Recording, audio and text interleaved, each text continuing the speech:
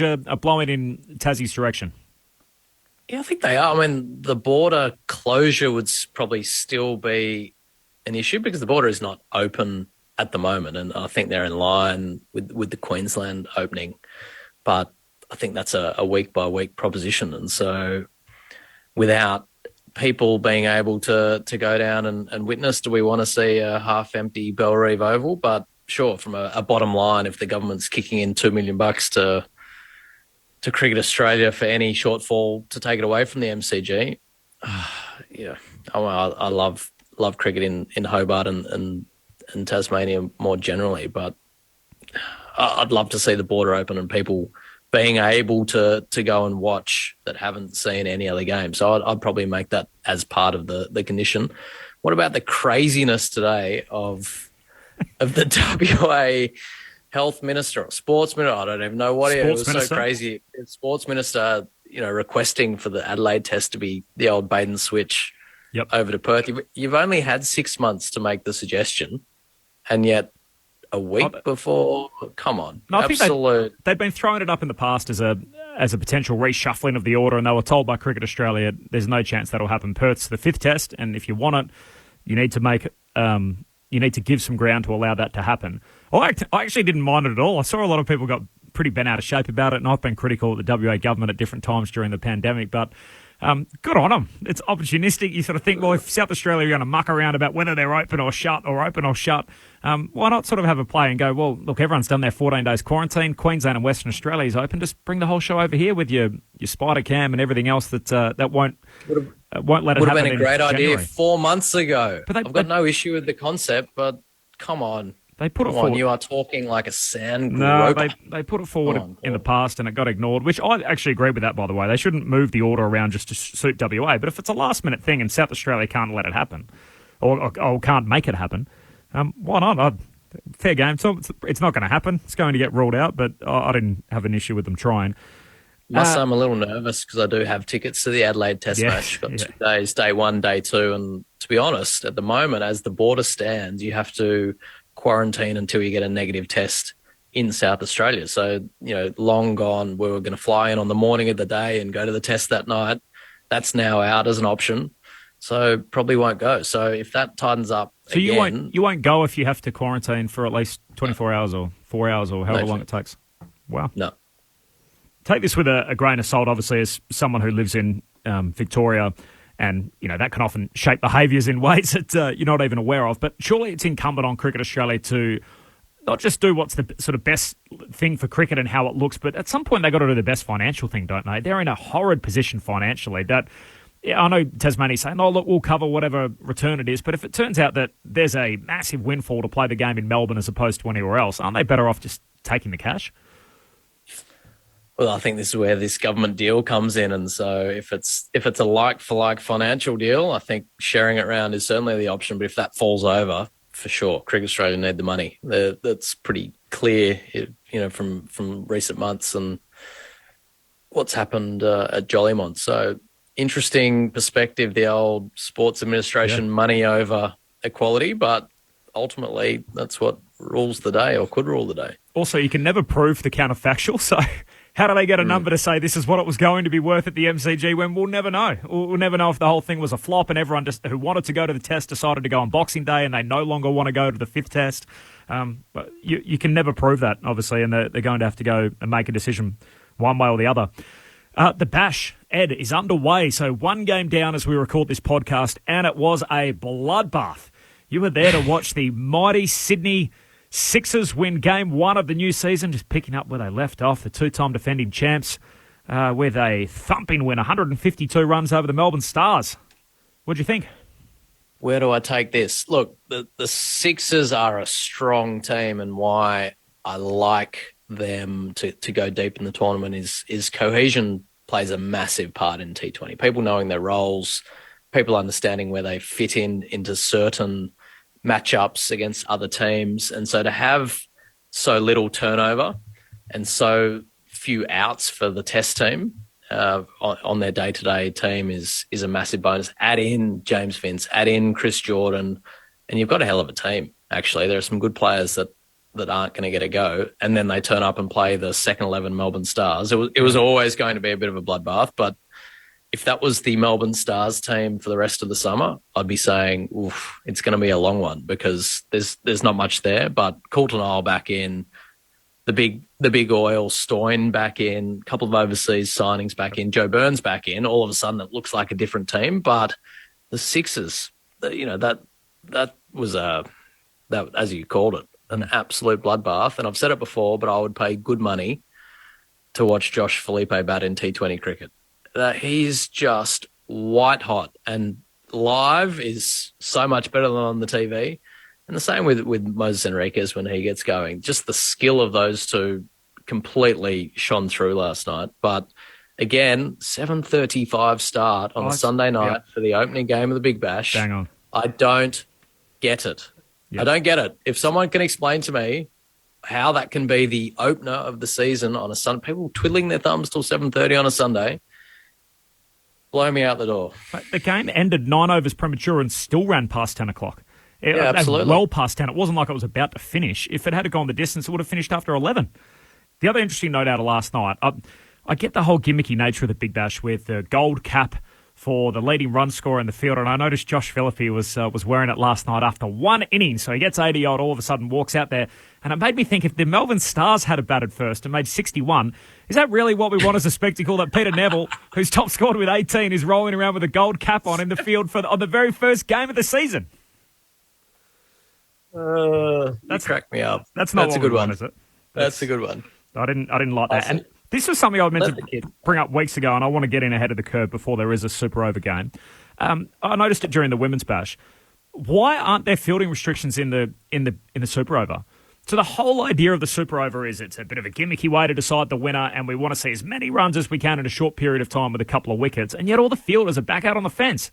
Why don't they bring them up inside the circle? No, it's not about as many runs as you can get. Of course it is. It's about skill. No one's there. Most of the game, the majority of the game... The game's about offense. The majority of the game's played with 5 fielders on the fence. So why? Surely that's the best determinant of who's going to win the Super Over. No, fielding restrictions in for the Super Over, I think, is what we want to see.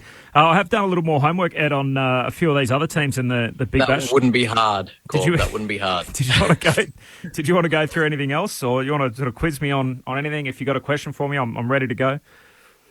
Last week, it felt like you didn't even know the team names. No, you were so underprepared. I was ready to go. It did sneak up on me the start of the bash, but I was ready by the time the first ball was bowled last night. What did catch me off guard, and being Melbourne-based, I'm sure it was all over the back pages of the Herald Sun or whatever you call that rag down there. Nick Maddinson to the Renegades, Bo Webster to the Stars. Geez, I missed that. I don't think it was a trade. I think it was more of a off-contract kind of vibe. But, I wouldn't... If I was the Stars, I know he hasn't been wonderful in the Big Bash, but he's an informed player. Oh. He's a fine player in his own right. There's no way I'm letting Nick Maddinson go. He's captaining the Renegades as well. He is, yeah. Yep. What I have done through my little scout, Ed, I've got a little more info for you than what I had last week. So we said the Stars are a bit of a watching brief because at the moment they look putrid, but as we know, they'll get a few players back. The Renegades we had down the bottom and not in contention. I'm not a big fan of Adelaide, I must admit, and particularly now with no Head, no Carey. That's not going to help their cause too much. So I'm sort of not sure about those three. I've got them in the bottom tier. In my middle tier teams, and of course 5 play finals, I've got the Heat. Not sure what to do with them. And I don't know at all what to make about the Sydney Thunder. I know they've got the 3 English players and obviously Trevor Bayliss as the coach. And they're the 3 teams in contention. We both like the Sixers a lot, of course, and with good reason. The Perth Scorchers will be thereabouts again. And I really like the Hobart Hurricanes this year. I know they missed the finals last year, but Matthew Wade full-time. And you look through their lineup, they've obviously got Darcy Short, who was down on his efforts last season. Ben McDermott, who's a hell of a player in this version of the game. Tim David, you mentioned a couple of weeks ago, primed for another breakout. They'll get a full year out of Hanscom. They don't really lose anyone. And then Nathan Ellis, who's had IPL experience now, Meredith. Scott Boland somehow at an advanced stage has recaptured some of his best form. So they feel like a settled team that's played a lot of domestic cricket. I really like the Canes. Yeah, I like the look of the Hurricanes. As I mean, you got to remember the 2 years before that they finished top of the table and were really challenging. And this is more of the matchup. You can't underestimate the impact that Matthew Wade has on this team, and the partnership with Darcy Short at the top, I think, has been the most successful over the last couple of seasons. So, like the look of the Canes, to the point that I don't even think Pete Hanscom gets a game in that team. I think you've got the Thunder wrong. So they played the Sixers twice at the SCG last week and gave them a touch-up on both occasions. As you say, the Hales, Billings, we're talking world-class white ball players. You got Sams in the middle. They'll get Kawaja back, I think, probably not for a couple of tests around concussion substitutes, et cetera, but... Go on, say his name. You miss him. Who? My boy. Tanvir Sanger? Of course, Tanvir. Sorry, I've got to say, I don't want to show too many favourites. I mean, Tanvir Sanger, they're going to be a good team. I think they're going to be hard to beat, and they're going to be under the radar. Cutting, they've got some big hitters in that middle order. If they get going, they're going to be hard to beat. But I like how you're thinking about it. I think Head and Carey out for the strikers really puts a hole in that team, and it's going to rely on people like Weatherald and the other, top order players to actually get some runs. All right. Well, we'll see how we go as the season progresses, but they're my brackets, at least at the moment. So top tier, Hobart. I don't disagree with them. Hobart Sixers and Perth in the top tier. Then the middle bracket, I've got the Heat and the Thunder, and then down the bottom, Adelaide, Renegades and Stars. And I'm happy to move my brackets and my teams in and out of different brackets as the season progresses. So I will certainly do that as the tournament rolls on. It's perfect timing. The way they've scheduled the test matches, Ed, is Wednesday to Sunday, and that's because we record this pod on a Monday. So they thought we better get it out of the way so the boys can have a chat about it and pull it all apart next Monday once the test finishes. Finally, some scheduling success. Absolutely. They're working it around our schedule. Chat to you next week, Ed. Enjoy the test. Are we going to get a result in the time that they're going to play in between the thunderstorms? No worries, Monty. I think we'll get some cricket in, don't worry. Australia wins? Yeah. Surely. Please. Chat next week on the Grandstand Cricket Podcast. Later. ABC Sport Digital Radio, your home of cricket.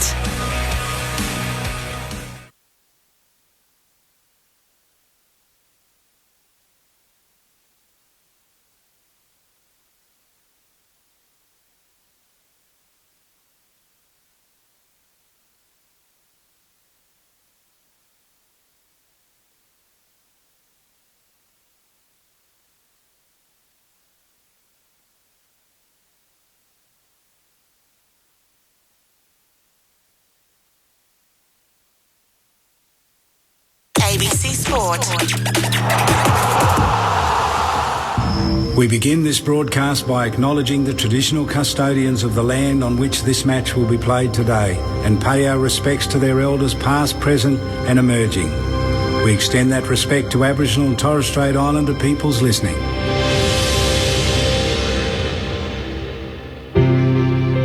Test cricket's greatest and longest-standing rivalry is here, the Ashes.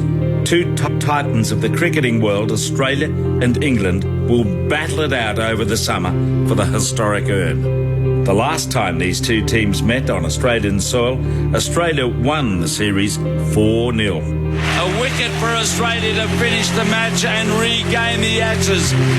Australia have won by an innings and 41 runs. 2 years later, in 2019, a determined England produced some of the finest performances in Test cricket history.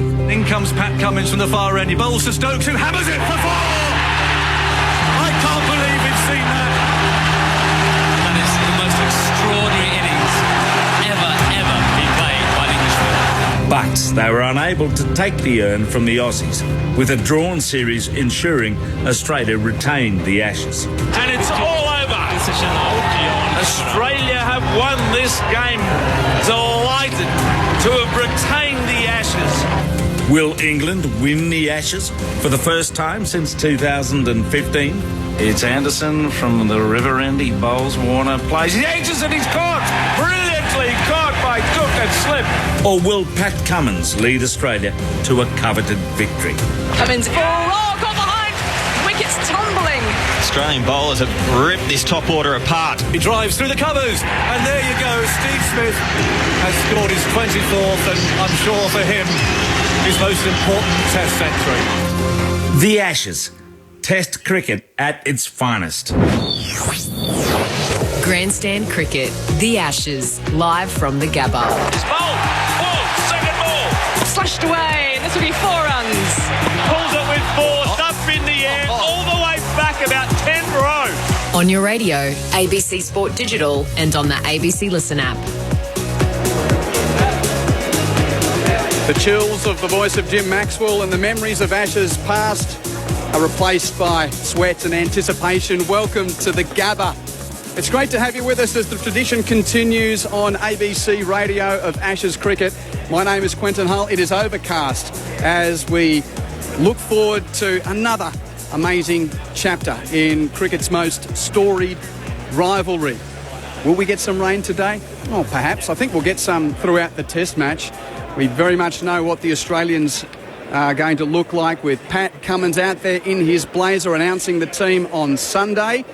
Whereas England, there are a few surprises in its 11. We'll get to the news of the toss in just a moment, where I can tell you that England has won it and Joe Root has decided to bat. Without giving away too much from the middle, a quick welcome to our experts here at the Gabba. We've got a team not only here in Brisbane but in Sydney as well.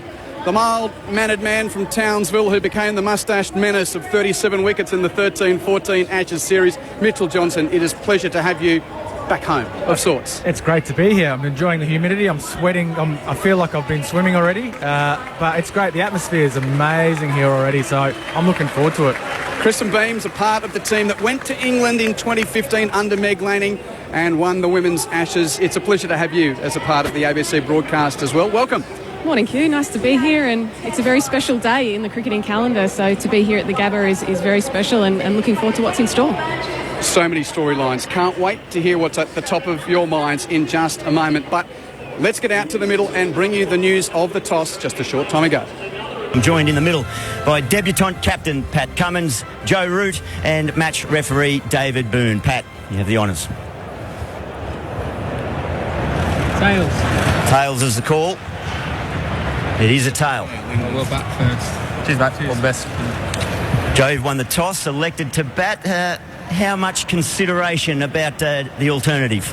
Yeah, I've obviously gave it a good amount of thought. There is a bit of live grass there, some conditions around, but feel it's quite soft underneath. Harden up, it might dint and speed up and do a bit more in the second and third day.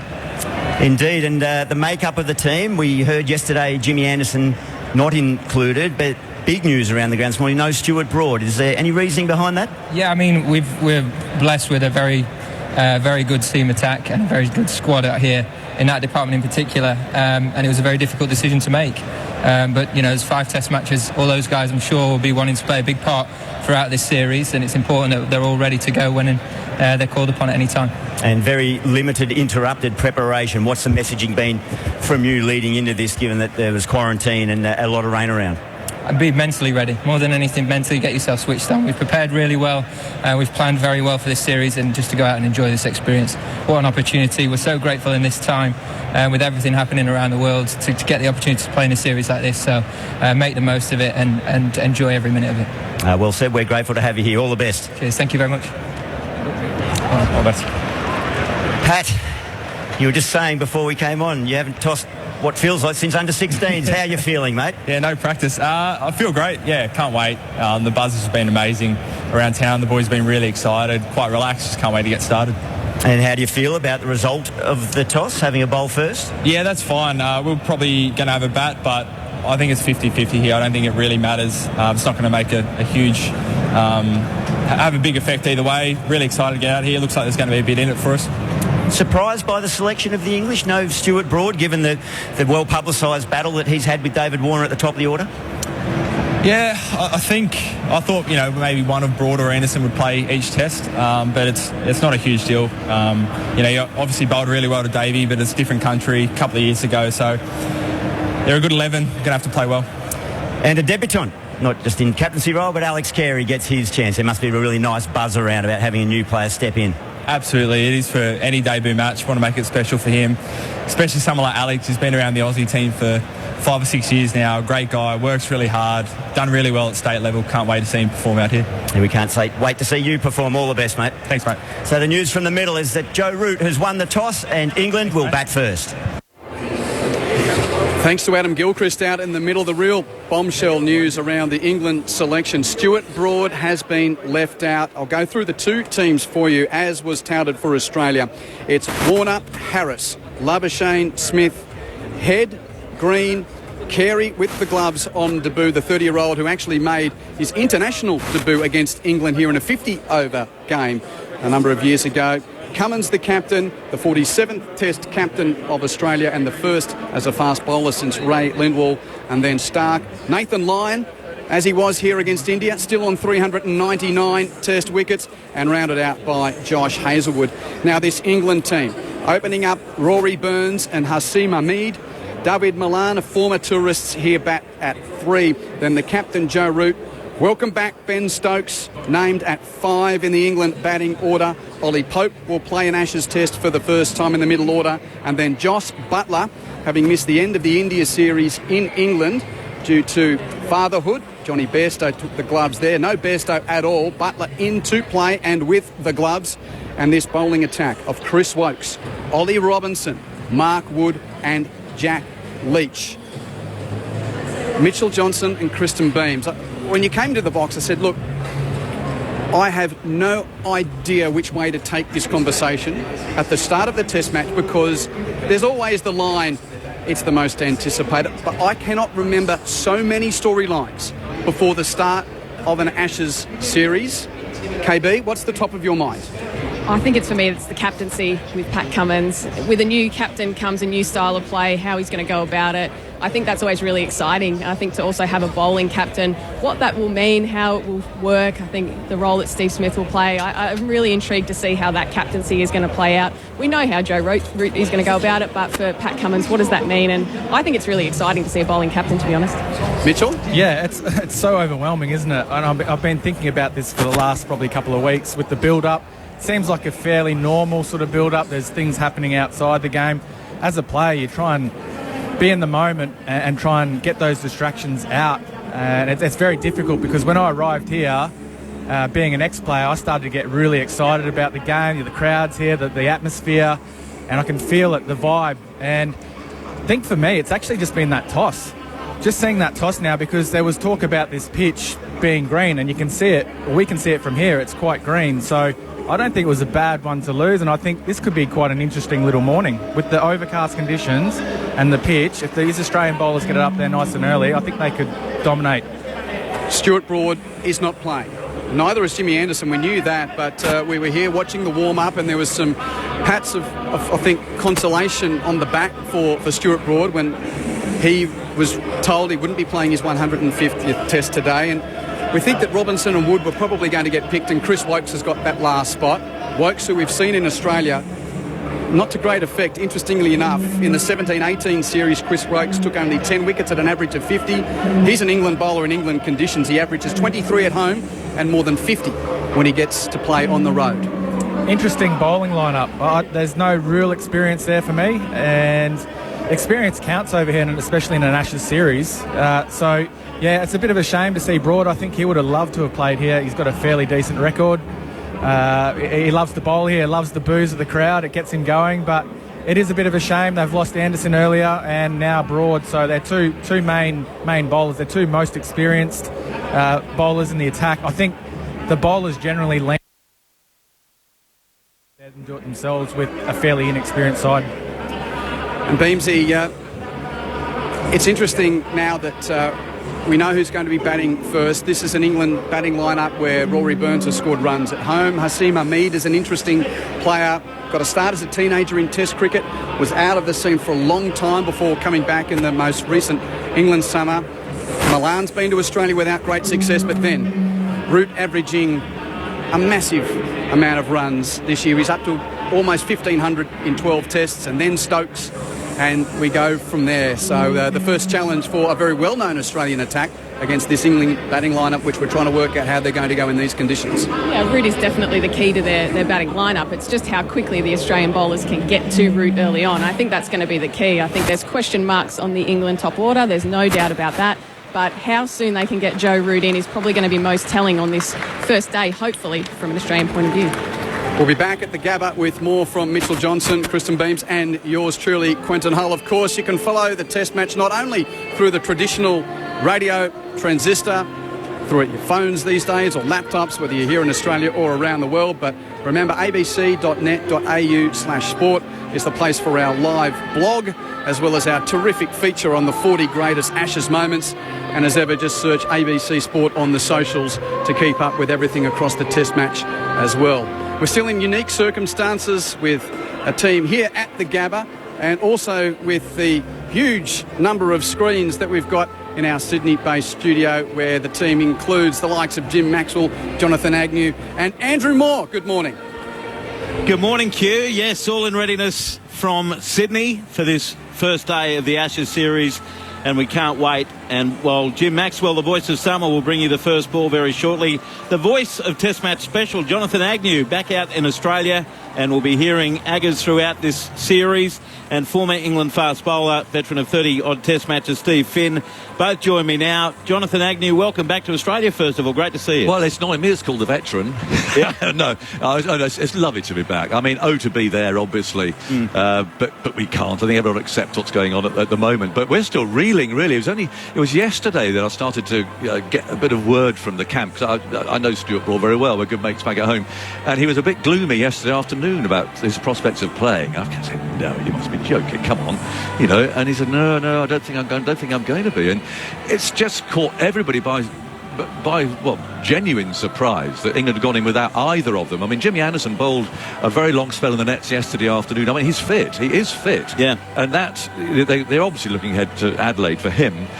But Stuart Broad, I mean, look at the record of 2019. I know, as Pat Cummins said, different country 2 years on, but Warner, 35 for 7. Harris, 28 for 3. Head, 31 for 3. That's 13 wickets at 94 that Broad took against those three. And he's not playing. I am absolutely flabbergasted by that. Looks to be a green tinge to the pitch. And there's a chance it could have gone with him and perhaps put Australia in. It looks to be, they could have gone either way. And I'm just a bit surprised that England have gone the way that they have done, I must say. Well, Steve Finn is here as well. Steve, great to have you on board on Grandstand Cricket as well. What's your surprise element at A, the bowling attack, as Jonathan just mentioned, and B, the fact that Joe Root wins the toss and bats first? Yeah, I think the big surprise of the two is the bowling attack. I think to leave Stuart Broad out, as Aggers just said, is a surprising prospect to go into an Ashes Test match without the experience of either Anderson or Broad. I'm not overly surprised that he's batted first. I think it would be a brave captain to come here, especially after the horrors that we've had when Nasser Hussain won the toss and bowled first here. I think it's not that much of a surprise that he's decided to bat first. But I do think that Australia will be sat looking at themselves in the dressing rooms now thinking, we've not got the raw end of the deal here. This is actually a great opportunity to make inroads. There's enough green grass on the pitch for them to exploit. Patrick Cummins, as a new captain, gets to get out there and just get into the game straight away, which will be a positive thing for him. So I think both teams are probably actually deep down doing what they wanted on this first morning.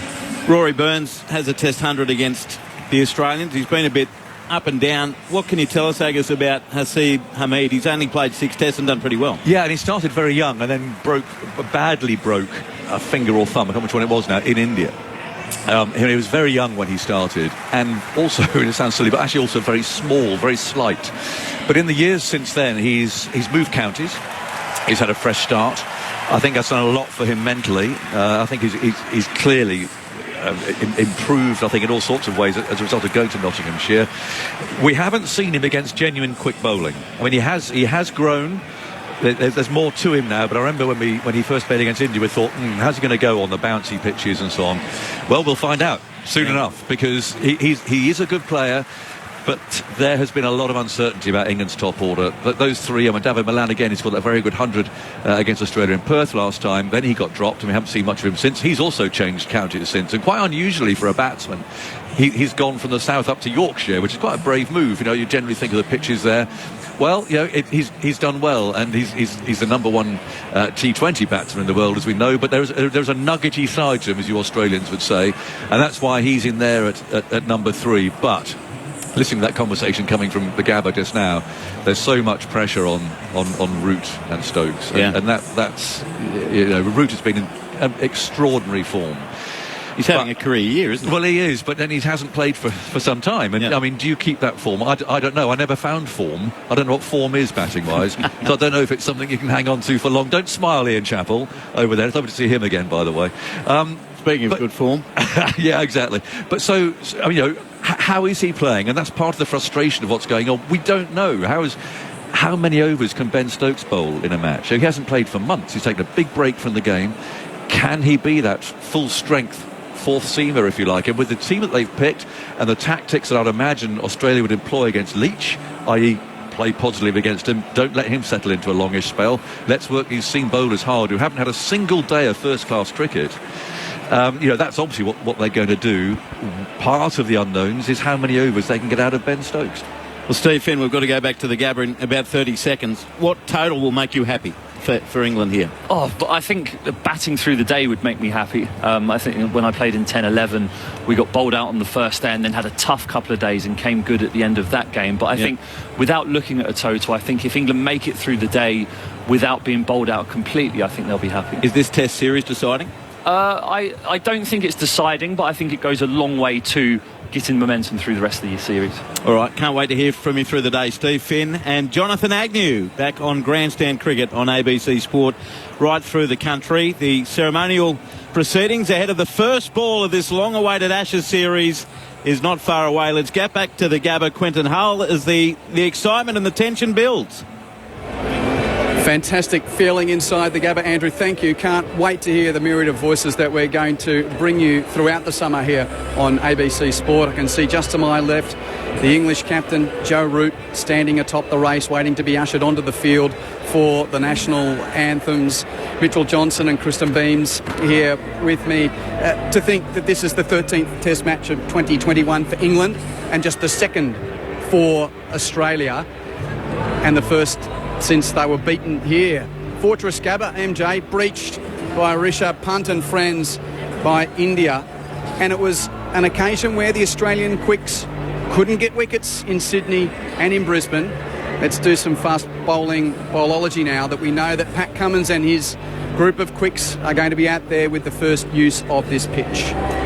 Yeah, look, I think they forget about the past and they just move on. That's what they do really well. They haven't played enough Test matches for me. I'm a bit nervous about how it's going to go at the start. Maybe they've got to try and get that length up there nice and early. I think it's going to move around a bit for them. There'll be a bit of swing. I think that's where Mitchell Starc comes into it. I want to see him at his best and swinging the ball up there nice and full. Yes, I believe that Joe Root's their danger man. If they can get him early on this pitch and get it up there to get him to drive, that's where they like to get him to drive and nick off, and especially on a pitch like this where it will just do enough. Very important to start well early here. I believe that England were a bit nervous about bowling first because I think normally they would bowl first on a pitch like this with an Anderson and Broad in their team. So that's just another thing I wanted to bring into the conversation. But yeah, ultimately Australia, they have to go out there, they have to find that Test match rhythm that they've not had this year. They've just come back from a World Cup, so they need to find that pretty quickly, otherwise England could get away from them. Kristen Beams, it's extraordinary to think that as well-credentialed as Cummins, Hazelwood and Starc are, we haven't seen them with a red ball for so long, and they're about to try and do their best stuff to set the tone of an Ashes series in conducive conditions at the Gabba.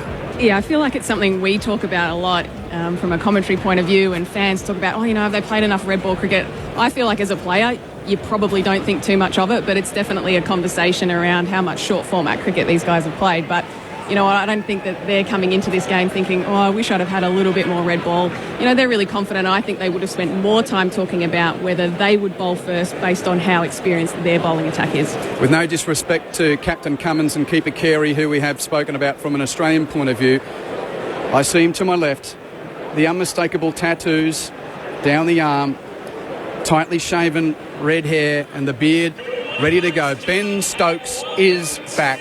What a figure in world cricket he is. How exciting and how important is he? Yeah, massively important for the England team.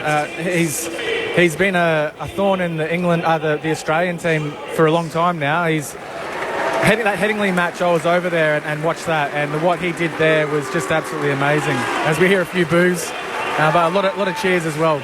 Joe Root and the England team walking onto the Gabba, and now for the first time Patrick Cummins leads Australia out as captain. He's discarded the blazer on this warm Brisbane morning.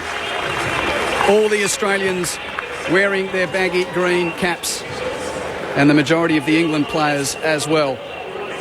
And now they all take off their caps for the ceremony before the start of this Ashes series. A reminder, not just on the radio, abc.net.au/sport for the live blog, and also our socials throughout the summer to keep you abreast of everything in this 2021-2022 Ashes series here on ABC Sport.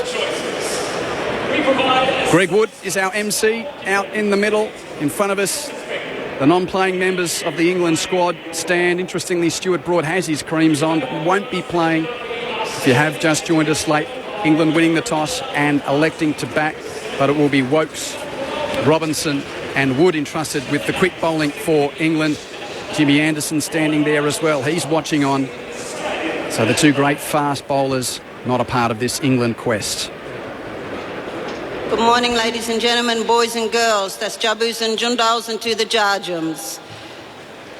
I pay my respects to my ancestors and elders of the Yagara Chepara Nation. I'd like to say to our international stars and guests and to people who are watching in the world today, Wiboka, welcome to this country we call Wongalba. Once Pullen, battlegrounds, today known as Wollongabba. And like the stars of the Southern Cross, which help to guide and unite us, which brought each and every one of us here to this sacred place on which we stand and meet today, Wiboka, Ngala, Goodnam, Mugwai. On behalf of the Yagara Chepara people of the Great Southeast, Wiboka, welcome. And I would like to acknowledge each and every one of you people here in the stands today, and to everybody out in the world that is watching from afar. I also have a sharing word that I would like to share in language. Can you all please repeat this after me? Mirigan. Mirigan means star in Yagara language. Thank you very much and good day. Thank you to your welcome, Auntie Deborah Sandy. And now, with God Save the Queen, Shelley Davis, before the Ashes 2021. God save our gracious Queen, long live our noble Queen. God save the Queen. Sit her victorious, happy and glorious, long to reign over us. God save the Queen. Dressed in resplendent white, Shelley Davis, and now dressed in formal black, Alicia Todd with Advance Australia Fair.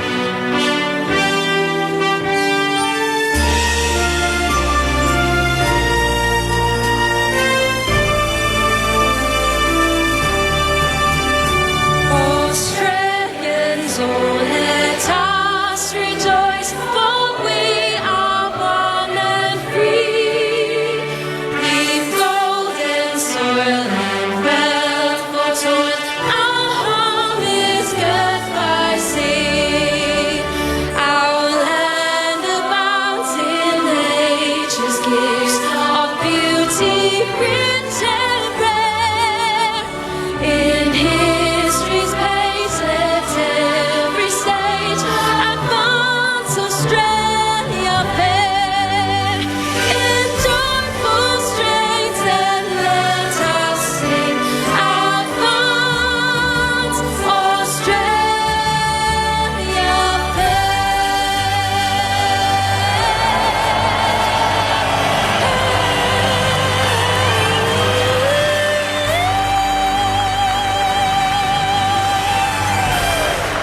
big finish from Alicia Todd with this high cloud around on this steamy morning. We'll head up to the box. MJ, Kristen, a few final thoughts before we leave the steaminess and get to the sanctuary of the air conditioning? Oh, I just can't wait. That was so good to listen to, and everyone's feeling it. So I just can't wait to see that first ball, get up there and enjoy it. I've got goosebumps. I love the niggle when you know you're coming up against England. So this is going to be a really special day. Can't wait. The first ball of the Ashes is imminent, and here on ABC Radio, there is only one man that can deliver it for us. Great to have you back on board, James Maxwell. Happy Ashes to you. Quentin, thank you very much for all of that as we get ready for the start of another Ashes series. And let's hope that we get the competitiveness, the drama, the theatre that we enjoy so much when Australia meets England. And a welcome to so many people who have had a variety of experiences in the last 12 months, 2 years, with all the pandemic COVID restrictions that have been imposed in various places of Australia.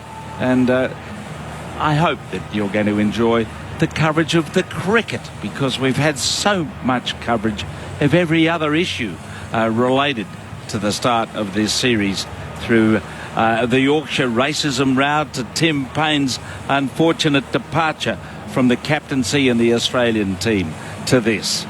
The start of a test match, Mitchell Stark's walking back to the top of his mark, and Ian Chappell's sitting alongside me, and I think starting to get a little bit of a nervous excitement about what's going to happen next. Nice to see you, Chappelli. Are you all right? Thank you very much, James, and hello to all of our listeners. Yeah, I'm fine, thank you. Got to take it a little bit easy, but I'm fine. It's pretty difficult to judge what the hell might happen here in Brisbane, because we've had so little cricket. The players haven't really had the build-up. I'm looking at the pitch from a distance, and it looks to me like what I would expect as a normal test match pitch, with quite a bit of grass on it. I think what England have done is the right decision. Now, whether it shows up as the right decision on the scoreboard, that will be another matter. A lot will depend on how well the Australians bowl. But I think it was the sort of decision you had to make. You had to bat first. He's done the right thing, Joe Root. Whether England can capitalise, I'm not so sure. Yes, well, there are 8 players in the England 11 who never played a test match in Australia. You would think, just looking at the numbers and the names, Australia have automatically got an edge going into this series on harder, perhaps faster as it dries out here, and quicker pitches with that bounce that I would think someone like Hamid might find a bit more disconcerting than playing at home.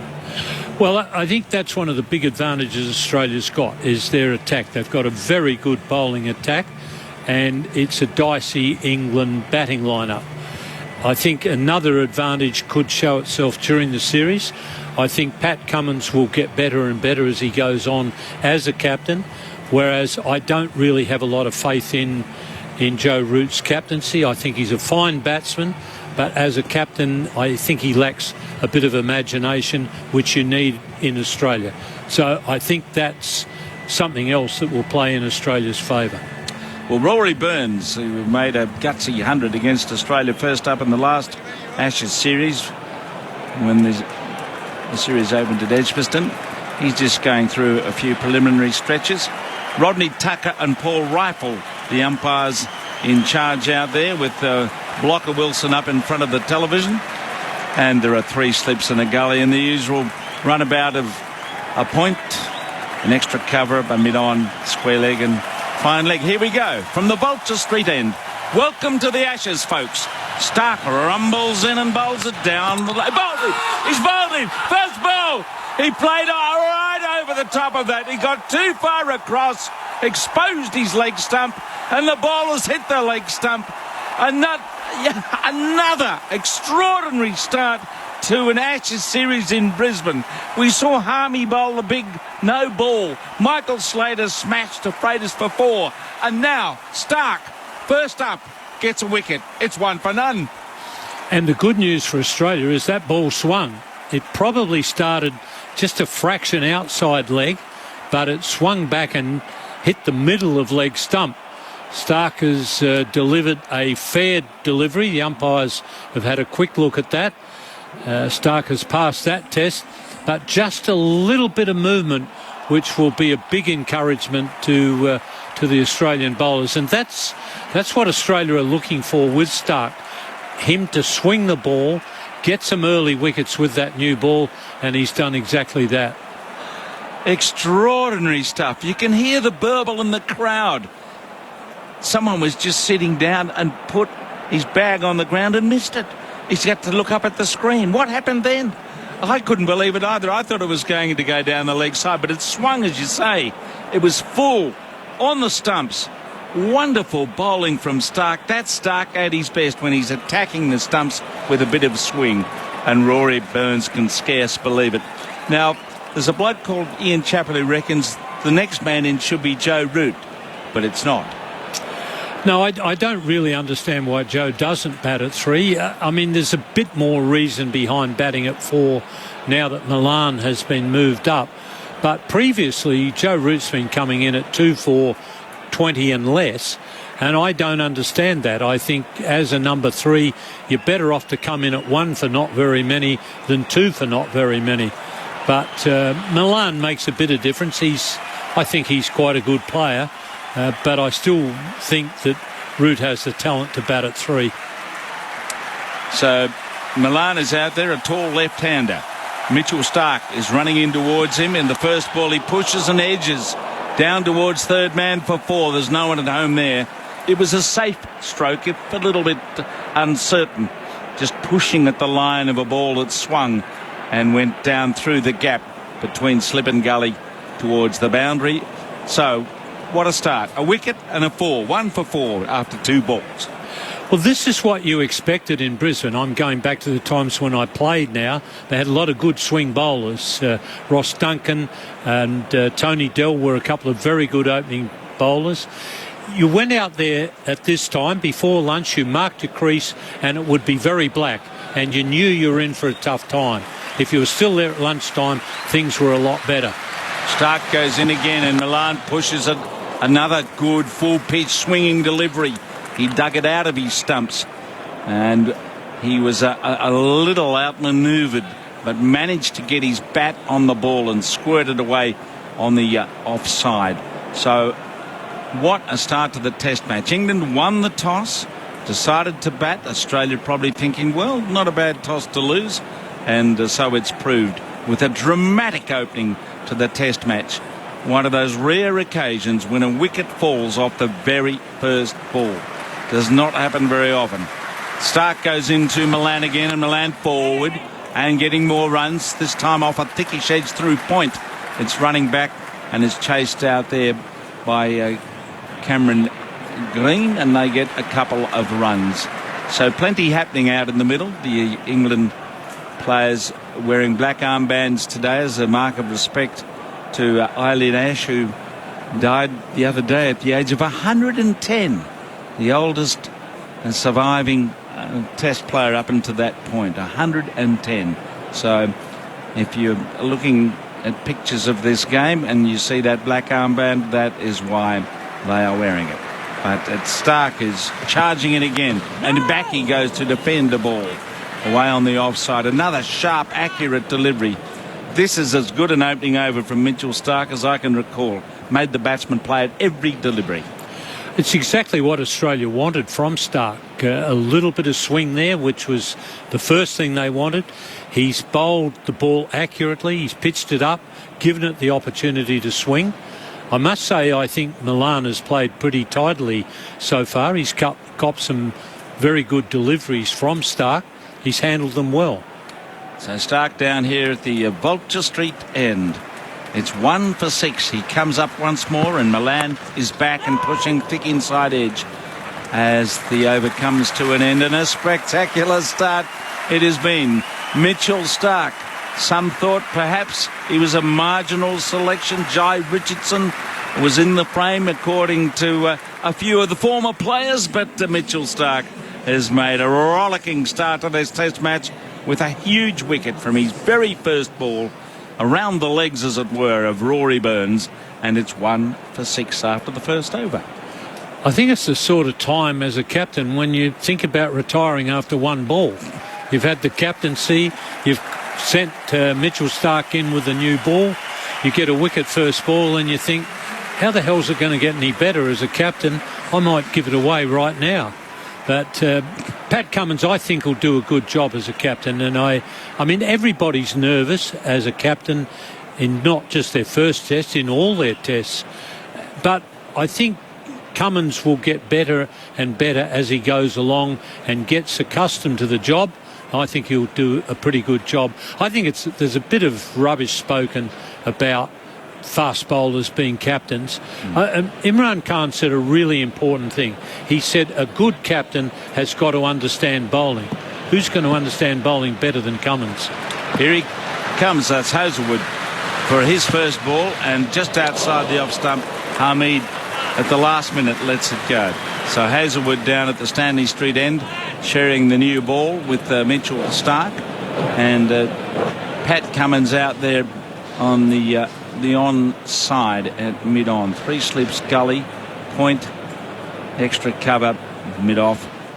Short leg, and sort of that deepy short leg, standing a bit more than the pitch width just in front of point, and down there at wide mid-on is Pat Cummins. So, more of Hazlewood. He moves up, and Hamid is walking across and is beaten. That's the Hazlewood line. Just kept banging away on and outside the off stump, and he's unerringly into his rhythm with 2 balls, and this is going to make the batsman work hard to have a little bit of good fortune as well as some skill to try and negotiate this without nicking one. That's what I talked about Brisbane the first morning. They'll mark their crease. Hamid will mark his crease. It'll be dark black, and you'll know you've got a fight on your hands. If he's still there at lunch, sun's come out, it'll be brown.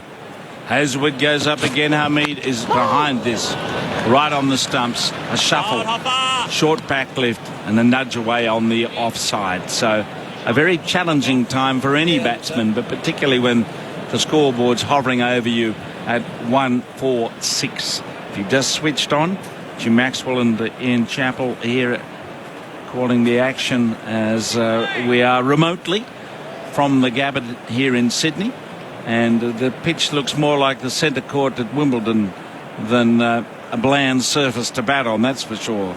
There's some grass there. England batting after winning the toss. Hazlewood comes up again, and Hamid is around it and pushing it square, gets a run or two, shuffling it to the onside, and Labuschagne chasing back as they get a single. So he's off the mark.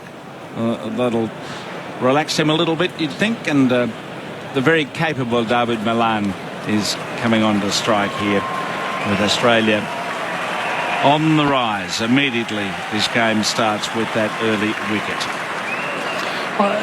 The running between wickets has been interesting with England. It's been very aggressive so far. Hamid took off very quickly, looking for 2 there. It wasn't there in the end, but it's a positive sign that they are looking to run quickly, which means that they're not bothered about having to get back and face the same bowler again, which sometimes worries you when you see opening batsmen who aren't keen to get back there and face the new ball bowlers.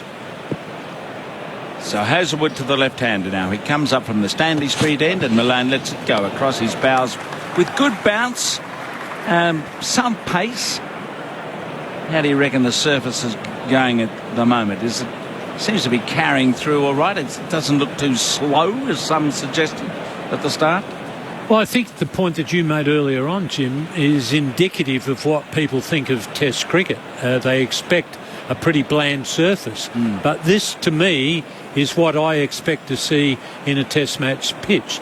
It's got a good coverage of grass. Batting's going to be difficult for 2 hours. If you get through it, you'll be all right. Hazlewood bowls on the stumps, defended by Milan. A shuffle and a push out on the offside. Paul Rifle says over. It's 1 for 7. 2 overs gone, and already Mitch Starc has thumbed down the doubters with his very first ball of the series. I think, that's what you should expect from opening batsmen, that you go out there to bat. You expect your captain to win the toss and bat first under pretty well any circumstances. And you get out there and the track is a bit green and you know that you're going to have to work really hard in that first 2 hours. If you're good enough to get through that, then you know this could be my time now, and can I take advantage? When the pitch dries out a bit, you're marking a crease and it's now a brown colour and you're thinking things are in favour of the batsman. That's when you've got to capitalise. So down at the non-strikers end, David Milan's just been attending to his boots, which have collected a bit of grass and turf, and via the agency of Rod Tucker, he's been able to clean up. So it's Hamid for the first time will be facing Stark. 3 slips into gully. Stark is on his way. He comes in. Hamid lets the ball go across his bows. Just a thought from you, Chappelli. Have England picked their best team for this game? No Broad, no Anderson? Well, I wasn't totally surprised that Anderson's not there. I think you've got to play Anderson in Adelaide, and if they've saved him up for Adelaide, well, that's probably not a bad decision. I must say I was a bit surprised that Broad didn't get an early crack at David Warner, because he had such a hold over him in England. So yes, that did surprise me. So Stark turns near a pile of sawdust down at that Vulture Street end and makes his tread in towards the right-hander. Full pitch driving, or trying to, off the bottom of the bat towards Travis Head on the offside. It was a kind of Yorker length up and perhaps swinging a tad, and he got right on the bottom of his bat. As we enjoy, well, the Australians who are watching will be enjoying Rory Burns get his footwork all over the place, and got too far across and got bowled around his legs, as it were, the ball clipping the leg stump. Yeah, he's not an opening batsman I'd mark down as knowing where his stumps are, and that's one thing that you expect from an opener. I mean, Bill Lawry was the toughest Australian I saw to get out. Stark travels up again and just wide of the off stump. No shot, with Hamid watching that. Stark trying to get the ball up and swinging into the batsman. And it'll be something we talk about as the series goes, but they've got these new Kookaburra balls with some kind of plastic innards. I don't know what it's going to do to the ball. Apparently it's the same ball they used last summer against India. The Indians seem to like it. They didn't have much trouble with it. No, none. Remember that test match in January when India scored 7 for 329 to win it on the last day. Stark is moving up once more to Hamid. Hamid drives. That's a good stroke. That's going to go away to the boundary down at the Vulture Street end for 4. Risk and reward. He's pitching up. He's trying to swing. And if it's not quite right, the batsman leans into it and stroked it very pleasantly away. 1 for 11 in the third over here. Hamid is 5 and Milan 6.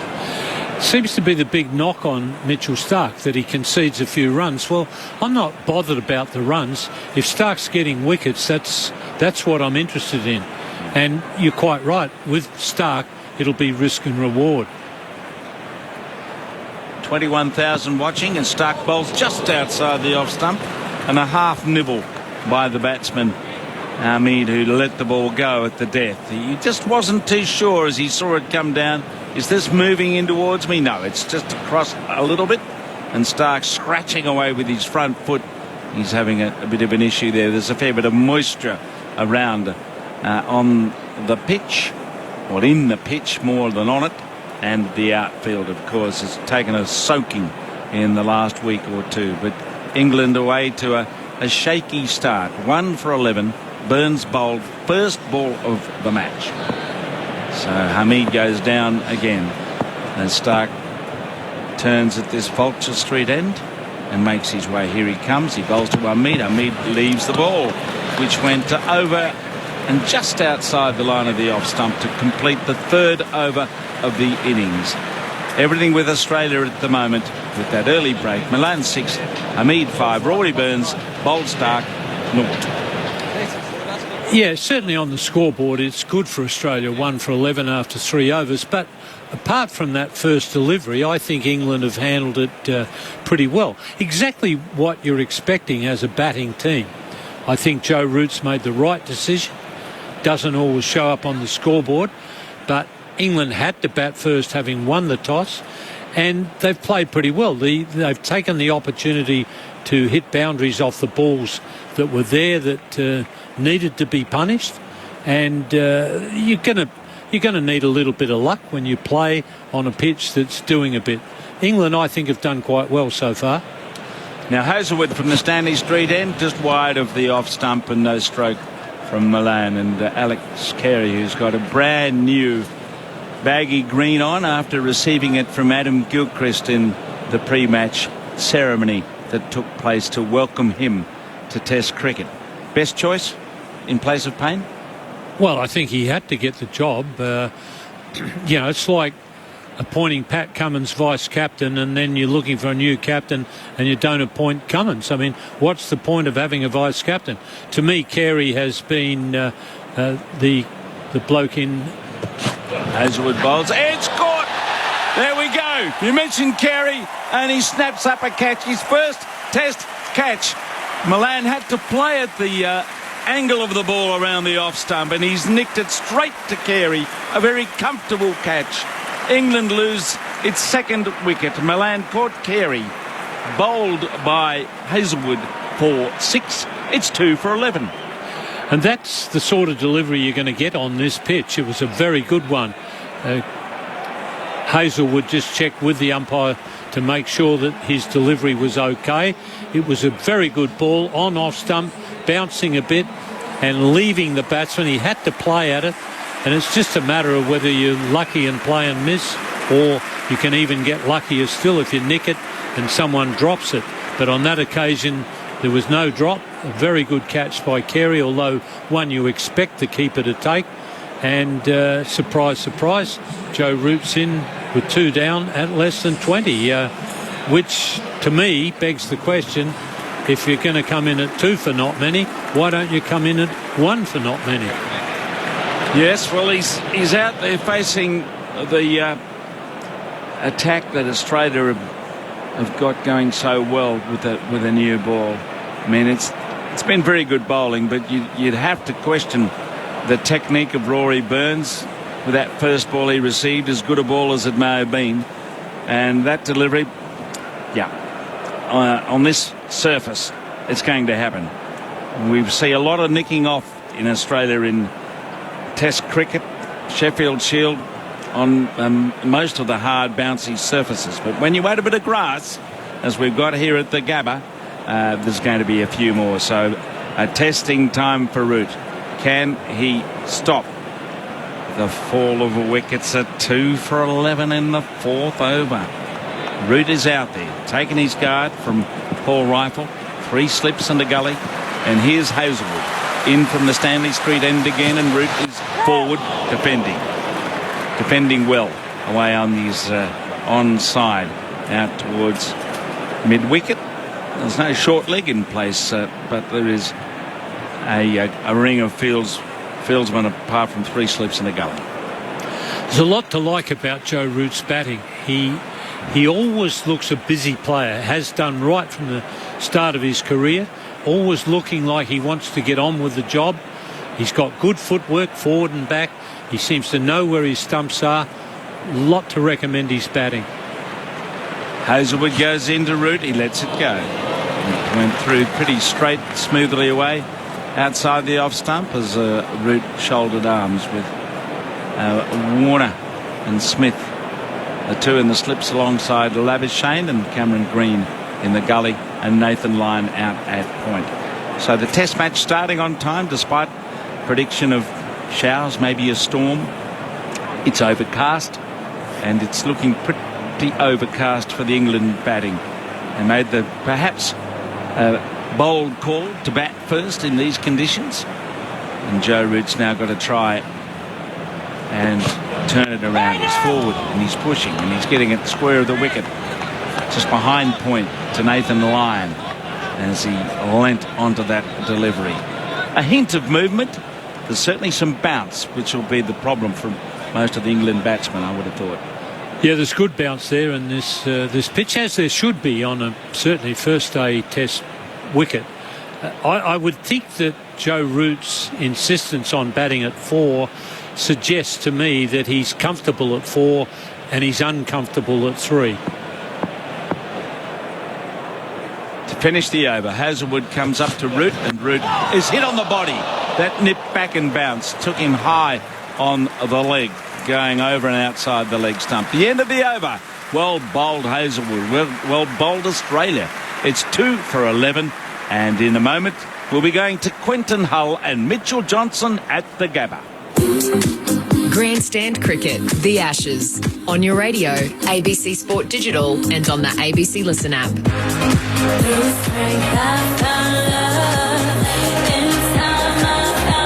A breathless start to the series, MJ. First ball, left arm quick. There's no better sight to see a bowler do that first ball.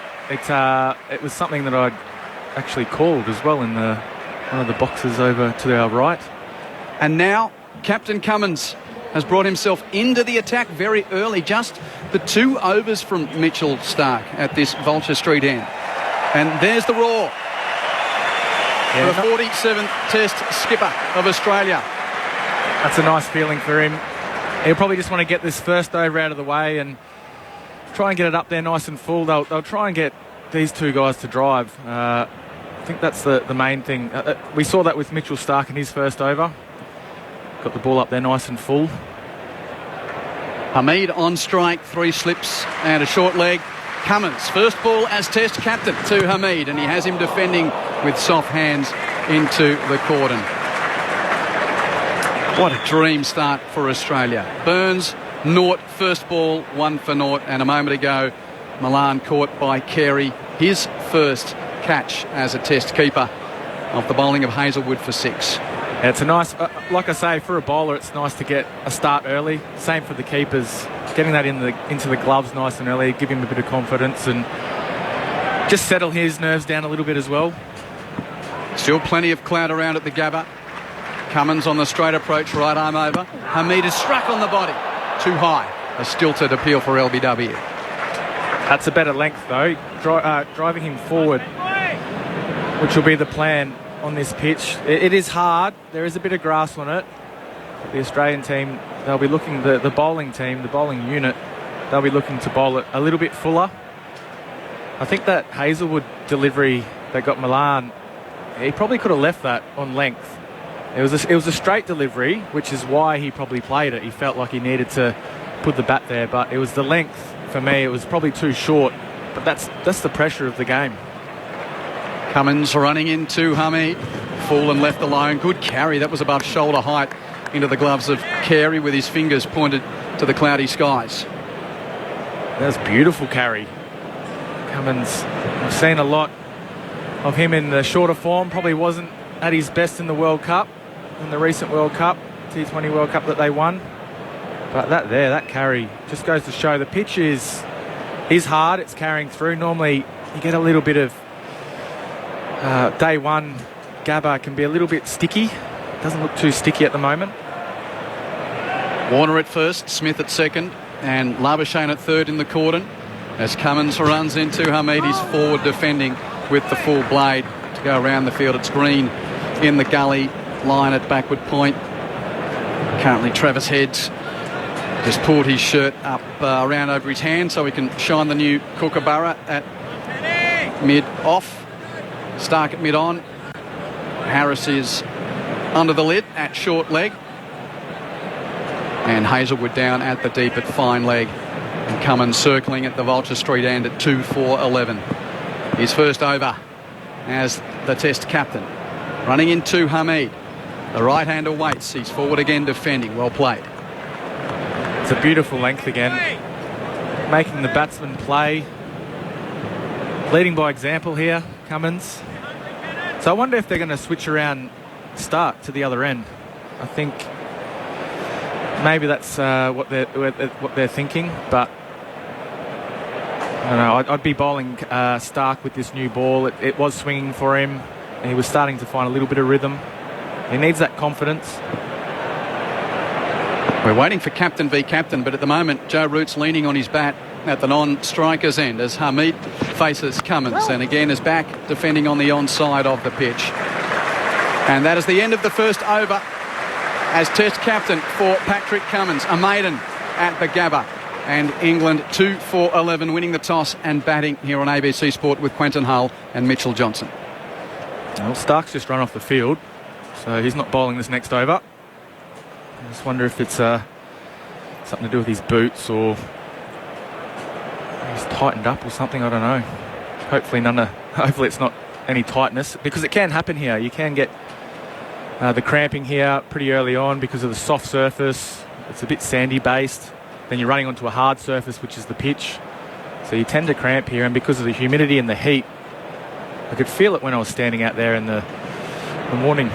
Hazelwood running in, bowling to the England captain. Root lets go. Through to keeper Carey. A good, nice carry through to the keeper yet again. And just to reiterate, the form that the England captain brings to Australian shores. In the dozen test matches that he's played this year, half a dozen in the subcontinent, half a dozen at home, 1,455 runs at an average of 66. He scored 600s. 2 of those which have been double hundreds in this calendar year, highlighted by 228 early in the year in Sri Lanka. He has been in unbelievable form, Joe Root, and has huge responsibility here facing Hazelwood, a lifting delivery which he defends down the onside of the pitch. Yeah, and it's something I had spoken about in the weeks leading up to this first test, was that he was going to be the danger man for me. And I feel like he's got something to prove in this Ashes series in Australia. He probably hasn't been at his best. I think he's even mentioned that in the media. He seems pretty switched on. Some of the interviews that he's done, he's been pretty low-key. He hasn't let too much out of the bag. Still 3 slips, no short leg though for Hazelwood, bowling to the England skipper. Beaten through to keeper Carey. And that's the length. They want to draw him forward. They probably want to go slightly fuller. That's moved away as well, late. And that's where they want him. Just outside the off stump. They want him to drive through the covers. Can be a little bit of a weakness for him, especially early on. Getting it nice and full, he'll try and drive it. Because of the pace of the pitches here are quicker than England. It tends to just get his bat out there a little bit too far, and you can find that edge. 2 for 11. Hazelwood from the Stanley Street end over the wicket. Root inside edge onto Pat. And a stifled appeal. And Hazelwood just stops at the completion of his follow through to give a little bit of a glare to the English skipper. Well, I almost need to shackle you in here, MJ. You want to be out there. This is good. They can feel it, the build-up now. They're starting to get a few dot balls together, back to back. What's it like when you get an early breakthrough in an Ashes and a packed crowd? Oh, it's exciting. You can see by Mitchell Stark's reaction. I think there was a bit of relief there as well. But yeah, it is exciting. It does help. Root still yet to get off the mark. Hazelwood probes away. Inside edge. Oh, it's an edge through to Warner. He's out. Warner's taken the catch at first slip. Root's gone for a duck. It's 3 for 11. Hazelwood has 2 wickets. And Root looking to the big screen now just to think, what happened there? That was an absolute beauty. Well set up. Hazelwood's gone a little wider on the crease as they check the front foot, as they always do. And he's fine. But he's gone wide of the crease here and angled it in. It's just... I don't think it's done anything. No, I think it's fairly straight. It was just the length again. Well, just regulation. For a moment I thought surely that couldn't have come from the outside edge because of the way that he brought his bat down. But England winning the toss and electing to bat. Roots survived 9 balls. Burns survived none. And here comes Ben Stokes on return to international cricket after his finger injury in the IPL, after his rest at home for mental health issues, after his heroics in 2019. Made his debut back in the 13-14 series and was a absolute blaze of controversy about not being here in 17-18 because of the Bristol brawl. But here he is, back playing Ashes cricket in Australia. Yeah, massive pressure on him now. That their best player has just gotten out, their captain, and now the pressure's on him. I've got a feeling he will come out and just play his natural game. He'll be aggressive. He'll watch the ball, but I think he'll try and put it back on Australia in this situation. They are 3 for 11. He does tend to go a bit harder at the ball. He has improved his game so much over time. Like when he first started, the first Test series in 13-14, in the Adelaide Test match, there's a lot of fight in him. But I think over time you could see that he just kept improving. He kept finding his game. So it'll be interesting to see here how he goes. 3 for 11. Hazelwood bowls to Stokes, walks at him, then leaves it. It was half a stride forward from Ben Stokes there as it went through to Carey. That's the end of the over. 3 for 11, 6 gone. Yeah, that's a typical Ben Stokes leave, that. Very confident. But I think, yeah, I'm interested to see. I think he could go either way here. It could... The amount of time out of the game could hurt him, or it could be a blessing in disguise. It's a bit like your golf game when you haven't played for a while. You go out there and in your first game after 12 months of missing a bit of golf, and you just absolutely smack them down the middle.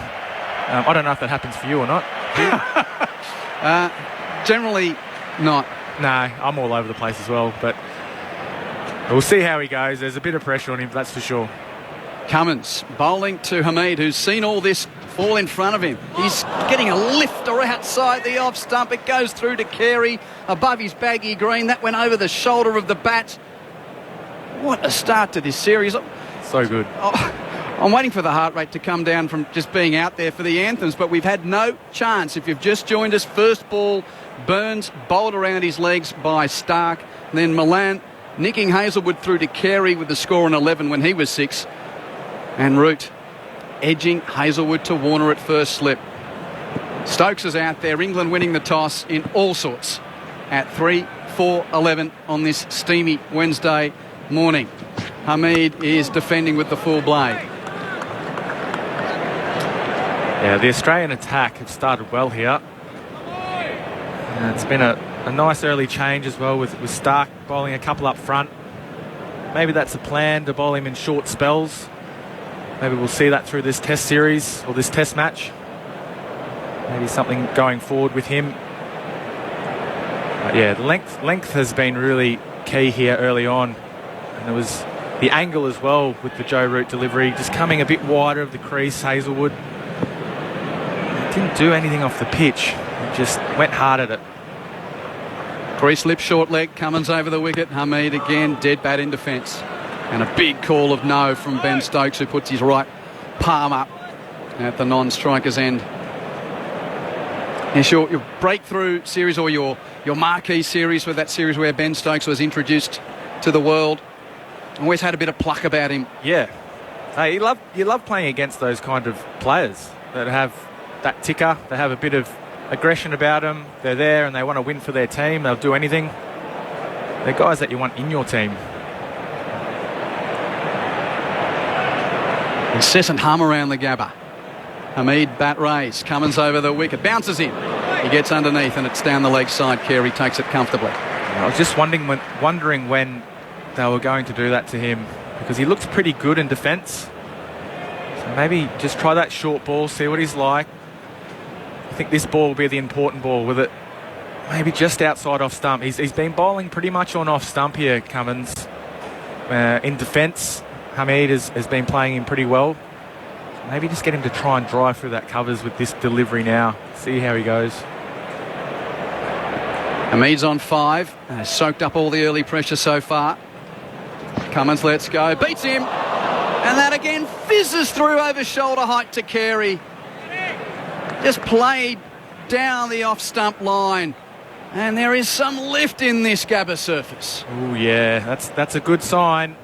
I was just wondering if he rolled his fingers slightly on it, but I think he's come down. Cummins has come down straight behind the ball, the seam up, just letting the pitch do the work. And he did draw him out then as well. It was probably a fourth fifth stump line. A half shot really by Hamid. Anticipation with every ball here we've had beyond the first half hour. Cummins again, full, driven by Hamid. Release as he gets a run or two. Out through cover. They're coming back for the second on the sliding save from Travis Head, who had to scurry across from mid-off. That's the end of the over from Pat Cummins. England winning the toss and batting 3 for 13. Stokes is yet to score. Hamid is 7. Yeah, great start by the Australian team. Now it's up to England. See which card they play. Will they try and just play out this rest of this hour, the first hour? They need to get through that without any more wickets being lost. And getting through the next hour before the lunch break, that'll be their plan. If the ball's there, if it's nice and full, then they can go after it. But at the moment, the Australian bowlers are right on target, putting the pressure on them. The murmur of the crowd as Hazelwood starts from the Stanley Street end, bowling to Stokes. Lets that go. After everything that's happened in the first half hour, we better get through some more of the housekeeping. Of course, the SMS is up and running. 0467 920 222. And it's a pleasure to be joined by Rick Finlay in the broadcast box here at the Gabba. Rick, how about that for a start? How about that, Quentin? Yes, thank you very much. It's great to be here instead of being thousands of kilometres away. Yes, very good to witness what's only happened once before at the start of an Ashes series, the first ball of an Ashes series resulting in a wicket. It's only happened once before. After this ball, I'll reveal more. Stokes waits. Hazelwood lets go, and he defends it back down the pitch. Stan Worthington in 1936 was caught Oldfield, the wicketkeeper, Bob McCormick. First ball of the series. He was an Englishman, of course, but England actually went on to win the Test, so not necessarily good omen for Australia on this particular occasion. You could have left that last part out. That's all right. I'm confident.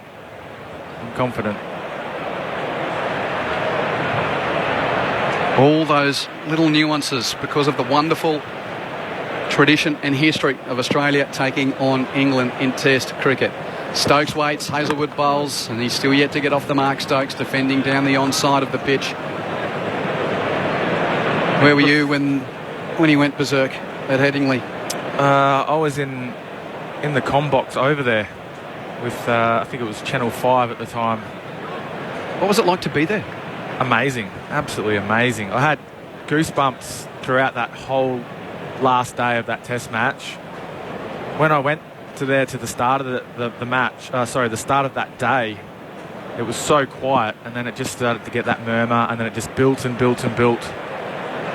Yet to get his campaign underway here, Stokes. He leaves that.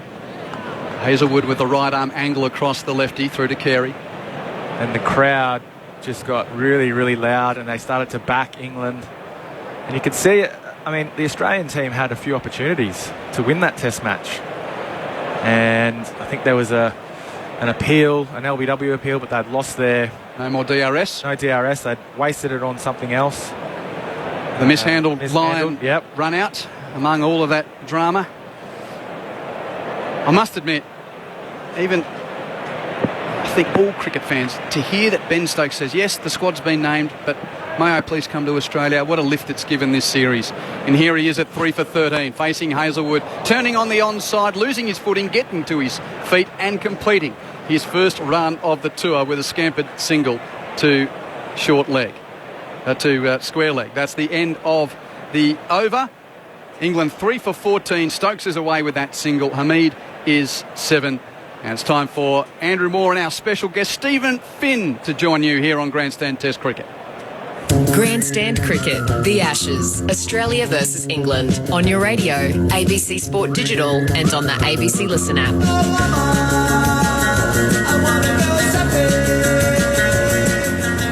Thank you, Q. And Josh Hazelwood actually still has one ball to come in this over. What an opening spell from him, the big, tall, quick. 2 for 2 in his fourth over, and he's bowling to Hamid. He's 7 of 22 deliveries. Hazelwood bowls, and Hamid gets one on the pads. And the ball ricochets off body, I fancy, down towards fine leg.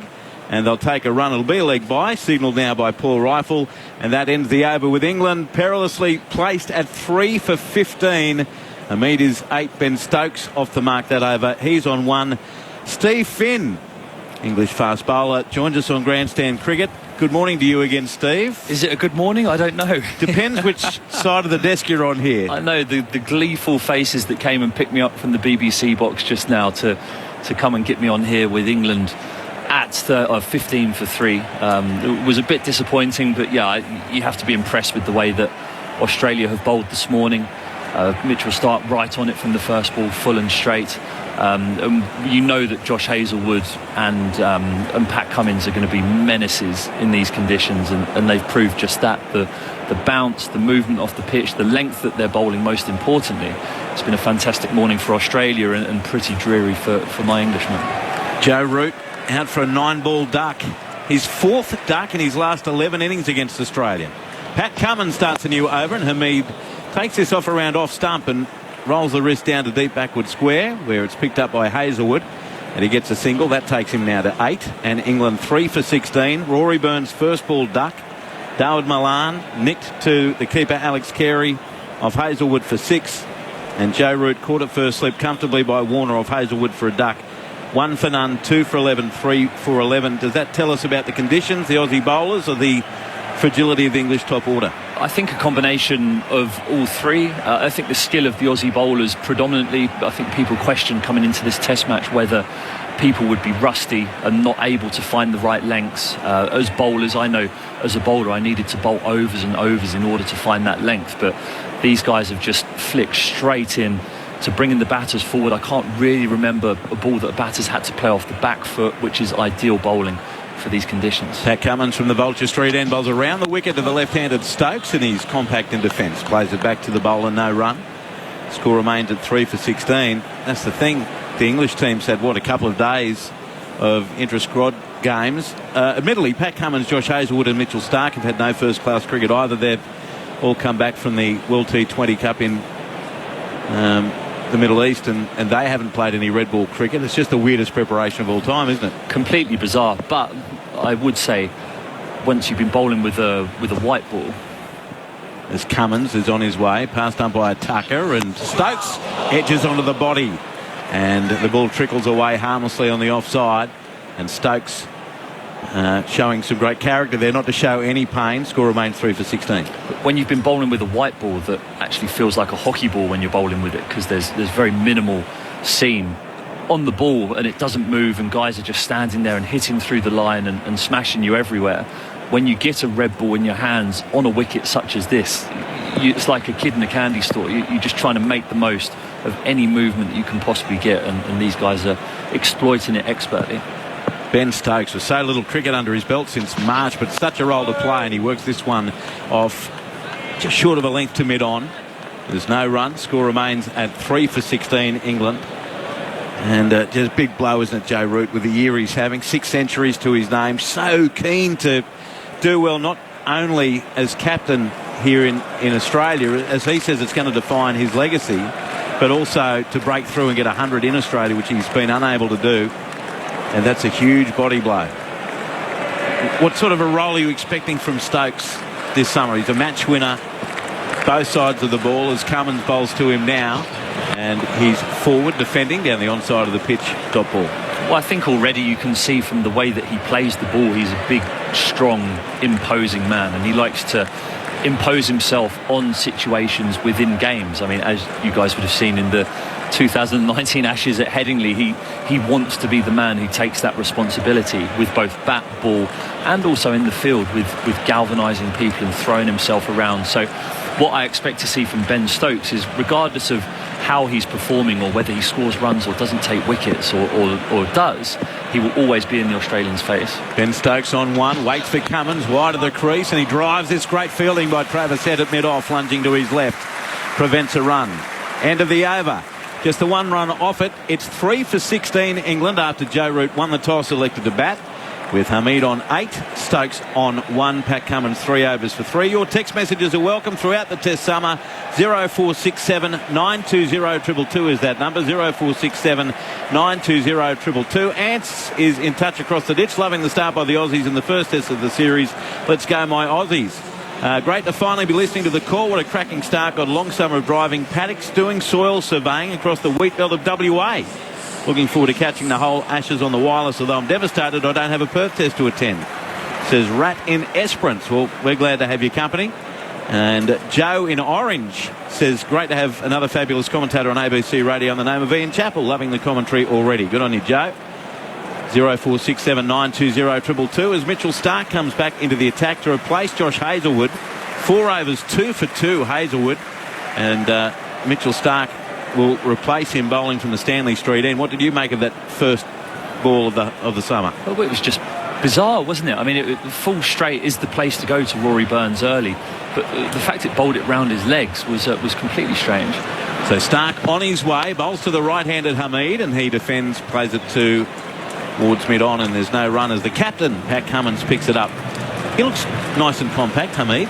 Yeah, he plays the ball very late. I think that's a very good asset to have when you're in Australia, playing the ball late. I think something that was questioned about him before he came here was whether he plays with quite low hands, whether the bounce here may trouble him. And we've seen him have to withdraw his hands from a couple that have got close to his gloves. But his patience and his temperament are probably his greatest strength, and his ability to just wear bowlers down and be so patient outside his off stump. Mitchell Starc, about a 30-metre approach. Bowling to the right-hander, Hasib Hamid, who is driving, nicks it over the top of third slip, and the ball will race away down to the vacant third area for 4. So that was a little fortuitous. His second boundary. Hasib Hamid moves to 12, and England, they'll take them 3 for 20 in the 10th over of the Test. He's been given nothing to hit so far, Hasib Hamid. One drive early on in the innings where he hit it beautifully straight down the ground, but Mitchell Starc looking for swing back into the right-handed Hamid, pushes it across him. It doesn't come back, and Hasib Hamid throws his hands at it, flies very, very high over the slip cordon, but an outside edge nonetheless. But at least he went hard at it. Yeah, he went so hard. That's one of the things that the Australian batters do so well, is if you're going to go for it, try and smash it through the fence. Labuschagne had no chance at third slip as Starc bowls to Hamid, and he's defending this time towards cover. There's no run. Fielding is done there comfortably enough by Travis Head. Score remains 3 for 20. Mitchell Starc, only a 2-over spell first up. And he picked up that wicket of Rory Burns for a first ball duck on the SMS 0467 920 222. This is directed at you, Steve. Finney, traditionally the Gabba is an ambush by the Aussies. Would you have batted? That question coming from Dave. It's a good question. I think they may have been haunted by decisions in the past to bowl here, which, rightly or wrongly, I think would have influenced the prospect of England bowling first. But when you look at what the ball's done here, you would have been very tempted. Starc is in, and Hamid gets the ball full of a length, and he just pushes it. The ball, I thought it ricocheted off of the stump, and the bail didn't come off at the non-striker's end. Cummins coming around from mid-on ends up fielding it. I'm sure that ricocheted off the stump. Maybe a rattle by the bail, but it stayed up.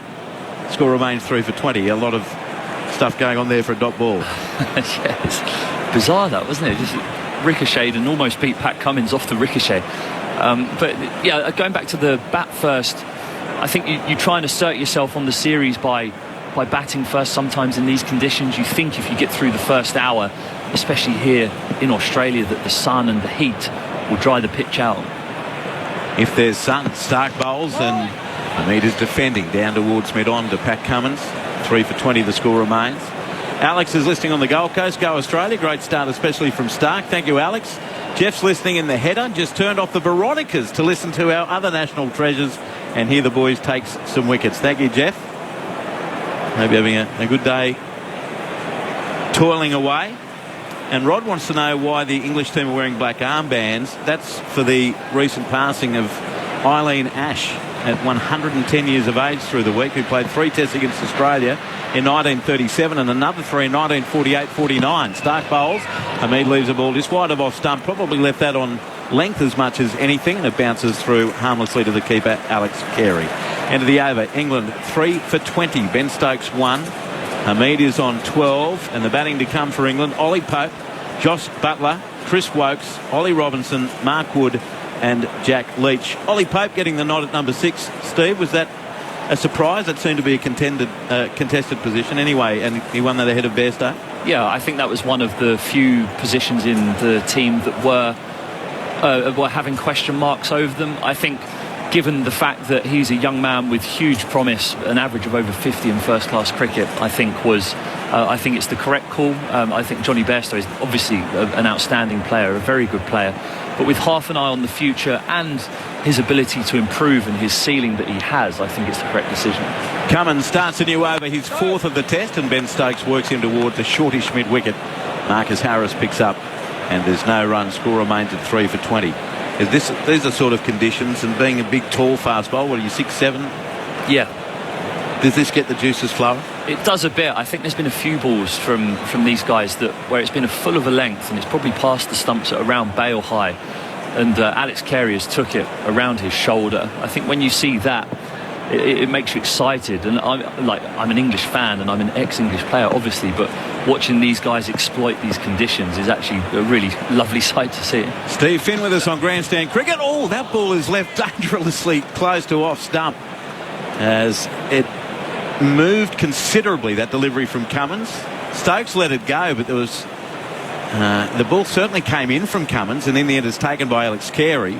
But there didn't seem to be a huge gap between the ball and the bail, as it went over pretty much middle stump in the end. Yeah, it's just continued with the angle. Pat Cummins bowling from quite wide of the crease from round the wicket, so that the ball is always angled in towards the stumps, which if he does get the ball to straighten and leave Ben Stokes, then it accentuates that movement, but that one carried on. Cummins into Stokes, who drives firmly. Great fielding again by Head, tumbling to his left at mid-off to prevent a run and keep Ben Stokes on strike, who's 1 from 14 deliveries.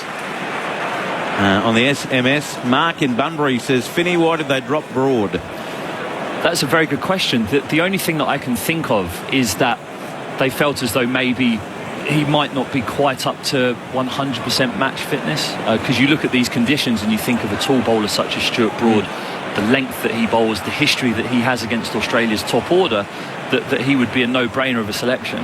As Cummins bowls to Stokes, and he's defending away to mid-wicket. No run. Harris picks up. So the only thing that I can think of is that they didn't believe that he was 100% to get through the test match. Potentially a similar sort of scenario to James Anderson and his slight calf problem, I think, that he had or could potentially have had in the build-up to this test match. And I think also England probably will have half an eye on the second test match under lights at the Adelaide Oval, where I think they expect the ball to move around a lot more than what it may do here as the game wears on. Yes, it's doing a fair amount now, but as this pitch dries out, gets slightly firmer, I don't think it will be nipping around as much as we're seeing now. Cummins to Stokes, walks across his crease, pushes it square on the offside. Nathan Lyon picks up, no run. Score remains England 3 for 20. What have you made about the way England has been managing the roster? And you go back to that series in Sri Lanka, into India, then to a home summer. It's been a distinct policy, hasn't it, that players aren't playing every test. They're in and out of the side and in and out of the bubble life as much as anything. And there's obviously man management over the veterans, Stuart Broad and James Anderson. It would be rare to see them play back-to-back test matches these days, especially when they're so close together. We'll finish this over and I'll get your thoughts on the English selection policy as Cummins bowls to Stokes, and he leaves the ball outside the off stump. Through it goes to Carey to end a maiden over from Pat Cummins. 4 overs, no wicket for 3 with England 3 for 20. Stokes 1 from 17 deliveries. Hamid is not out on 12. Yeah, they seem to be quite adamant on being a horses for courses selection policy, or having a horses for courses selection policy at the moment, which means that if they are presented with a set of conditions in front of them that they believe a certain bowling attack is going to exploit more than other people, then that is what they'll play regardless of reputation. I think with Broad and Anderson, their workloads have had to be managed a fair bit, especially since 2015 when they stopped playing white ball cricket, which has undoubtedly prolonged their test match careers. But I think they're definitely trying to pick teams that present themselves in situations. 3 slips in a gully as Stark bowls down the leg side. It's tickled down to fine leg off the thigh pad, maybe inside edge. No, just pad.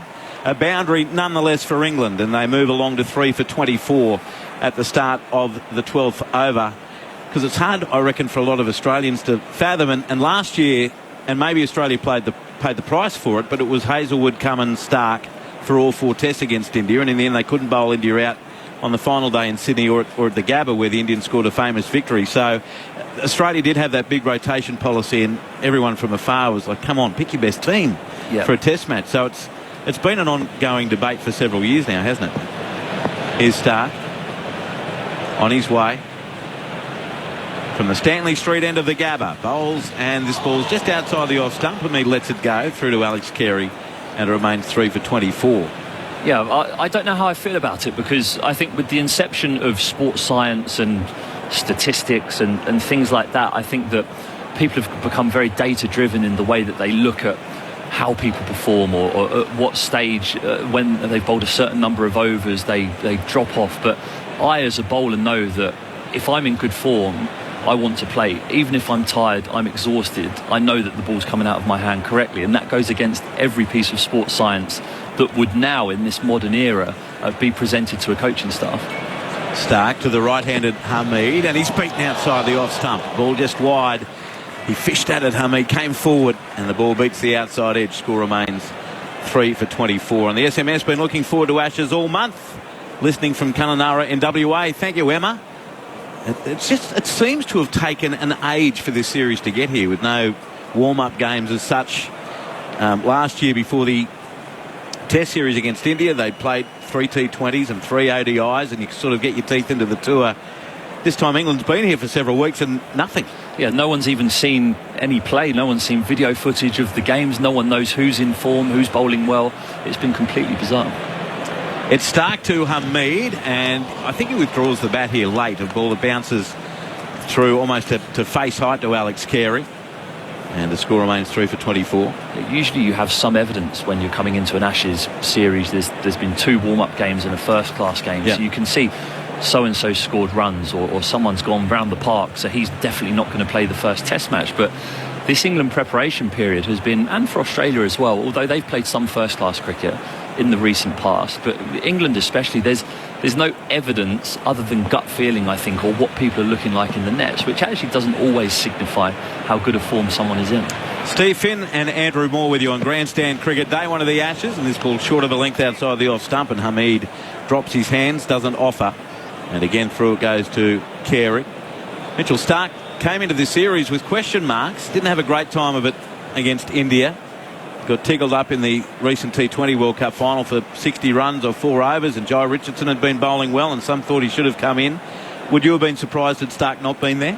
I would have been surprised for this first Test match, yeah, just given the fact that he is Mitchell Stark and his record against England, especially in the last Ashes series here. And I know that's 4 years ago, but I do think the mental scars of that series could be relatively significant.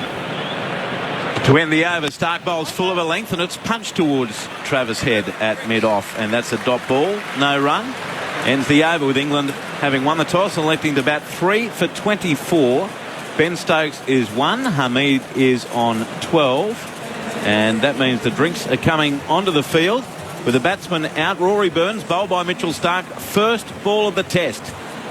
A leg stump delivery from Mitchell Stark. Dawood Malan caught by Carey off Josh Hazelwood for 6. It was 2 for 11 in the 4th over. And Joe Root caught at first slip by Dave Warner off the bowling of Josh Hazelwood for a 9-ball duck. It was 3 for 11 in 6 overs now. 3 down for 24. Hamid is 12. Stokes is on 1. Steve Finn will make way, and Steve Finn will stay. And Jonathan Agnew's coming in after the drinks break right now, though. We get the latest from the ABC newsroom. Sarah Hall with ABC News. Prime Minister Scott Morrison says it should come as no surprise that Australia will not send any officials to the Beijing Winter Olympics next year. Earlier this week, the US announced a diplomatic boycott of the Games, which start in February. The toll from Victoria's Delta outbreak has grown to 571 after 5 deaths overnight, while Queensland has recorded 2 new COVID cases. from more than 11,000 tests. Residents in the Queensland border town of Mungandai have been told to prepare for major flooding, with an emergency alert issued overnight, and the US says it will respond with strong economic measures if Russia invades Ukraine. ABC News. Do you want even more great sports content? ABC Sport. ABC Sport. Follow ABC Sport on social media. Hit us up on Twitter, Facebook and Instagram. That's ABC Sport wherever you scroll.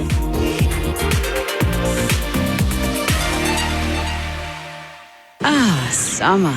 The perfect time to dive into a world of entertainment on ABC iView. With favourite shows like Rosehaven, Doctor Who or Gruen. We begin with huge news. I bet it's amazing. And something to suit every mood. Like Universe with Brian Cox, Big Deal or Total Control. So much action and intrigue. It's all yours! All your summer streaming on ABC iView.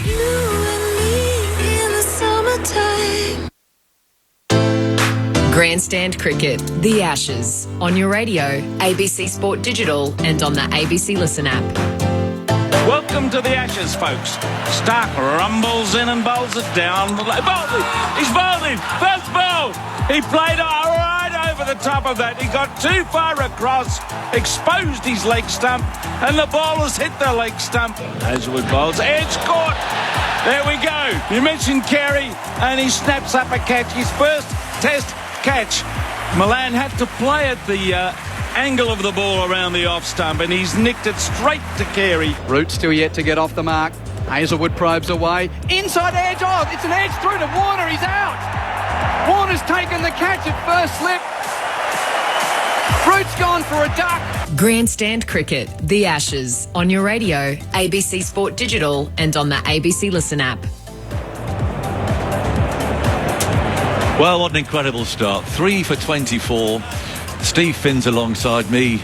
Jonathan Agnew. You haven't done this before, Stephen. You've not come into the ABC commentary box. I've been doing it now for 30 years. It's a bit like coming into the headmaster's study. Trousers down.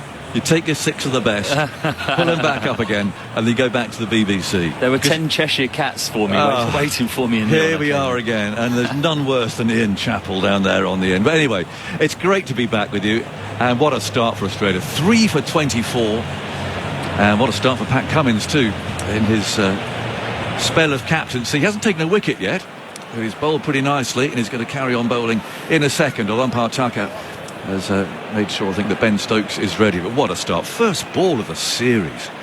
Burns, not a nice shot, but beautiful ball, full and swinging, and that right foot of Burns is just way outside the off stump. He got himself in a real old tangle. Bowled first ball of the series for North. Milan's out for 6, and then Root a duck. So Cummins is now on his way, and he's bowling to the left-handed Stokes. There's 3 slips, and Stokes is forward, driving firmly straight down the ground to mid-off. And I can see Nathan Lyon loosening up there in the gully, so it might be that he has a spin as well. But there will no doubt be, from an English perspective, people thinking that England has got it completely wrong from the selection abroad, bring a spinner in, but they had to bat first. A team that's had not a single day of first-class cricket since they arrived, exposed in pretty juicy conditions. But there'll be some lovely balls bowled too, by the way. 3 for 24. The 13th over, and Stokes waving his bat, waits for Cummins. He drives him through the covers. That's Ben Stokes for you. It's pitched up, just a bit of width outside the off stump. And Stokes, always combative, pugnacious, loves a fight. Hits that hard through extra cover for 4 runs. Fine shot. Yeah, lovely shot. Just leans into it. And Ben Stokes, such a strong man, huge forearms, big shoulders. He doesn't have to try and overhit the ball, and a big gabber boundary that goes all the way. And Pat Cummins bowling a nice length, enticing the drive. I don't mind that. Actually, the way that Ben Stokes... 3 for 28. Cummins again bowls to. He stands up. A ball that's a little shorter.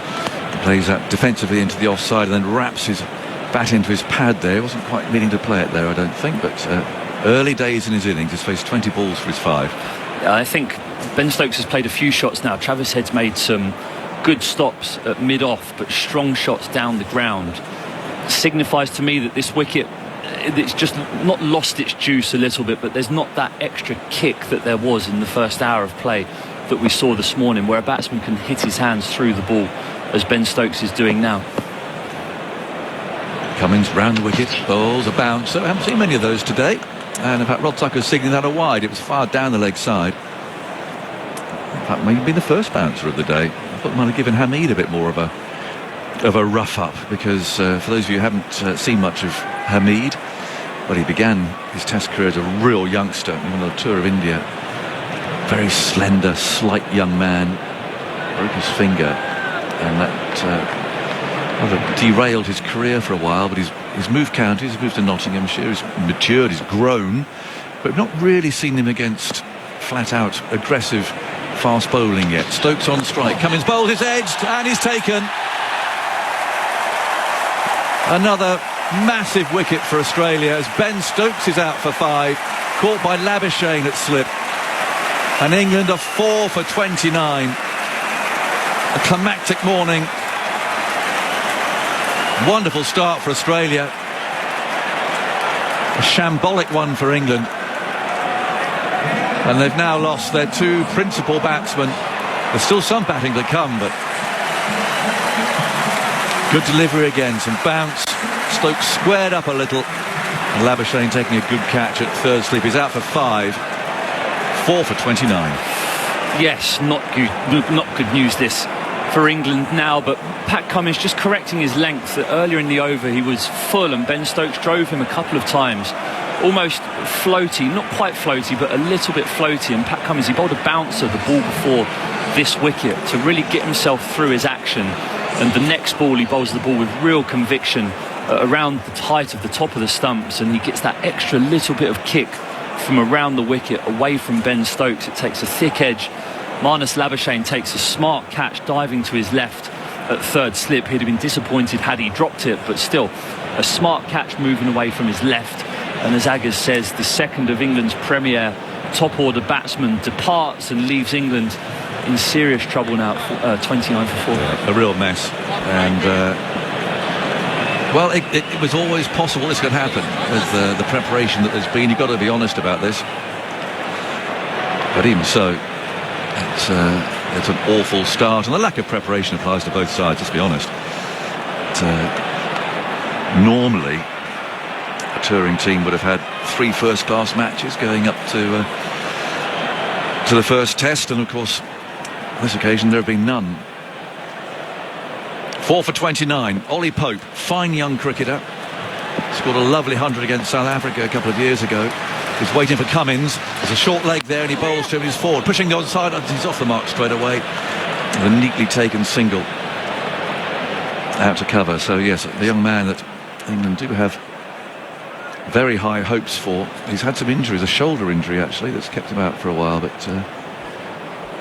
they had the choice between him and Johnny Bairstow at number 6, and they've gone for the younger player, the man who, when England return in 4 years' time, have had some experience of Ashes cricket.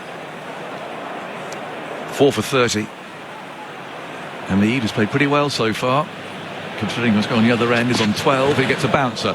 He gets under that comfortably enough. The ball thwacks into Carey's gloves to end the over. 4 for 30. Cummins' first success. He's taken 1 for 9 from 5 overs. And the Gabba crowd, 20-odd thousand. Well, they couldn't have had a better start either. Loving being back and watching live cricket again, Test cricket. And you can hear it's a very happy sounding Gabba, I'd say. I've heard a few Barmy Army chants, a few familiar chants and songs and so on, but clearly heavily outnumbered, I think, by the Australians up there at the Gabba this time. Yeah, I can't hear a trumpet. You usually hear the Barmy Army trumpet trumping away, even at 29 or 30 for 4. They would still be going, but yeah, significantly outnumbered by the Australians right now, and yeah, so noisy, so vociferous, so happy, you'd imagine, just getting into their work in the early afternoon at 10 past 12 and watching their team perform an absolute rout at the moment. Yeah, and Cummins just flicking his bowlers around. It's Hazelwood, shoulders rocking, runs into the right-handed Pope, who allows that to go by outside the off stump, and Carey's done a tidy job so far. able to collect that cleanly enough, and they're taking short leg out actually. Harris are going out from short leg out to square leg,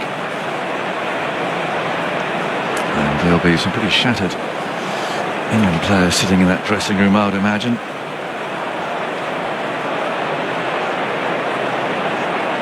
Four for 30 in the 14th over. Hazelwood again.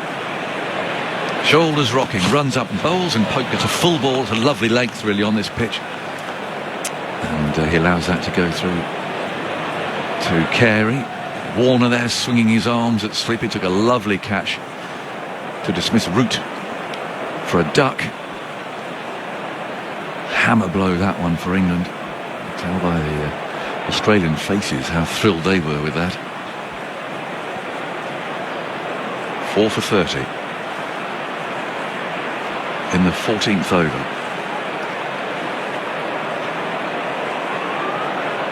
Hazelwood swings in, bowls over the wicket now, and he's let that go. There's a little flick of something there, might have brushed the pad because it was very close to the off stump.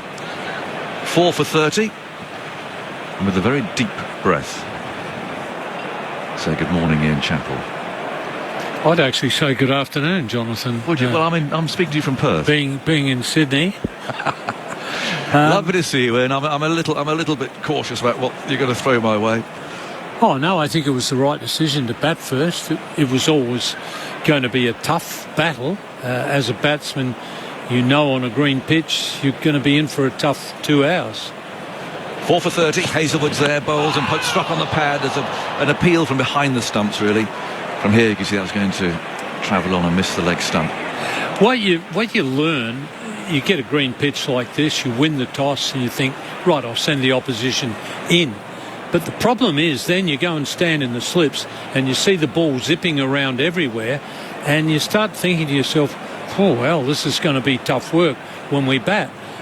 So in other words, I think sometimes, most times, you're probably better off batting first, where you go in with no preconceived ideas. You might only get a smallish total. Hazelwood again over the wicket, bowls, and Pope is forward trying to drive, doesn't time that, and Hazelwood can field in his follow through. But if you do only get a small total, you then know, as a bowling side, we've got to go out and bowl really well, and there'll still be plenty in this track. Yeah. So that's an interesting way of looking at it, actually. Yeah. So, I mean, England could easily get a couple of hundred. They've still got quite a lot of batting to come. If they could get 200, scramble out 200, they should then still bowl pretty well. It's going to come down to your catching now, and you really need to catch well. Bowl well, catch well, you're in the game still. 4 for 30. Hazelwood moves in to complete the over. Pope allows that to go by outside his off stump. 14 overs completed. A real battle here for England if you're just tuning in. All around Australia. They left out Stuart Broad. They chose to bat first. They're playing the spinner. Burns was out to the very first ball of the match. I'll get Ian's thoughts on the technical aspects of that dismissal in a moment, but it was bowled behind his legs. First ball of the match. And it's just a history, isn't it, of dramatic starts to Gabba Test matches. I think of Steve Harmison's first ball and all that, but there you go. Burns out for the first ball. Milan was out for 6. Hazelwood him snapped up behind. Root a duck. Caught by Warner at slip off Hazelwood, and then Stokes also out, caught by Labuschagne for 5. But what do you make of that? I mean, the position that Rory Burns gets into, I'm afraid we've seen it before. Yeah, I don't think he's a very good opener. I've talked about Bill Lawry being our best opening batsman from the point of view of he was the hardest to get out. Cummins runs in, bowls, almost ricochets from Hamid's bat into his stumps. He didn't know where it had gone for an anxious moment. So ran away into the leg side for a single. 4 for 31. And one of the big things about Bill was that he knew where his stumps were all the time. I'm not convinced that Burns knows where his stumps are. I think he got lost with that first delivery, got too far across and lost his leg stump. And that to me is one of Burns' problems. But I see their top order as a problem. I've been impressed with Hamid. I think he's played pretty well. Yeah, he has. Pope's on strike. He's scored 1 so far. Cummins bowls to him, and he goes to pull that. It wasn't that short, but he's got it away through square leg. A chase for Harris, running out to that deep square leg boundary. They should come back for 3. And Pope almost looking for that short ball, I think, there. was only just short of a length, but he went for the pull shot. And there goes to 4. I think that was a good selection, picking Pope. I like the look of Pope. Yeah. I think he's got a lot of potential. I'd like to see Crawley find his way into the side at some point. I think Crawley's got a future as a batsman. And I think England have got to start looking at some of the younger guys, because I think they've got plenty of ability. But I've been very impressed with Hamid so far, and he's important. Cummins runs in. There's a short leg. He bowls outside the off stump. He'll leave it all day, as he does there. He's got very good judgment. He's patient, and will just happily let the ball pass by outside the off stump. Pope scored a wonderful 100 against South Africa as at Port Elizabeth, and he's one of those sort of modern batsmen, if you like, with a bit of a T20 twist. So he plays his ramps, he plays his reverse sweeps, but while he's got a nice technique. So he's had 3 goes really to Test career now. He started when he was very young. They put him high up the order. It didn't work. But to start him back again at 6 will give him some experience. He's a promising player. Hamid's on 13. Cummins comes in, bowls, and again he lets it go through outside the off stump. It simply won't be tested. Won't be. Let's let it go by. And say to Cummins, go and bowl the next one. It's a lovely sound coming from the Gabba, I must say. The only thing I don't miss, Ian, is that trudge up to our commentary box there, which used to be up on the roof. So he used to come down and see you lot. You were a long way back. There were times when I thought you weren't far enough back. But it was a long way up to your right box. Old trek up to the top there. Yeah. So I'm not necessarily missing that today, but to be at the first day of the Ashes is very special, and all those listening there in the Gabba were envious. 4 for 34. Hamid's on strike. Cummins bowls to him. He does play this time. That one on the off stump, bringing him forward. A defensive shot, hitting high on the bat, and picked up in the offside. England winning the toss, batting first. You knew what the Australian side was. They chose it 2 days ago. England deciding today to play the spinner, leave out Stuart Broad. I mean, in the figures, I'm sure we read them out here already, but Warner, Harris, Head in 2019 in England, those 3. Stuart Broad dismissed 13 times at a cost of 94. And there must, as a batsman here, and you must have that bit, that must be logged away, mustn't it? That sort of memory of that. In goes Cummins, moves in, bowls. Hamid with a wristy flick, sends the ball through mid-wicket. It's a good stroke, ball full of length. Hasn't quite got the legs on it, I don't think, to go all the way out to the boundary. It's testing Stark, who gets there within a metre of the boundary edge, throws it in. Well, he almost ran 4, actually. Big boundary out there to deep mid-wicket. So thoughts from you on that, Ian? I mean, that must prey on your mind, doesn't it, when you've got someone who's really had it over you like that. Thoughts from you, and then Jim Maxwell's coming in to take up commentary in here. Yeah, I thought Broad, they would have at least given him an opportunity against particularly Warner early on a track that's got a bit in it. He had it all over Warner in England, but they didn't give him that opportunity. I'm glad that Wood's in the England side. I think he's got some potential. Jonathan's left now. I wouldn't get too carried away with the ramps and the reverse sweeps of Pope in Test cricket. I think they're a load of rubbish. I think Pope is a very good player playing traditionally. I wish that he would forget about the ramp and the reverse sweep when he's playing Test cricket. I think it's the first visit of a Pope to the Gabba, isn't it? And about right too. So Hazelwood runs in and bowls the ball. It's nudged away by Hamid. Short back left.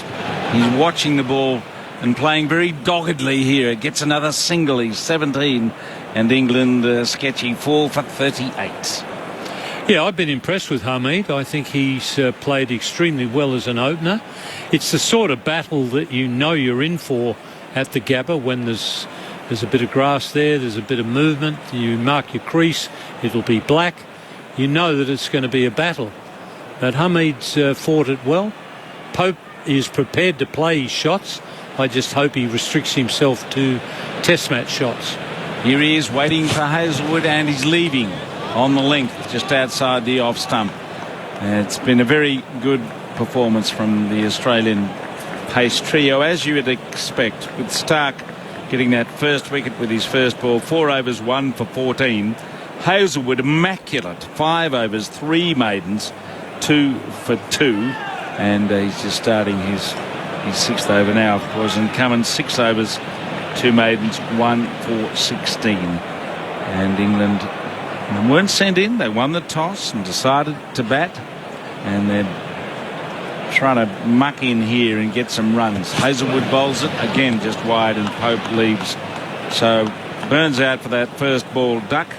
Milan caught by Carey off Hazelwood for 6. A nice comfortable catch for his first test catch, away to his left.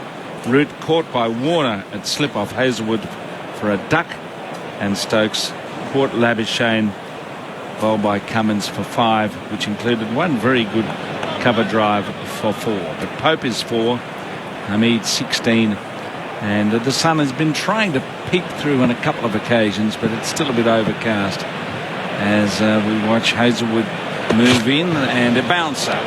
Haven't been too many of those because the place to bowl is up and at the batsman, but he ducked it, and he ducked it well. I'm going to be interested to see what happens with Butler. I'm not one who would have picked Butler. I think England should be picking their best keeper. Bairstow is a slightly better keeper than Butler. The problem is you're picking Butler because of Adam Gilchrist. You're picking him to do what Gilchrist did, which is score runs very quickly and help you win the odd game. Well, Butler hasn't been scoring runs for England, particularly not in that fashion, and I don't think he's a good enough keeper. Hazelwood goes in and bowls a ball right on the stumps, and it's played by Pope with a little bit of anxiety away on the offside, and the watchfulness. Nope, there's no single there because he is looking for quick singles.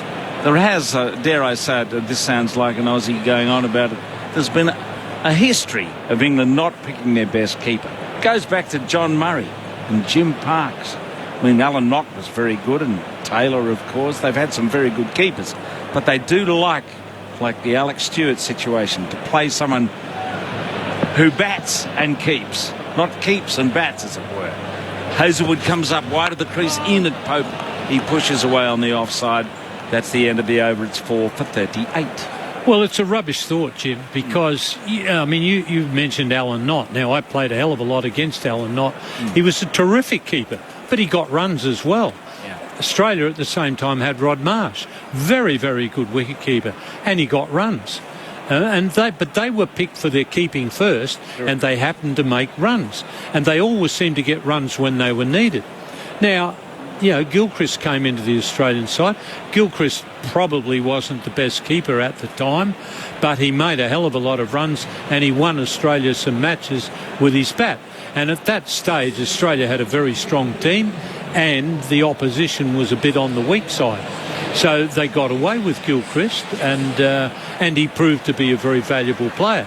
But England picking Butler, that doesn't make sense. I mean, it's not like Folkes is a poor batsman. He's a good batsman, and he's by far the best England keeper. Here's Stark then down at the Vulture Street end, resuming activities. He comes tumbling in and bowls a ball that's pushed off the pad in front by Hamid. He had to make sure it was going forwards, not backwards. Otherwise, it could have fallen into his stumps. But he's out there in his cocoon of concentration, wearing a sweater and all sorts of guards on his, as well as his legs, his chest. But that one hit him amidships as he tried to turn it away. Now, if Butler can play really well and play in the fashion of Gilchrist, then he's worth his place in the England side. But he hasn't done that for quite a while now, if at all.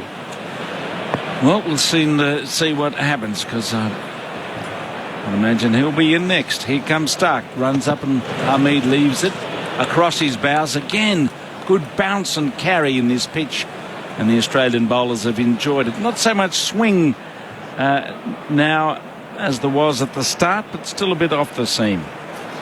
And Hamid has played the way that you would want an opening batsman to play. If they've given him the opportunity to score, he's taken it. But he's let a hell of a lot of balls go.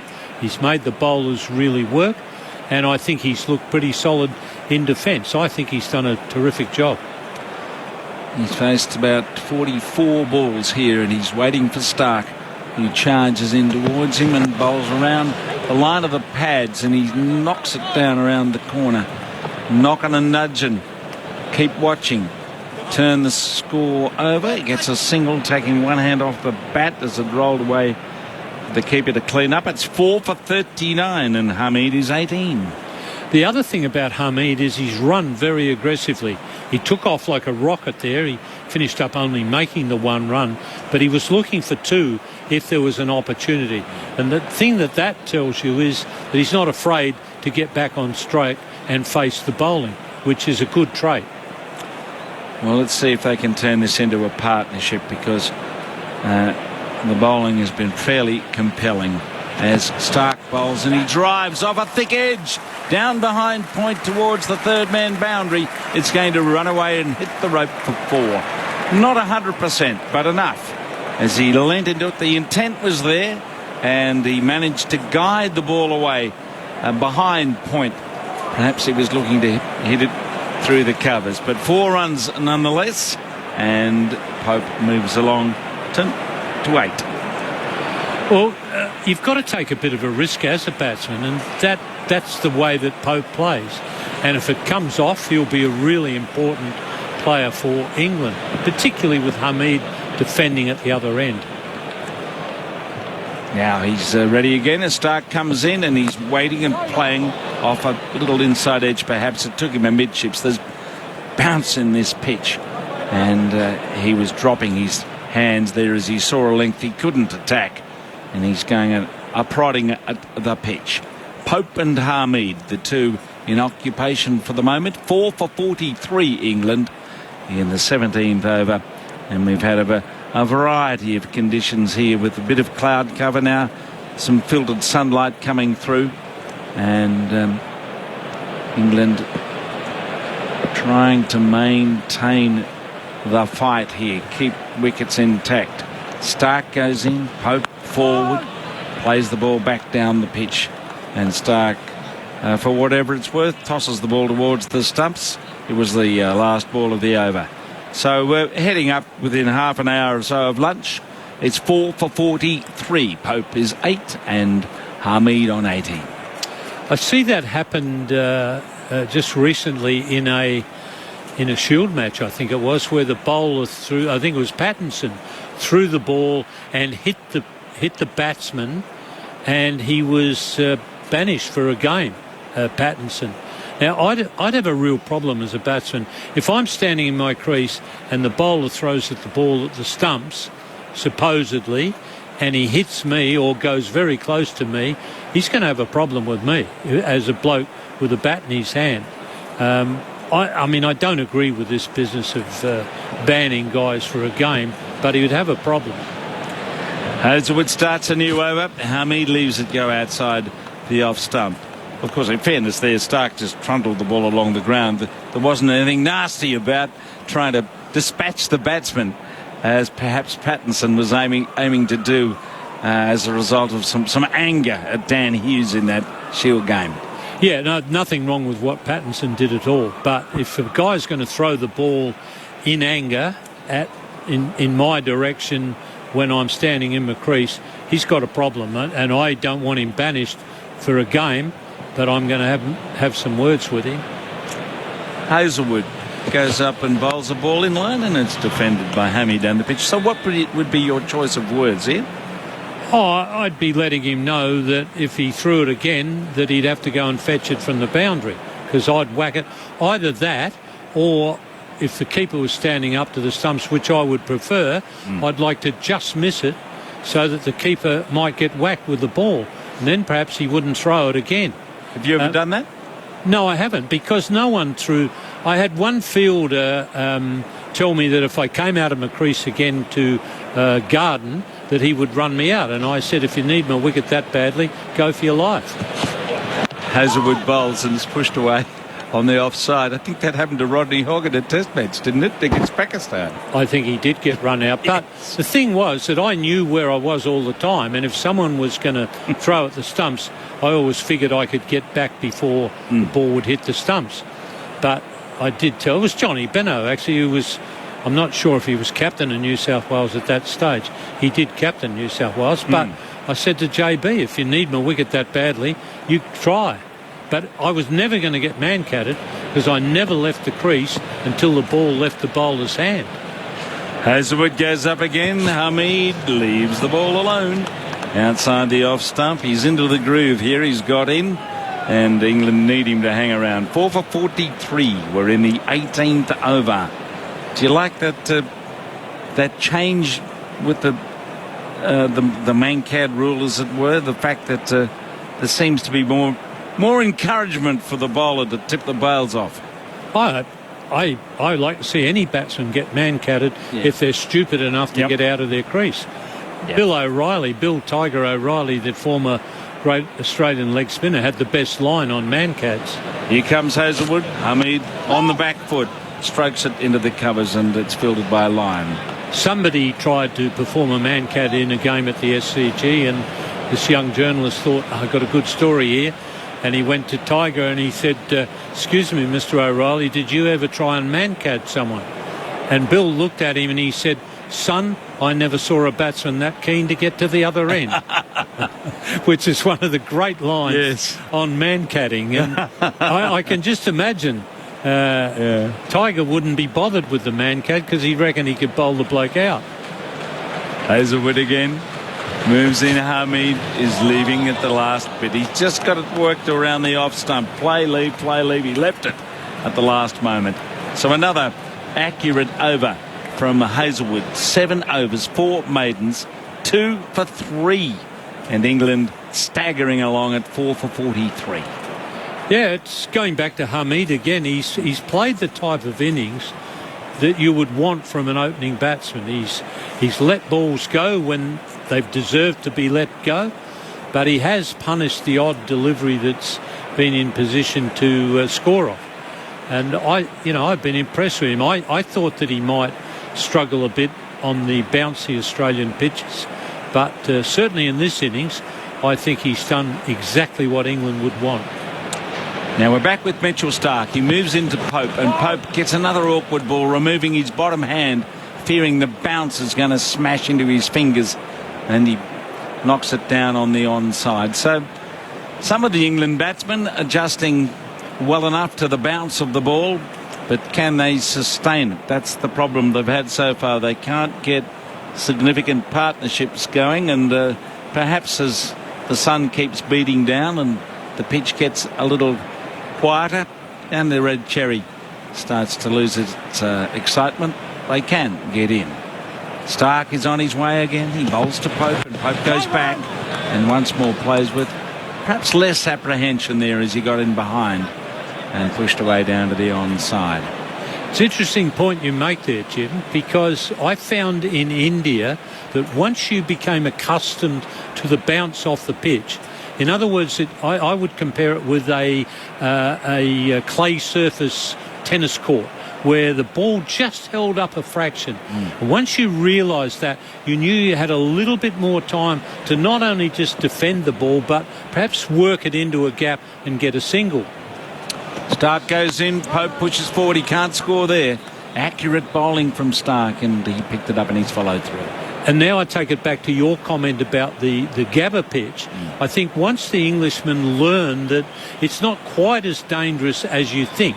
There's a bit of bounce there, sure. And sometimes you've got to withdraw that bottom hand. But you'll find once you get used to the conditions, you've just got that fraction of a second longer than you think. And eventually you might be able to work that ball into a gap for a single. Stark's pretty accurate in this over so far. He goes in and again he's on the spot. Pope shuffles, pushes away on the offside. He wants to get a single but he can't. He sent it straight to Travis Head.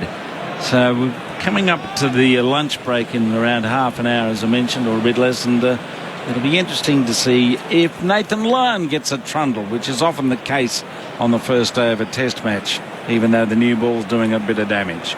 I think Lyon will get a bowl before lunch, and what you'll probably find is that Lyon will spin the ball quite a bit on this Gabba pitch because it'll have some moisture in it. It may not spin as much after lunch. Here's Starc, and he's pitching up and he's squeezed away on the cover drive. That's a very good stroke from Pope. It's running away to the boundary and it goes for 4. He almost lost his balance as he played at that pitched up delivery. but he got very good timing on it and sent it through the gap in the covers and out to the boundary. So this is very encouraging for England. Pope moves along to 12, and it's 4 for 47. And I think 3 fours to Pope. It's pretty obvious Pope wants to score runs. He's looking right through this over. He's been looking to score runs. So Stark starts up, goes in, bowls around the pads. It's worked towards Harris, who's out there in front of square. And Paul Rifle says over. And at the end of it, the score is 4 for 47. 4 for 47. Hamid is 18 and Pope on 12. And Nathan Lyon is coming on to bowl. The thing about being Hamid at the other end of Pope is that he can't change his game, his style of play. Pope obviously wants to score runs, keep it moving quickly, and he's got to play the way that he sees right. But Hamid has played really well. As his innings goes on, if he can keep going, he'll start to score a bit quicker. But he doesn't want to start doing what Pope's doing and chasing boundary shots. I think he's played well for England. Pope, if Pope gets away with it, it'll be a very important innings for England. And I like the fact that you've got a number 6 who's looking to score runs. But I'd also like to see Pope trying to pick up a few singles in between those boundary shots. All well and good that he hits the loose ball for 4, but you also need to be able to pick up the singles. Nathan Lyon, he's been on 399 test wickets for a long while. He's coming up and he bowls a ball that's Hamid tucks away to the onside. He's got a slip, a leg slip and a short leg. David Warner's around the corner at leg slip and Marnus Labuschagne is in close. So Nathan Lyon is probably the longest wait in test history to get from 399 to 400. Can he do it before lunch? He comes up and bowls it, and on the back foot with bounce he pushes away to the offside. There'll be some bounce all right for Nathan Lyon. Can he get it to grip and turn, or maybe just one of those straight honors that's nicked a slip? Warner's too fine at leg slip. He should be more like 45. Lyon goes up and bowls it, and it's smothered by Hamid, just waiting on the ball and playing it under his nose with a forward defensive shot. Yes. You've got to anticipate it, leg slip, quite a bit. You're better off to be 45 and anticipate something to your right hand, which will be David Warner's strong hand.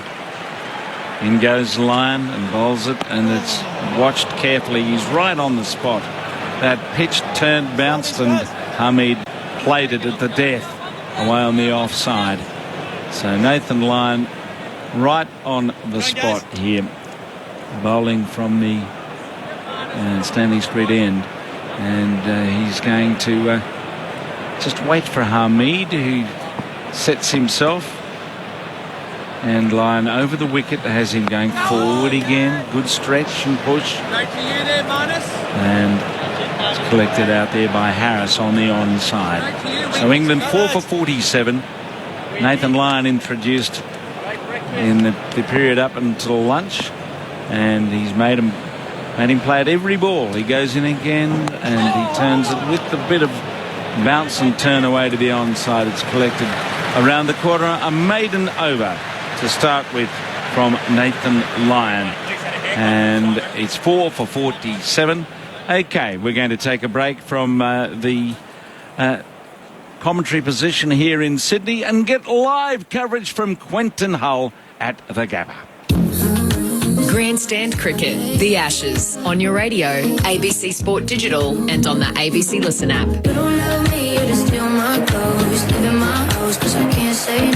Thanks, Jim. Spin into the attack and spin into the broadcast, Kristen Beams. Lovely to be here, and what a good time when the spinner comes on. I think it's been a good start so far, and interested to see what Nathan Lyon can do. I like the matchup with Hamid. I think that'll be really important. And this guy, Mitchell Stark, has been so good. 4 for 47 England, having won the toss and elected to bat. Pope facing and hit on the pad. Stifled appeal. It looked like it was high and going down the leg side.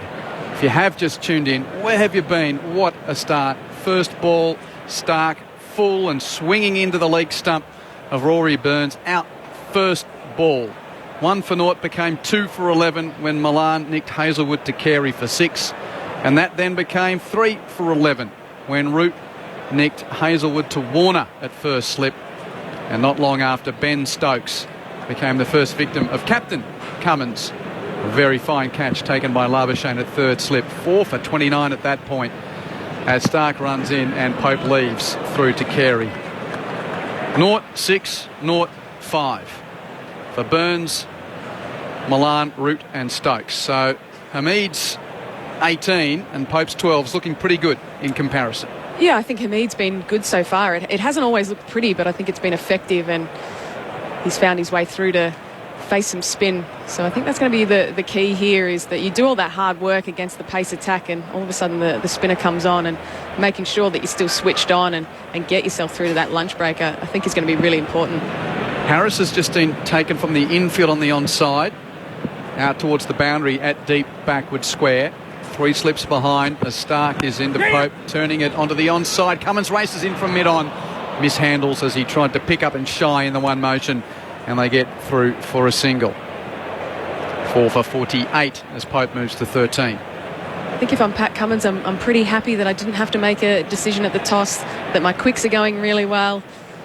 I think he'd be a happy man right now. He's had a very good morning, Pat Cummins. Not having to worry about making the decision with the overcast conditions. His rookie keeper gets a nice chance early on and takes a catch, Alex Carey, to settle the nerves. And then the skipper of the opposition team's gone for a duck. Couldn't have been much better for Captain Pat as Stark bowls to Hamid. Oh, that may have struck him midships. He's standing, he looks okay. Just that sound, you never want to hear it. Struck him on the body and... where's it got him? Well, and he has fought hard, taken them on the body. But I think that wicket of Joe Root really key, as well as Stokes as well. Stokes looked really good. He was making good decisions, leaving on length. I thought he looked really good. So I think that's really key, I think, for Australia here. We talked about Joe Root. Get him in early. Can you get him out early? And they've achieved that. His back pad up into the protector there for Hamid. So... hence he's not in too much wincing pain as Stark bounces him, and that was him. Stark's third goes well over the top through to Carey. Yeah, I've got not much to offer there, to be honest. Thank you, but it's been a good morning so far, and Stark has looked really good. Not as much movement now. It's going to be all about maintaining that really good length, I think.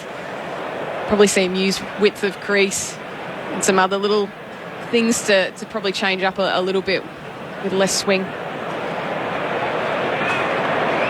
So now Harris comes back to the infield near the square leg umpire with Hamid on strike, facing the left arm Stark from the Vulture Street end. He tries to cut, doesn't time it all that well, but takes a cheeky single to Lyon, who trots in from point to do the fielding, but not before Hamid moves to 19. That's the end of the over, and it's 4 for 49. This is ABC Sport. We are Grandstand Cricket, and you can always join us here on the SMS on 0467 920 222. Thanks for your messages. Of course, you can send us a tweet or through Instagram, Facebook at ABC Sport. G'day to Mark from Killara in Sydney. Hi there. Are the numbers on the players' shirts randomly assigned, or do they have any significance? Loving the coverage. Thanks. From Mark. Mix of both. I think some like their certain numbers and some just say, okay, well, I'll take that one. What was your number, Beamsy? I was 26 for Victoria, which I didn't choose. It was one of those ones where I got called up out of the blue and they said, this number is in your site, so you're 26, and they just whacked beams on the back of it. And I just fell in love with it for that reason. I think when you get your opportunity, you want to grab it with both hands. So I never had any thoughts about changing it. Some players do that over time. They start with a particular number and change it. But I just decided I was going to try and make 26 my own, and I kept it, and it has absolutely no significance whatsoever other than it's a special number to me. Nathan Lyon's going to continue. Just a moment for Hamid to tend to his gloves. He took a bit of a stroll away from the pitch, and now he's going to face up with a slip leg, slip short leg. Nathan Lyon, Test 101, Test wickets 399. Over the wicket he bowls, and it's driven by Hamid down the onside of the pitch. Takes the quick single to Cummins at mid-on, and they get through. Bit of a hat with the spin along the ground to Cummins in the infield. Yeah, it looks That's like the 50 up. Looks like they're going to run well between the wickets. It seems like a tactic for them. I think for that reason, I'd love to see the square leg come up inside of the ring. It'd be nice to see them trying to hit through the field a little bit more.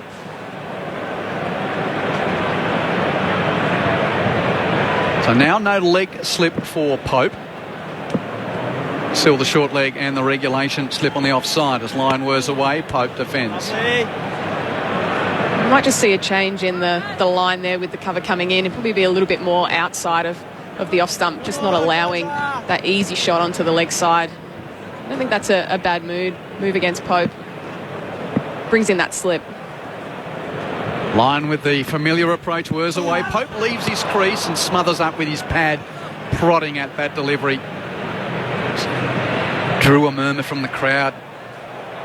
Generally, you're on tenterhooks for the first ball or two, and the anthems, you're all tingly, and then you get to sort of relax a bit after the first couple of overs. Hasn't really been the sense of that this morning with so much happening. At 4 for 50, Pope again leaves his crease, drives on the half volley, but without timing, and it's fielded by Harris at short mid-wicket. Definitely the sense that he wants to use his feet forward a little bit more and not get stuck on the crease. I think that's a good move against Nathan Lyon. I think if he can keep you on that crease, I think he's got nice overspin on the ball. It's always challenging. Lyon once more to Pope, short, pulled straight into the rump of Marnus. That short leg, he's okay. He turned his body. Carey picks up the ball, gives it to the local, and he hasn't rubbed it. Wonder where it got him. Anyway, he's quickly back over, his body ready for the next delivery. Pope plays the cut and on the bump. A tumbling save from Head on the bounce prevents any run. And just having a look at Labuschagne. No, he takes off his helmet, tosses it away. He looks okay despite being struck by that pull shot. End of the over from Lyon. England 4 for 50. Hamid on 20 and Pope 13. I feel like it's always your worst fear as a spinner when the short leg goes in, is that you don't want to have that apology when you just get the length wrong. Oh, it's actually hit him. I think it's actually got him on the shin guard. If it's clipped anything, it might have got him on the inside of that calf, which would be pretty painful. I think we probably would have seen him jump around a little bit more, but sometimes that's a challenging thing when the fielders come in those short positions, is that, how does that make you feel as a spinner at the top of your mark? Are you going to stay patient with what you're trying to do, or have you got that in the back of your mind of, gee, I really can't drop short here? And here's a move from Patrick Cummins, bringing in Cameron Green into the attack. A tall all-rounder from the West, who here in his 5th test is still searching for his first test wicket, having bowled 44 overs in the series against India for a return of none for 119. So Lyon looking for one more for 400, and Green at the other end looking for his first. Bowling to Hamid, down the leg side, there's an appeal. Not out. Must have flicked the pad on the way through to Carey. Cummins has gone straight in as well.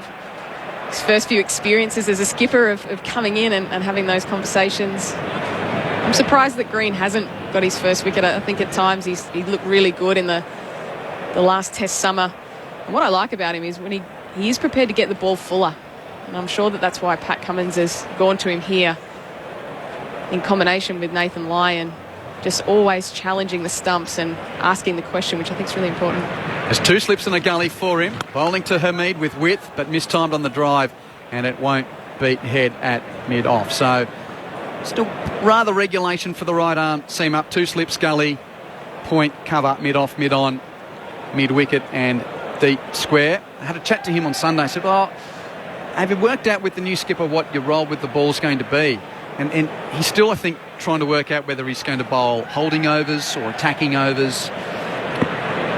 Still, literally, by name and nature, Green in his test career as he bowls in full. And it's whipped off the pads to mid-wicket. Harris does well to prevent Hamid picking up a run or two there. Remains 4 for 50.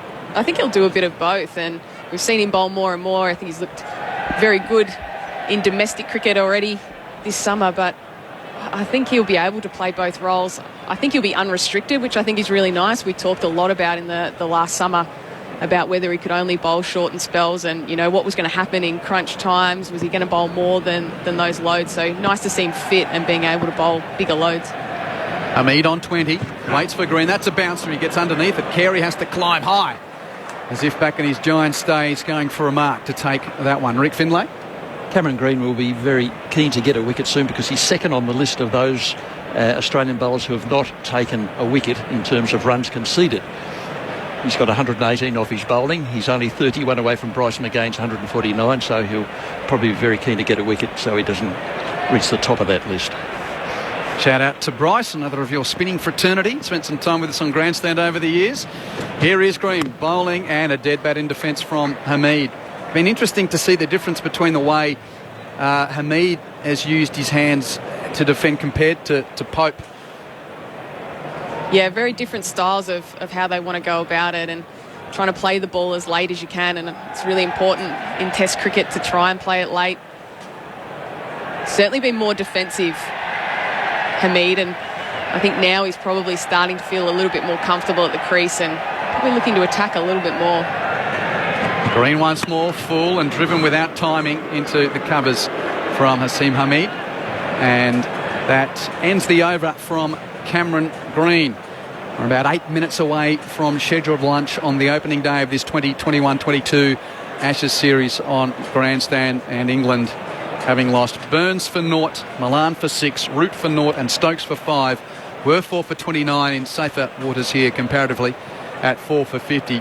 And a reminder throughout the summer, we've got some great content not only around the cricket but online at abc.net.au/sport. I've already had a bit of a look at this. The 40 best Ashes moments over the last 40 years. As Lyon starts a new over and Pope is forward defending. So we've got the great Ashes moments podcast as well, with archive from our calls from a number of the series, 93, 05, 81. Just search the ABC Listen app. And of course our grandstand cricket podcast after each test. As Lyon whirs away short, and Pope, well, was thinking of cutting, ended up just poking it out on the offside to Travis Head. Yeah, and a good amount of spin there. I think that's the first one we've seen really take off. It's really encouraging for Lyon, and Pope probably thought that was just going to skid on a little bit more. Lyon in, Pope defending from deep in the crease, punching back to the veteran spinner.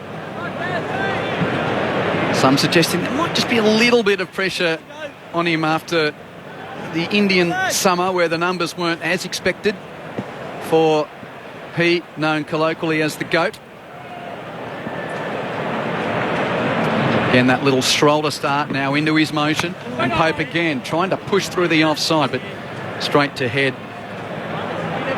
Yes, just the 9 wickets at 55 in the 4 tests against India. Yeah, I feel like it's a little bit of talk, though. I can't see that his position's up for grabs in any way you look at it. That's shorter, and Pope tries to pull and gets a run.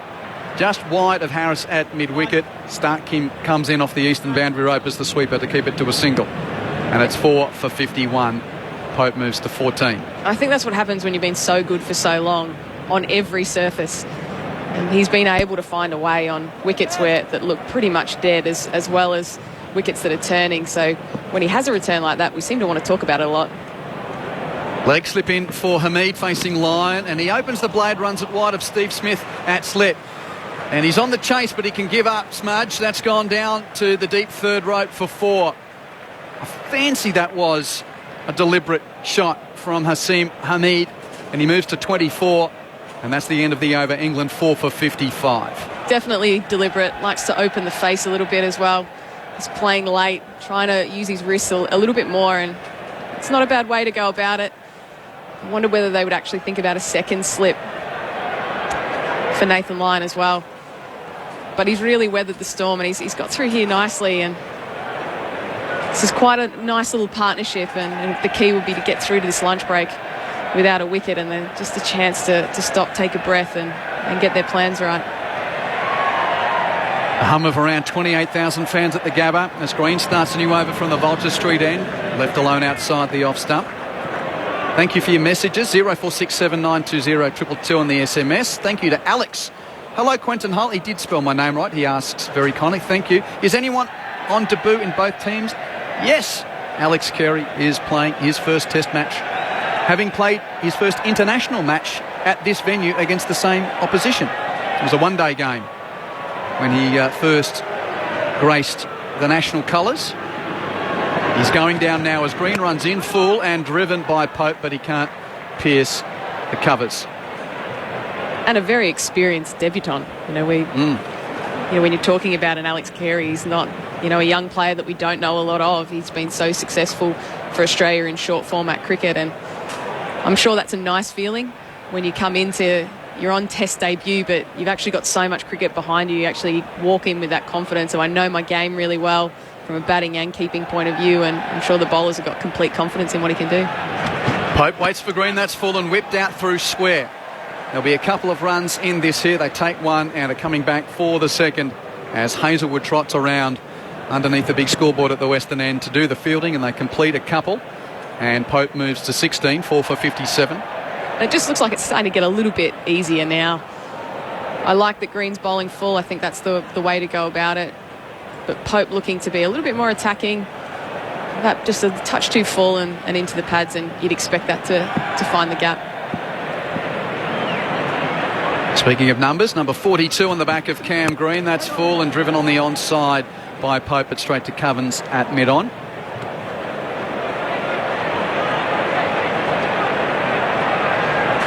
And he's got a field here where he can bowl nice and straight.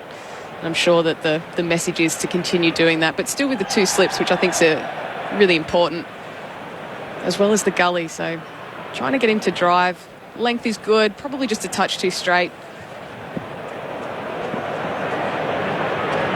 Bat raise, still with his approach. Now the trigger movement, Pope, as he lets that go through to keeper Carey untouched. Interested to have a look that Ollie Pope is now playing his 21st test. He plays his county cricket for Surrey in his most recent county game, just having a look to see what these guys did if they weren't around the place in the international series. He did make 81 on recall to the England team in that loss to India at the Oval. He also played in a Division 2 county match where he scored 274. That's full down the leg side and through to Carey. Mind you, I think it was 7 declared for 600 played, 6 declared for 700 in that game. So asterisk that 274 for Ollie Pope during the English summer. Sounds like a great game to be a bowler. Oh, that was at the Oval as well. Oh yeah, that would have been nasty. But as Jonathan Agnew was speaking about at the top of the broadcast, ended the over by the way, 4 for 57. Most notably, he made a nice century at Port Elizabeth against South Africa back in January of last year. So still yet to pass the 1,000 runs, only averaging 32, Ollie Pope, and the first time he's got to play against Australia. But it's Hamid now facing line, still on 399. Pushed by Hamid out through the offside. There's a gap between point and mid-off and an easy single into the covers. Yeah, just using the wrists again, but I like that they're leaving the gap. I think that's really important. I think when you're opening up the face of the bat a little bit, I think you can afford to do that when you've got a first slip in play. And as I said before, I wouldn't mind seeing another one into that second slip, leave the gap open for Hamid. But we see that change for Pope with cover coming in. Line whirs away, Pope forward, covering up. There's an appeal from Line. He's down on the left knee, asking the question of umpire Rifle, who says no. Paul Rifle and Rod Tucker out in the middle, and Paul Wilson is our third umpire here. That was a nice bowler's appeal. Not everyone went with that one, but as a spinner, it's important that you have confidence. Warming up the shout for later on. Pope goes at him and tries to heave it through the onside, gets the bottom edge of the bat and drags it along the ground to deep mid-wicket and picks up a single. Oh, there's a little bit of tastiness, I think, from Nathan Lyon's perspective. A run to Pope, but perhaps a moral victory to the bowler at 4 for 59. Yeah, he's looked to use his feet forward. He's trying to find a way to go against Lyon here and attack him. And I think if he's going to attack him that way, I think Nathan Lyon will be very, very happy with that. Interesting shot in what could be the last over before lunch. Now Hamid faces, and he's back defending conservatively, bunting it out on the offside. And he looks more comfortable, Hamid. He seems like he knows the way he wants to play against Nathan Lyon. Pope seems a little bit more uncertain. He's still trying to find the right method and find that balance between attack and defence, whereas Hamid's very comfortable just opening the face up. Well, this will be the last over before lunch. The penultimate ball's defended by Hamid. Nice, guys. What a dramatic couple of hours we've had to start this 2021-22 Ashes series, with England winning the toss and electing to bat, and at 1 point 4 for 29 earlier today. Crowd senses the last ball of the opening session. Hamid defends it, and we get to the first adjournment of this series with England at 4 for 59.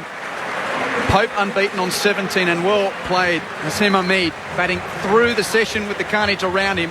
He goes to the pavilion unbeaten on 25 after Burns was bowled first ball of the series by Stark around his legs for naught. 1 for naught, then 2 for 11 when Milan nicked Hazelwood to Carey for 6. 3 for 11 when Hazelwood claimed Root caught by Warner at first slip for a 9-ball duck. And Ben Stokes, on return to international cricket, made just 5 before he was well caught by Marnus Labuschagne at third slip off the bowling of Pat Cummins. 4 for 29, and all manner of worry for England at that point, and a little bit of steadying from this pair. Pope 17, Hamid 25 at 4 for 59.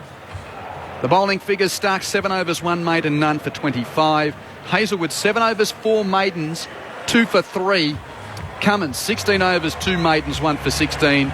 Lyon 4 overs 1 maiden, none for 7. And Green 2 overs 1 maiden, none for 2. Kristen Beams, we were always going to be excited, on edge, looking forward to the first couple of hours.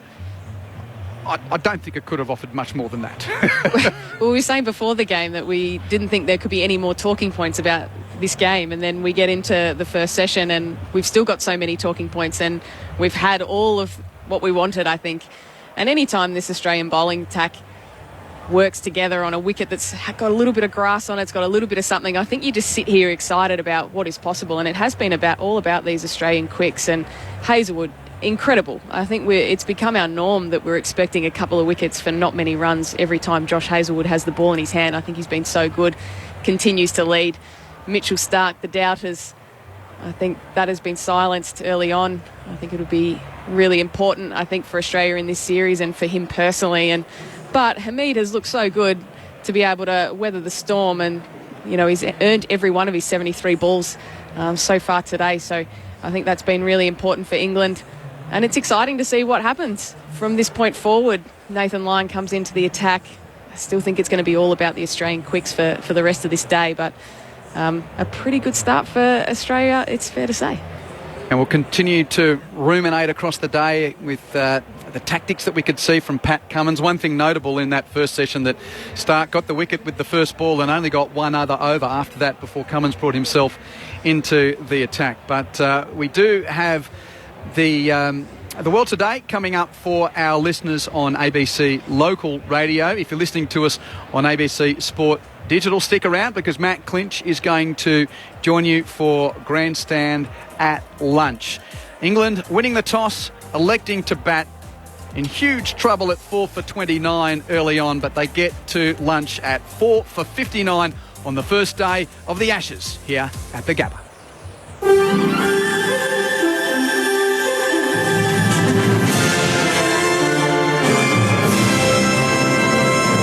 Good morning, Sarah Hall with ABC News. The Prime Minister says Australian diplomats will boycott the Winter Olympic Games in Beijing, partly because China has not been willing to discuss human rights abuses. Here's our Foreign Affairs reporter Stephen Jedgetts with more. The United States has already announced a diplomatic boycott of the Games, and now Australia has done the same. Scott Morrison says Australia's concerned about ongoing human rights abuses against the Uyghur minority in China's west. He says the federal government has tried to raise the issue with Beijing, but its diplomatic freeze on Australia has made that impossible. It is not surprising, therefore, that Australian government officials would therefore not be going to China for those games. But he's stressed that Australian athletes will still be competing. The Prime Minister suspects it's unlikely Gladys Berejiklian will contest the federal election. Scott Morrison has been strongly encouraging the former New South Wales Premier to run in the Sydney seat of Warringah against independent MP Zali Steggall. Federal Labor has criticised that push as Ms Berejiklian is still subject to an independent Commission against Corruption inquiry. Mr Morrison says it's been a tough year for the former Premier. If she wished to put herself forward, then of course I would welcome her. That's simply the point that I've made. Now, that's a decision for Gladys ultimately, and she may choose not to go ahead here, I suspect, but that's a matter for her, and I'll respect her choice. Queensland has recorded a world-first version of the Omicron COVID-19 strain. It was found in a man who had travelled from South Africa and arrived in Queensland on December 3rd. The new lineage of the Omicron variant will be referred to as Omicron-like. The man is being treated in hospital in Brisbane. Health Minister Yvette D'Arth says forensic scientists played an important role in identifying the new lineage. I want to give a huge thank you to our forensic scientific services because it is their work, working with the International Committee, that has led to the International Committee now actually reclassifying Omicron into two lineages, and we have both of them. Authorities have also announced a second Omicron case, a man who arrived from Nigeria via Sydney and is in hospital in Cairns.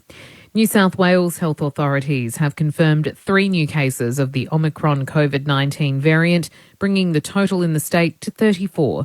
The details from Cecilia Connell. Genome sequencing has linked another infection to Sydney's Regent's Park Omicron cluster, which now stands at 21 cases. The other 2 Omicron infections identified in the latest reporting period are among 5 confirmed COVID cases that attended a boat party on Sydney Harbour last Friday. New South Wales Health is urgently contacting around 140 people who've signed in with a QR code before boarding the boat. Overall, 403 new COVID cases and another death have been reported in the last 24 hours. There are currently 151 people in hospital, but none with the Omicron variant. The toll from Victoria's Delta outbreak has grown to 571 after 5 deaths overnight.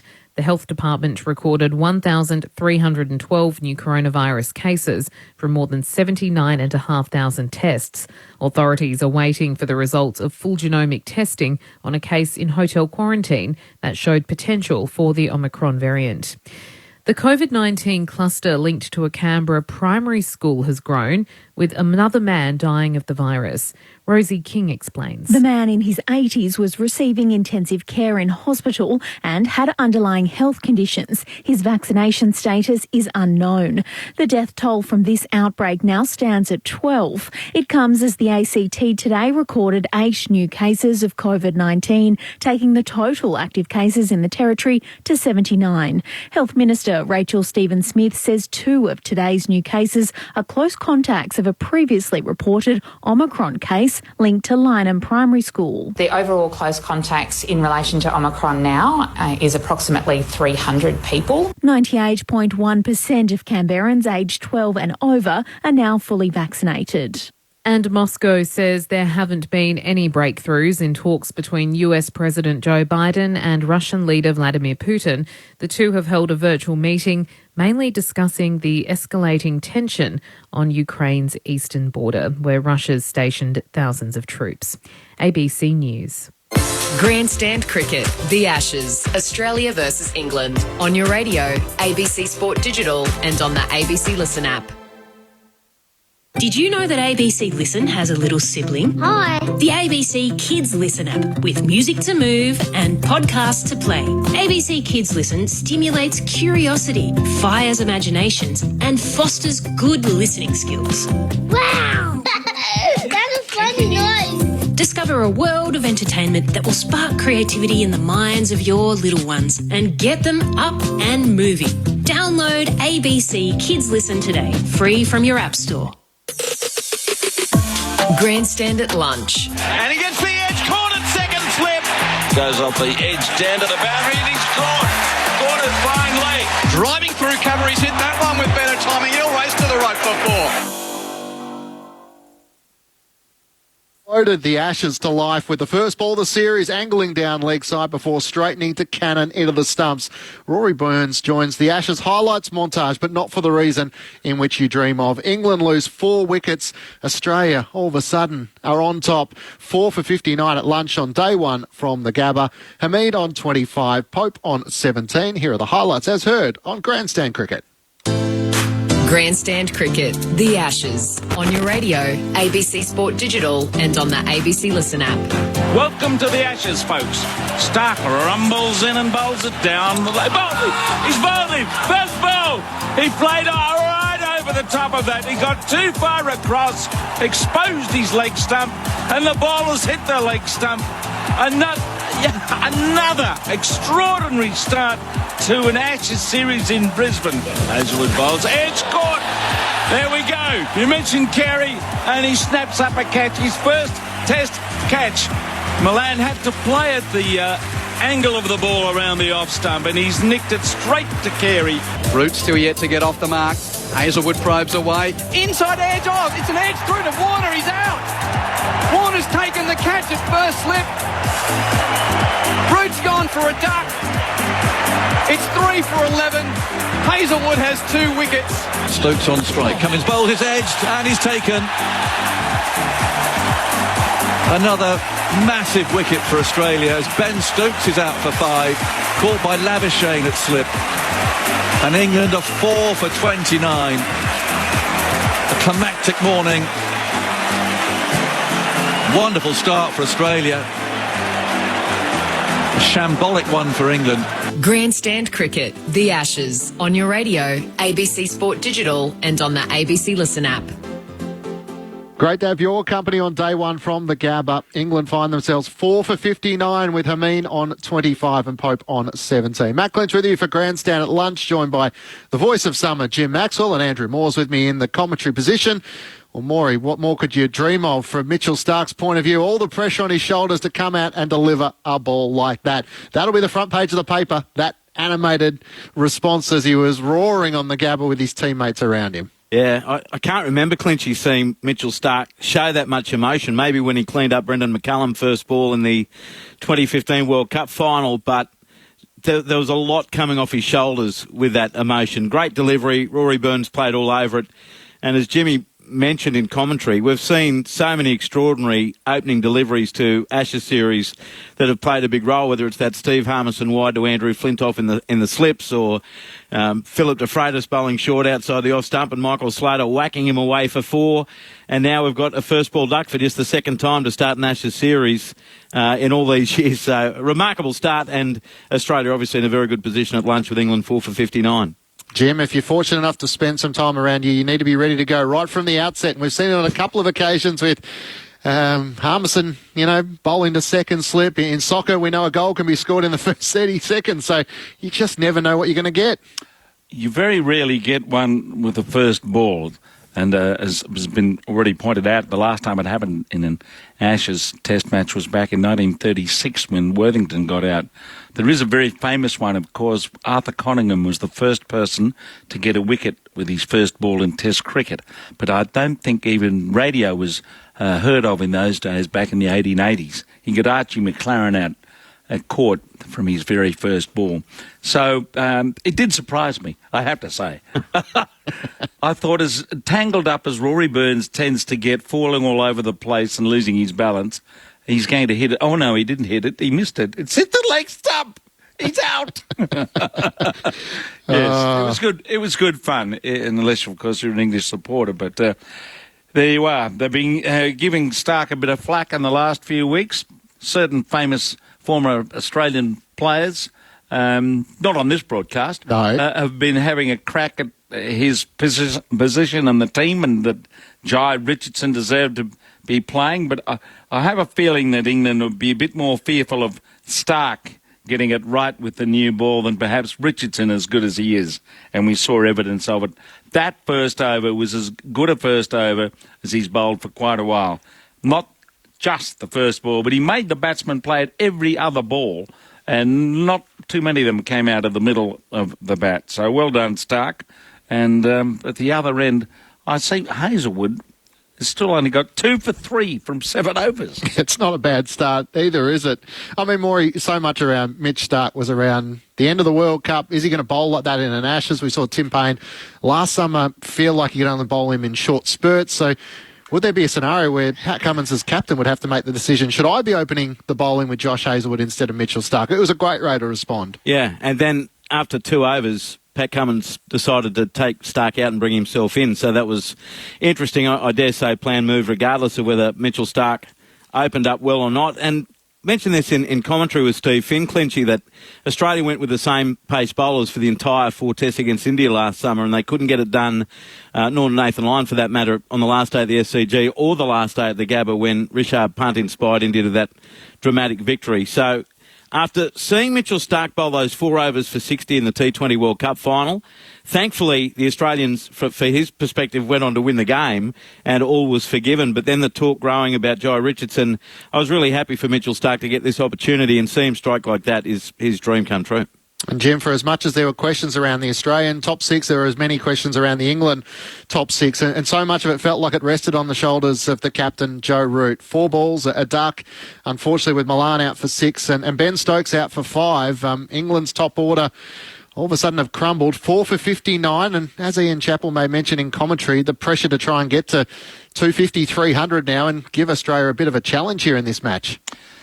Well, I do like the look, dare I say, of the ecumenical partnership between Hamid and the Pope, who's 17 and Hamid's 25. So perhaps that can gather a few more stones as it goes.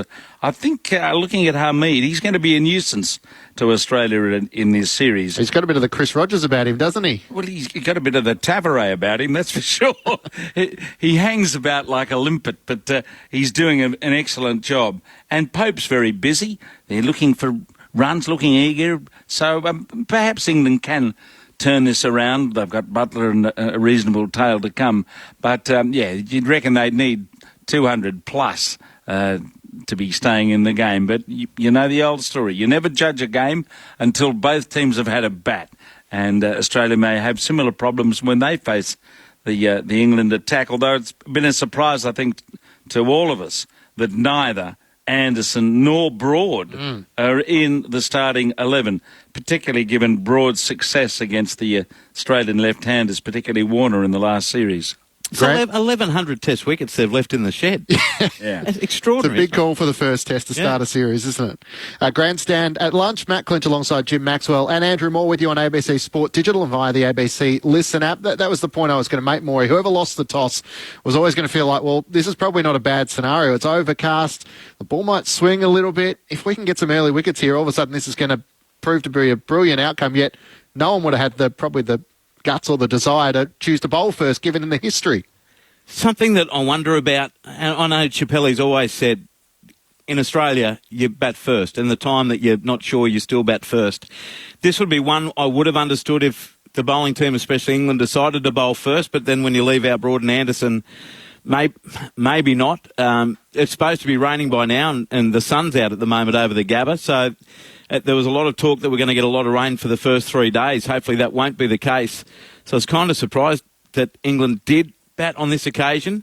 As Chappelli said, probably the right decision, but do they have the talent to withstand the early onslaught from Australia?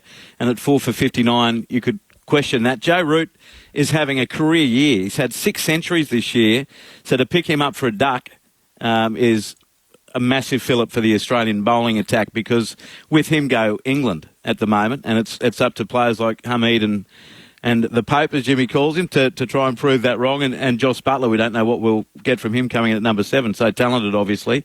But I was really surprised that both Anderson and Broad didn't play. The one team component at the start of the day's play was Alex Carey receiving his test cap. It took place from Adam Gilchrist. Here's how it all took place. Firstly, thanks to you and to Pat for offering me the privilege to take on this role. I just mentioned in the opener that the proudest day, I think, for all the players here, to get selected for your country, that's the proudest day. And as an ex-player, just ranked below that is the opportunity to present a cap to a new Test cricketer coming into the fore. So thank you for that. Kez, first and foremost, mate, 461st Test cricketer, 34th wicketkeeper. I think that's very important that we acknowledge that. And I've given Gav a little dossier highlighting the wicket keepers that have taken this role before you. And I encourage you to have a look at that, and that's something that we like to do, is learn a bit about the journey prior and those that have trodden before us, and keep an eye on number 28 when you get to him. Mate, you deserve this. Rest assured you deserve this. There is absolutely no way that these are given out lightly. It's been a courageous journey. You walked away from one journey and courageously resumed another dream, and here you are fulfilling that dream today, mate. Absolutely brilliant. Your family, unfortunately, couldn't be here. I think they are joining us on a little stream there. Not long until you're playing in front of them. I think when I reflect on my cap presentation, when I received it, I reflected on the journey and all those people that have committed so much to getting me into that situation. I know that you'll do that, and I encourage everyone to do that often about their journeys. I think the prime thing about this cap is there's a lot of value placed on this, but not for a moment is there any sense of entitlement that comes with it. It doesn't make you any more special than anyone else in society. But what I will say is if you play with humility, if you play with integrity, honesty and complete commitment to this group of people here, and I know that you will, and a sense of fun, the people in society will ride with you through the highs, and probably more importantly, when the lows and challenges come, they'll pick you up and carry you. So, mate, I wish you all the very best. I cannot wait to watch this journey unfold. Congratulations. So there's Adam Gilchrist presenting Alex Carey with his baggy green lunch on day one at the Gabba. England 4 for 59. Matt Clinch alongside Jim Maxwell and Andrew Moore. I guess a bit of the interest was around Justin Langer's comments that it would be nice to see Tim Payne back in the Australian Test side. Dubba Milan out. A nice little simple catch for Alex Carey to get on the board. I guess the challenge for Carey is to make his position that there's no way you could possibly make a change. There's some kind of a peculiar optimistic loyalty about what Justin Langer had to say. I mean, I cannot, in all seriousness, imagine anything less likely to happen from here on with Tim Payne playing for Australia again. I mean, the job of wicketkeeper, as we've seen going back to Blackham, Oldfield, Grout, Jarman, you name it, you get that job unless you break all your fingers, Rodney Marsh, you're not going to be replaced. So I'm not sure what Justin's on about other than having a bit of sympathy for a fallen Australian captain. It's going to be hard, more if you're not playing any cricket. Well, that's the other thing. He hasn't played any cricket, and when's he going to? It's a dream that he'll play for Australia. Again, I agree with what you said, Jimmy. Yeah. I like the support coming from the national coach in this area. For Tim Payne, as a human being, he's going through a tough time, obviously, but realistically, this is Alex Carey's now. He's 30 years of age on debut. I mean, we've seen him so much in white ball cricket. He's only played 45 first-class games, but this is his for the next 4, 5, 6 years if he's up to the challenge. Yeah. Yes. Anyway, look, we understand where Justin's coming from, but yes. Look, most Australians who are watching and listening to this realise we've moved on. Sadly for Tim Payne, but it's a situation of his own undoing, you could say. But there it is. Yeah. He's an incredible story, Alex Carey, from playing with the GWS Giants when they first came in. Didn't actually play at AFL level, but was a part of their list. And Kevin Sheedy told him, I don't think you have a future in footy. Goes back and is playing grade cricket at Glenelg, and then all of a sudden finds his way back into the South Australian side from one thing to the next. And all of a sudden he's playing white ball cricket for Australia, and now he's the Test keeper. It's a phenomenal story from where he thought like his professional career was over in one sport, and here he is in another, fulfilling his boyhood dream. And I think too, Clinchy and Jimmy, that the Australian selectors would like his leadership qualities. We've seen him at the helm in white ball cricket. I think we saw him captain Australia A against India last year. So it's an area that they obviously respect with Alex Carey, and with a new captain, it can't hurt to have someone who has those qualities about them standing behind the stump, surely. Yes, and we'll see how that plays out as we move on with a variety of Test series in the next couple of years. But he may have a leadership role beyond the position he's got behind the stumps at the moment. So he thoroughly deserves his spot, and he's pretty much closed out all the others who might be thinking of their chance, and unless the finger break or something comes along. But, I'll be interested to see how well he bats on top of his keeping. Not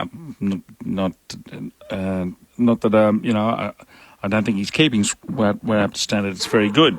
But I remember last World Cup in England, Steve Waugh saying, watching Carey play in the World Cup matches as the Australian keeper, he said, this guy's good enough to bat for Australia, not just keep. So that was the feeling then. I know Inglis has moved along. Yeah, but it was interesting. They picked Inglis for the World Cup and they picked Carey to play Shield cricket. So I feel like that might have been deliberate. So I guess he's only averaging 20 with a bat in Shield cricket this year from 4 or 5 games and 80 or something in the one day. So there is some form there somewhere, but it hasn't been in the red ball game yet. But to be fair, he was selected to go to South Africa, the tour that didn't happen, as the keeper behind Payne earlier in the year. So in terms of red ball cricket, I think he just had the edge on Inglis. His claims were very strong too. Yep. Couple of minutes and then our Grandstand at Lunch program comes to an end. England 4 for 59, so time for predictions as to what's going to happen in this middle session. Maury? Will rain come first or more Australian wickets? I hope not rain. If the sun continues to shine, that may help England. There's so much on this partnership, isn't there, between Pope and Hamid. It's already worth 30. They've lasted 80 deliveries together. You'd think they need a century-plus stand. Like you say, Jimmy, they've got to score 200, 250 minimum, you would think, although there are still question marks about the Australian batting lineup. But I think England can at least manage to get 200, but they'll have to bat well to do it. They will. And any one of the Australian pace bowlers could strike fairly soon after lunch. But I do admire the way these two batsmen have gone about their job so far. But when does Nathan Lyon get his 400th? You've stolen my question. The sooner the better. We've been talking about it for 11 months. Yeah. I tried to get the statisticians onto who's had the longest wait between their 399th and 400th Test wicket. There aren't too many of them, No. But I think Nathan's number one now. It'd have to be top seed, surely. Yes. Well, all of a sudden, if he can play a part, I know there's been questions as to whether he'd stay in the Australian team by the end of the summer. There were questions as to whether Mitchell Swepson would come in, but I guess a bit similar to Alex Carey. If he can play his role and take a few wickets, one of them would be a milestone. It would be a nice way to cement your spot at the start of the summer. And Swepson hasn't had a chance to play anything. I know he's now part of the squad and maybe get some Australia A cricket, but he hasn't played anything since the T20 World Cup tour. Now, that game starts tomorrow, doesn't against the England Lions? At the Ian Healy Oval in Brisbane. So it'll be interesting to watch that as sort of shadow to all of this, because you mentioned Nathan Lyon and perhaps in Test cricket at any rate, his lack of success recently, but a guy who's taken as many wickets as that, you'd be giving him a little bit of slack as you go into this series. They will, surely. Yeah. Yes, you would. Couple of nights of BBL. Have you watched a bit of it? I watched the first night where the Sixers ran amok, particularly Josh Philippe and Moses Enriques, and they flogged the Melbourne Stars, who bowled out for, 60-odd. And then I watched a bit of Sydney Thunder, that game in Canberra. I didn't see any of last night other than that spectacular catch. Jimmy, I don't know what's going to beat that this year, but James McGuirk-Fraser's catch was out of this world. Brilliant. Yeah, that's the only bit I've seen of that match. I haven't seen any of the games in total, only highlights. It interrupts my sleep. I was going to say, that might be about you, I reckon. A little bit of an interest at the end of the day. You started to go to bed at 7:30, have you? Watch a tiny bit from time to time. Preparing for the Test match. So the Sydney Sixers big winners over the Melbourne Stars in the first game by 152 runs after the Stars were out for 61. Sydney Thunder by 7 wickets, and last night it was the Melbourne Renegades by 2 runs. So the Hobart Hurricanes and the Sydney Sixers in action later on tonight. So that's Grandstand at lunch. England 4 for 59. They've got a bit of work to do. Hamid on 25, Pope on 17. In a moment, Ned Hall will bring you all the other latest sporting news, and we'll be back at the Gabba with Quentin Hull and Mitchell Johnson. Stay with us on ABC Radio. ABC Cricket Magazine, your essential guide to the summer of cricket, is out now. We bring you in-depth analysis and expert commentary for the upcoming Ashes series, plus player profiles for men's and women's teams, stats, scorecards, and much more. Edited by veteran broadcaster Jim Maxwell, you'll be in the box seat with cricket's best minds for the summer ahead. ABC Cricket Magazine, available at newsagents and abcmagazines.com.au. Alan Border, we've got your famous cover drive pose immortalised in a statue behind us. How are you feeling about this? And not only did you unveil that as the first statue here at the Gabba, but your family was here to do it. Yeah, look, it's a special sort of moment really to have all four of my kids here with my better half as well. Just for them to be able to share in, which is a huge honour, not just for me but for the family as well, because they sort of go through it to a certain degree as well, don't they? The wives looking after kids and then keeping you sort of happy when you're grumpy when you come home after a bad day at the office. That is a special part of it, as well as just seeing the final result, which I'm very happy with. Pat Cummins talked about watching video of you and Captain Grumpy. He said he loved you, but he said might not use some of the things that you used to do. But talking about your kids, one of your first grandchild, Sophia, is here as well. Is that an amazing experience because of the statue you've been able to see your first grandchild? Well, that's right. I mean, I don't know when the plans were hatched going back in time, but Sophia, we've sort of seen this kid grow up on FaceTime, basically. We hadn't seen it. Like a lot of families around the world, I suppose. They're missing, those magic moments when they're babies 1 minute, and the next thing you see them, they're 2.5. So that's the situation at the moment. So we've got this youngster running around at home causing havoc, which is great to be part of that process as well. Now, the first statue here at the Gabba, would you like to see others alongside you? And if so, who do you think deserves to be alongside you? Well, I suppose AFL has got to be the next cab off the rank. Is it going to be Vossi? 3 championships as a captain. He's a Carlton coach, though, now. He's a Carlton coach, but he's a Queenslander, isn't he? Yeah, he is. Or a Queensland at heart with those Lions days. Yes. So I'd allow him in, wouldn't we? But look, there's so many worthy people from our game cricket that could be up there. Big Matty Hayden, he had a pretty fair old career himself. He's here.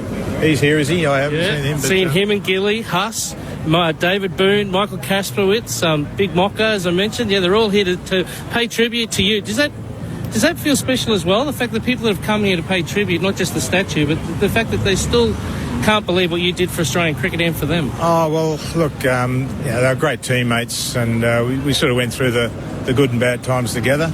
The captain sort of is the focal point of things, but you don't do it without your teammates, and we've got a good bond, particularly here in Queensland, and with the other states as well. Hard rivals on the field when playing shield cricket against each other, but best buddies. When we get off the field, and that sort of lasts a lifetime. That's the beauty of our sport. I'm sure other sports can say similar things, but cricket's one of those special sports that friendships last forever. You're the world. So Zane Bojack chatting with Alan Border, the first of the statues being unveiled out the front of the Gabba. So a nice piece of history for one of Australia's great Test captains, Alan Border. And hopefully we might see some more statues to come. It would be a nice piece of history if we see some other sports on it, and, of course, some of the great Queensland cricketers. England 4 for 59. Of course, all that audio is up via our ABC website, abc.net.au/sport, as there are our greatest 40 Ashes moments over the last 40 years, in which our ABC Sport Online team has compiled. So if you want to have a look there and cast your vote, as is our podcast, The Ashes Greatest Moments. If you want to relive some of the famous victories for Australia and England, we've compiled our old ABC archive audio alongside some interviews with participants that took place in the matches. So if you want to take a trip down memory lane, log on to the ABC Listen app and search for The Ashes Greatest Moments. You can find it there. And, of course, the Grandstand Cricket Podcast with Ed Cowan and Corbin Middlemass. That's available after each Test match, summing up all the key issues and the talking points. So England 4 for 59 after 26 overs. Hamid on 25. Pope on 17. After Burns was out for a duck, Milan out for 6, Root out for a duck, and Ben Stokes out for 5. Coming up, the latest sports news. Inspiring audiobooks from some of Australia's most beloved storytellers are now free to stream on the ABC Listen app. I left a few months before my ordination as a priest. The best homegrown fiction. In their tent under the jacaranda, they put together a plan. Real-life Australian stories. Growing up half a world away, wondering whether I would ever see my mother and brothers and sister again. And so much more. A great range of audiobooks free to stream on the ABC Listen app. Do you want even more great sports content? ABC Sport. ABC Sport. Follow ABC Sport on social media. Hit us up on Twitter, Facebook and Instagram. That's ABC Sport wherever you scroll.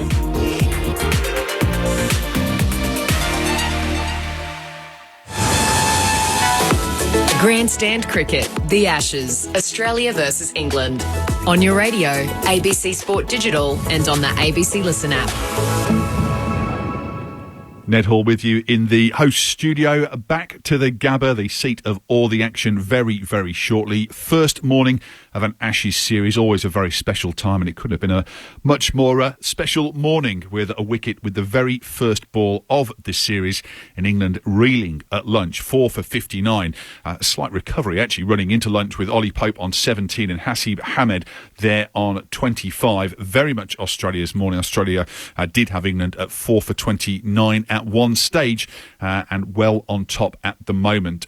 Looking towards the skies too as things stand, a little bit greyer around the Brisbane area. But as I say, back there very shortly. Plenty of other cricket going on today as well. If you are a cricket fan today, you get wall-to-wall cricket all the way through. After the end of the Test match today, there is big bash action taking place down in Launceston, I should say. Hobart taking on the Sydney Sixers, first match of the season for the Hurricanes. And then the late match tonight sees Perth Scorchers taking on the Brisbane Heat. First match of the competition too for Perth, with Brisbane having lost their opener. Last night, the one match that was played, Melbourne Renegades edged out the Adelaide Strikers, winning by 2 runs. And if you haven't seen this, they were helped along the way by this incredible piece of fielding. Oh, I think he might have got enough. Oh, what a catch! Unbelievable. Fraser McGurk with a one-hander, a screamer on the boundary of Marvel. There's a lot of talk about Fraser McGurk being a clone of Glenn Maxwell, and that's one thing Glenn Maxwell would be proud of. That's one of the best outfield catches you'll ever see. Superb catch there by Jake Fraser McGurk, helping the Renegades get over the line by 2 runs against the Strikers. There's also another Test match taking place at the moment as well. Pakistan are touring Bangladesh. It's the second Test in Dhaka, and at stumps on day 2, Bangladesh in trouble, trailing by 224 runs. They are 7 for 76 after Pakistan made 300 for 4 declared. Fawad Alam making 50 and Babar Azam, the skipper, 76 in the reply. Great piece of bowling by Sajid Khan, who could have been on track for all 10 wickets. We could be seeing that twice within the space of a week. 6 for 35, but one of the Bangladesh players, Monimal Haq, was run out, depriving him of all 10 wickets there. So that's the other Test match that's taking place. Time now, though, to go back to the Gabba. Rejoin our commentary team, Mitch Johnson, alongside Quentin Hull. Thank you very much, Ned. England 4 for 59 after winning the toss and electing to bat. And we're sort of mixing between a team here at the ground and, of course, with the COVID circumstances, a number of members of our team in Sydney. But Mitch Johnson, as we welcome you back again, the little things that happen in around the ground that only happen when you're at the ground. Go on, tell us what's just happening here as we're settling in for the post-lunch session. Love being at close proximity to the edge of the ground here at the Gap. Yeah, it's so good. I was daydreaming for a little while there, and I think it was Lino, Warner. Davey Warner started to point at us. Yeah. The physio, David Beakley. Starkey was down there having a bit of a laugh at me, so I had to give him a wave back. I was saying, and something else as well. There's the Mo. The Mo's up in the ABC commentary box. It's good to see the guys so close, and yeah, I'll try and catch up with them throughout time. How do you sum up the first 2 hours of this Ashes series? Pretty amazing, and I think look, I wouldn't say it's over by any way. You know, some people start to talk already about it's going to be 5-0. Like, you can just tell straight away. But yeah, 4 for 59. Australia have bowled well, but England, they've got a bit of a partnership here with their batting, and realising that that's all they have to do. They just have to calm themselves down, wait for the bad ball, get through this period, and pretty much it at the Gabba. You have to get through these tough periods, win the big moments. And looking at the radar, there's some rain around the southeast of Queensland at the moment. It doesn't look all that threatening for the Gabba for the next hour or so. Beyond that, I'm not willing to to make any bold declarations, because certainly there were predictions for showers throughout the Test match, but it's basically been omnipresent, that cloud over the top. Beautiful conditions for bowling. Oh, yeah. Some of the best conditions I've seen at the Gabba. Not overly hot. You know, you have that humidity here. But it's been nice as a fast bowler to get that new red cherry in the hand, get a little bit of swing early on. We've seen that. Seen Mitchell Starc finding some form. Pat Cummins bowling good areas. I think some of the dismissals, though, have probably been a fault of the batsmen. There've probably been a few that they haven't had to play at, but let's go through them. Burns loses the bottom of his leg stump first ball. Yeah, a bit of nerves, but that's still a really good ball for me from Starc. Milan nicks Hazelwood to Carey. Didn't need to play it. It's a good ball because it was the line. That's where he felt like he had to play it. But lengthwise, didn't need to play it. Root nicks Hazelwood to Warner at first slip with bat and pad jamming together. Perfect setup. I felt like there was something going to happen. Went wide of the crease and bowled it beautifully, nice and tight at the off stump, and got the edge. And Stokes caught it third slip by Labuschagne going to his left off Cummins. Cummins around the wicket, bowling into the angle. As he's going to start first ball after lunch to Ollie Pope with 3 slips. Pope is struck on the thigh pad as we start the second session of play. Yeah, so that Cummins delivery was the angle. It was short again, but it was probably more into the body that he felt like he had to get some sort of bat on it. Just found the edge. I think because of the pitch just carrying through nicely, that's probably why. And that tends to happen here at the Gabba because of the extra bounce. Burns 0, Milan 6, Root 0, Stokes 5. Wickets falling at 0, 11, 11 and 29. So Pope and Hamid doing a good job to get it to 59 for the loss of 4 at lunch, but still a lot of work for England here as Cummins is over the wicket. And forward comes Pope and takes a quick single. And a defensive stroke was just to the left of head at mid-off. Tap and go, yep, and they take the run. It's the intent. Pope had really good intent then, and that's the way you have to start this session. I think that's where maybe some of the openers could learn from. It's be just having that intent, and it wasn't being overly aggressive. He's played the block, forward defence, but he was prepared. He knew that there was a gap there. He could get the single, so all about intent for England here now. Hamid is remarking his guard and now waits for the Australian captain. Cummins lets go, and that's left alone outside the off stump. Dream start for Alex Carey as well, getting that catch in the first couple of overs, second wicket to fall. Pat Cummins didn't have to make the decision when the coin fell the other way. Overcast, do I send him in? It's your choice, Joe. Yeah, you go for it. Yeah, it's all gone Australia's way, that's for sure. But now this is the important part for them as well, to keep on top of things. Don't let it creep away from them. Keep bowling good areas. Keep bowling to your plans. Stay sharp in the field as well. I have been super impressed. I've enjoyed the carry that's been here on day one. So we'll keep it Carey. Certainly has had a lot of work to do, pectoral region and above, which is great signs for the bounce of this pitch. Cummins lets go. Edge caught, second slip. Steve Smith takes the catch. Hamid survived the first session but couldn't survive the first over thereafter. He is out. It's 5 for 60 and Cummins takes the wicket of Hamid for 25. The consistency of Cummins' length already on show, on display here at the Gabba, and Hamid, he was doing so well. It's just a good delivery, good length, just carrying through. Didn't play it too badly. Maybe he went a little bit hard at it, but he played that under his nose. It's just that Gabba bounce that we're getting here. Oh, what a delivery. What a shame in a way for the opener, who had worked so hard through the first session, only to get back out there and not survive the first over afterwards. And now, what a stage for Josh Butler. He'd be preferring 5 for 360 to play his natural game, not 5 for 60. I think so. It'd be interesting to see how he does go about it, because he is a dangerous player, and we saw through the T20 World Cup what he can do in the shorter form. He's naturally an aggressive player.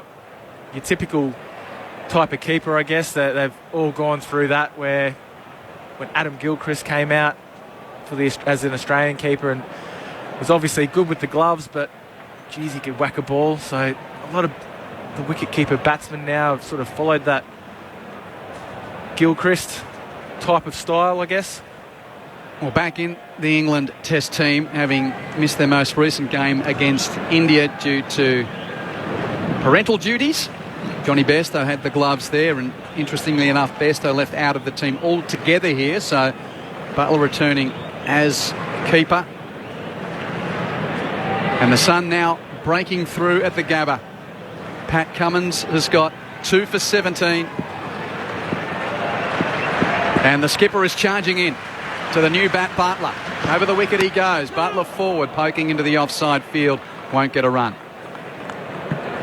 Yeah, it's a bit of a shame for Hamid there. He looked really good in that first session. He was the only one that was leaving the ball really well, apart from Stokes. I thought Stokes left the ball good, or on a good length early on. But he looked really good there, Hamid. I was super impressed with how he went about it. All the wickets were falling around him, and they had a good partnership there with Pope as well. So won the aggressor in Pope, and Hamid was just watching and seeing. Bat raised from Butler. Cummins approaches. Butler comes down and defends on the offside. And there'll be another applause here at the Gabba for the new Test skipper. Wicket in his first over on resumption. And 4 for 59 at lunch has become 5 for 60 after the first over of the middle session. Thank you for your SMSs on 0467920222. We've had a number of you ask about the black armbands from the England team. Mark from Victoria in particular among those. Hi, Quentin, have we been told why England are wearing armbands? And the answer is it's for Eileen Ash, the world's oldest living Test cricketer. She died at 110 in the past week. And also a question from Mark about Ben Stokes. It's been a year since his father passed as well, so there's particular significance for Ben Stokes on this day. So thank you for that question, Mark. Keep them coming on 0467 920 222. I reckon it's the sunniest it's been all day, as Hazelwood now will start a new over from the Stanley Street end. Forward comes Pope, again with intent. Defensively, between point and mid-off on the offside, and gets the run. He's happy to look for that quick single, Ollie Pope, as he moves to 19, 5 for 61. Yeah, and that's what you need to do as a batsman. Like I said, having that good intent. He's targeted that area through the cover as well, just angling his bat slightly, but he's playing the ball with confidence and under his nose to a class bowler in Hazelwood, who gets that extra bounce. So Hazelwood won't mind it, but the good thing now, he gets a fresh batsman as well in Joss Butler. Warner at first, Smith at second, Labuschagne third, Green in the gully. That's the catching cordon behind Joss Butler. As Hazelwood lets go, plays and misses.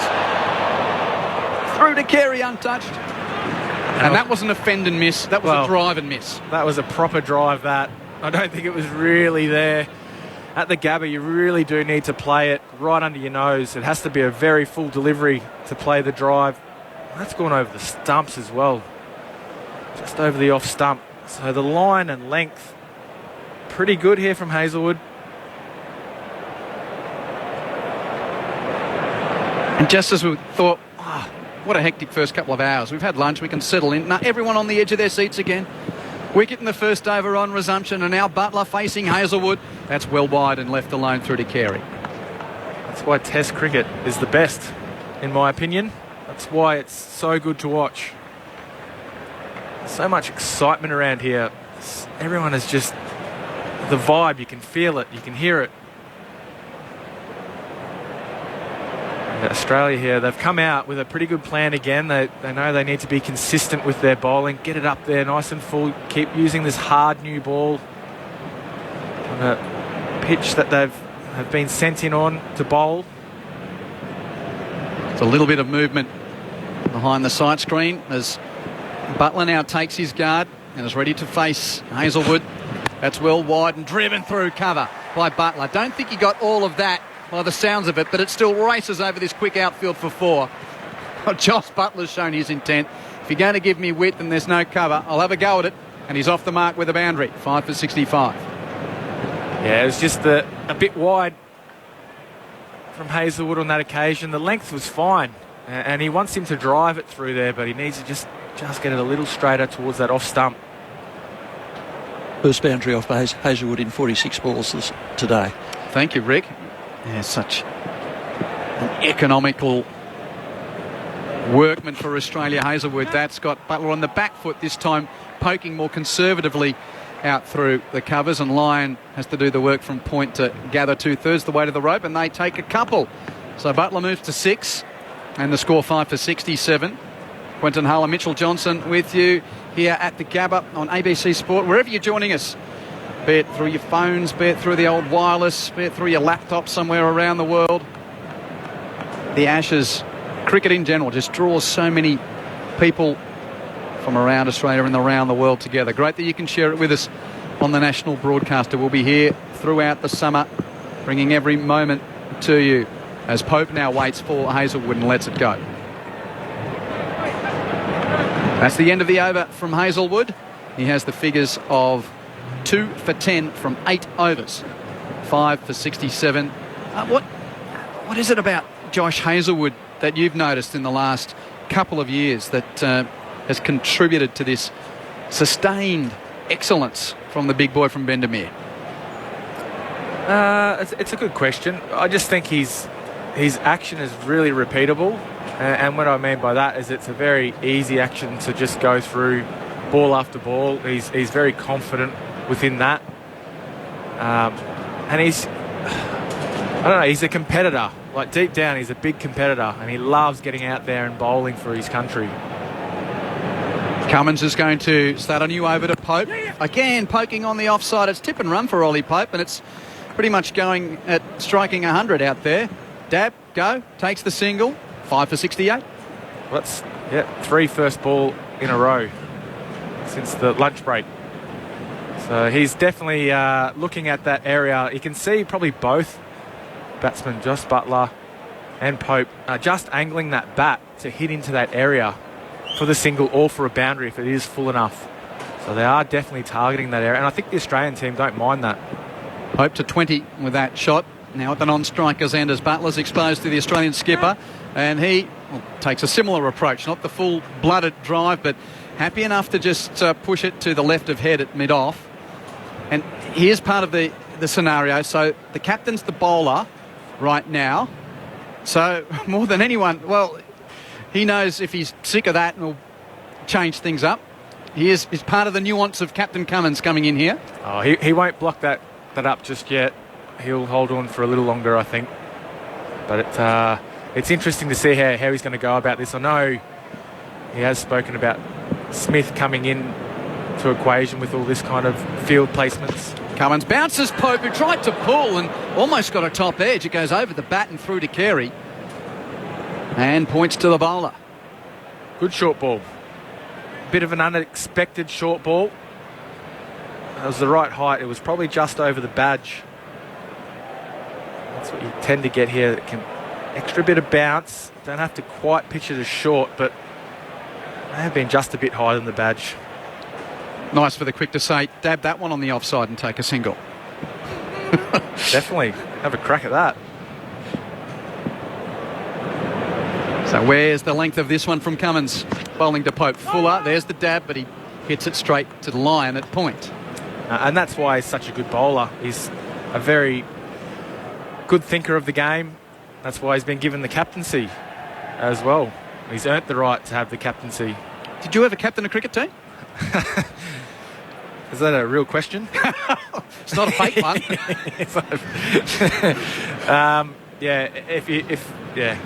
I have once in it was a T20 warm-up game in India for IPL team, so I quite enjoyed it actually. Cummins aborts on the runway. He wants to hear your story. But yeah, I'm not that clever, so don't see yourself short. Yeah, there probably is a reason why bowlers don't get it, and I'd be one of those reasons. I sort of am the typical fast bowler. Which franchise were you with at the time? I think it was Kings 11. Good job. Okay. So you didn't enjoy it? Oh, we won the game. Pope at 5 for 69. Oh, gets a lifting delivery that strikes him on his rear arm, I fancy. He's okay. He's scratching his guard, but that lifted off a length. Beat the front arm, and I think that struck him on the back arm. Let's have another look. Bicep, perhaps. Yeah, I think it's the back arm. You could hear it through the stump mic. Oh, yeah. That's nasty. But he's a stoic. He's a stoic look at the moment. Pope, it got past his left hand and through onto his right bicep.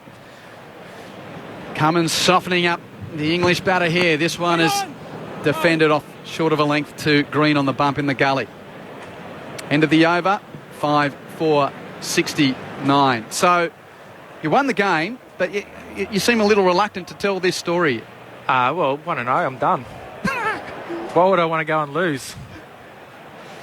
What did you sort of not enjoy about the role?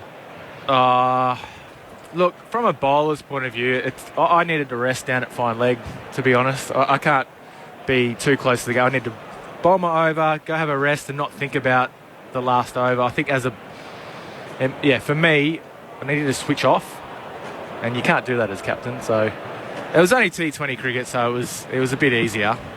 The game is a faster pace, though.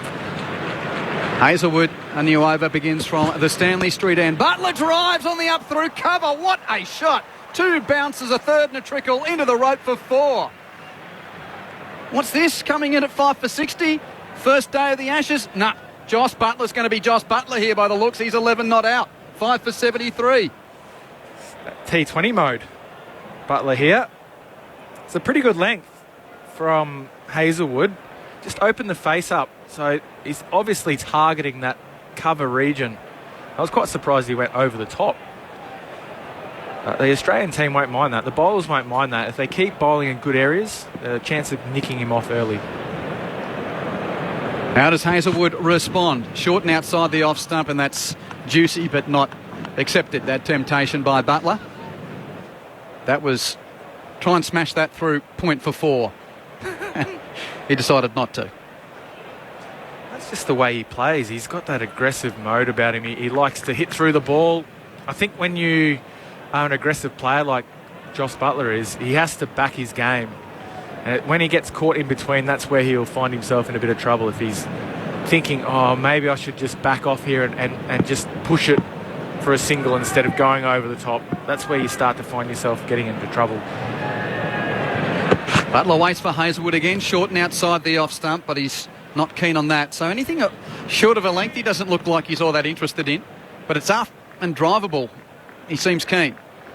That's his zone. He likes it a bit fuller, just outside the off stump. Yeah, he can open the shoulders up and open the face of the bat up. There's a big enough gap there. He'll be trying to put a bit of pressure back on the Australian team, not to keep bowling a good length to him. I think that's that's what he likes to try and do anyway. It's to take the game back to the Australian team. 5 for 73.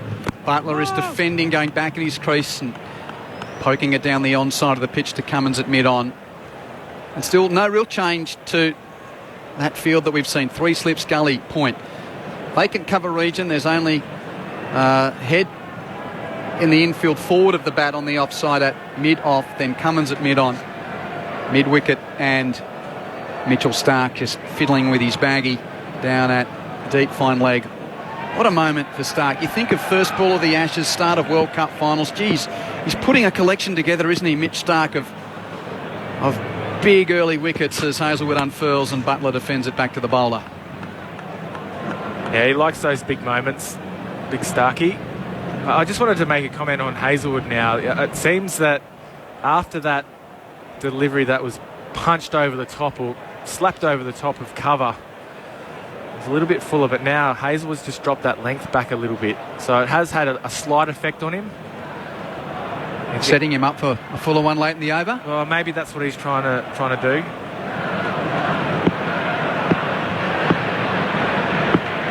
Last ball. of the over from Hazelwood. And that is Fuller, and Butler hits it high in the skies down towards the long on rope.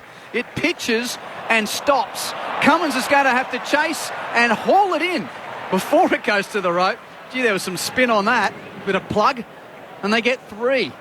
Extraordinary shot. Don't go anywhere. Josh Butler's out there trying to counter-attack here in this perilous position. He's 14 at the end of the over. It's 5 for 76, and Andrew Moore and Steve Finn are coming in to join you. Grandstand Cricket, the Ashes, Australia versus England. On your radio, ABC Sport Digital, and on the ABC Listen app.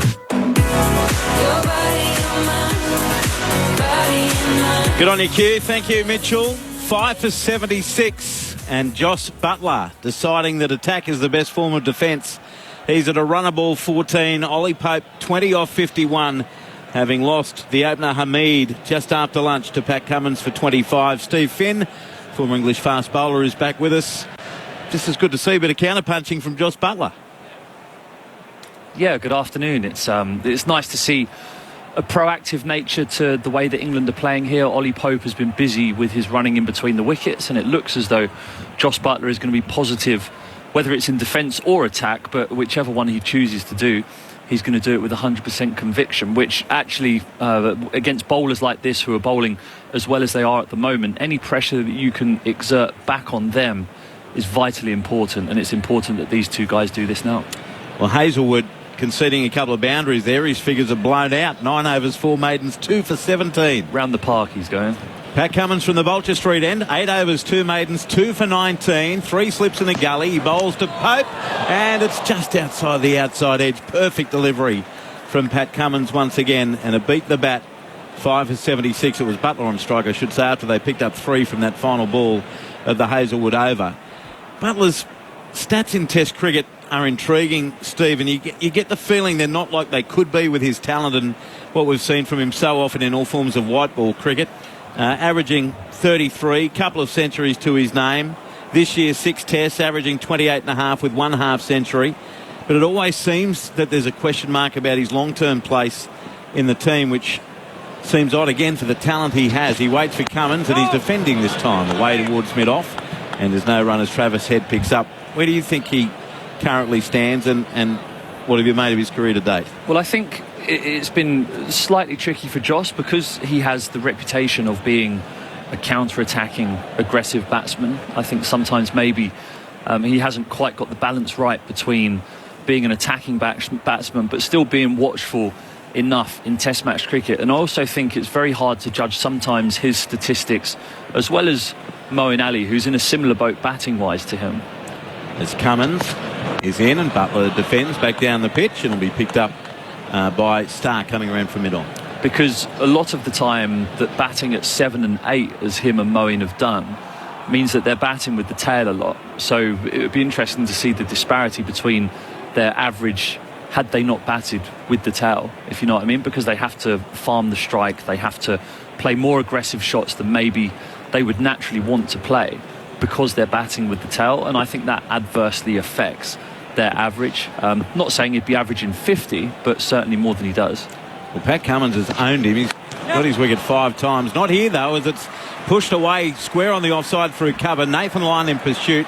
They come back for a second run and will get a comfortable 3 as Lyon picks it up about 10 metres in from the cover boundary. So Butler continues to keep the scoreboard moving. He's 17.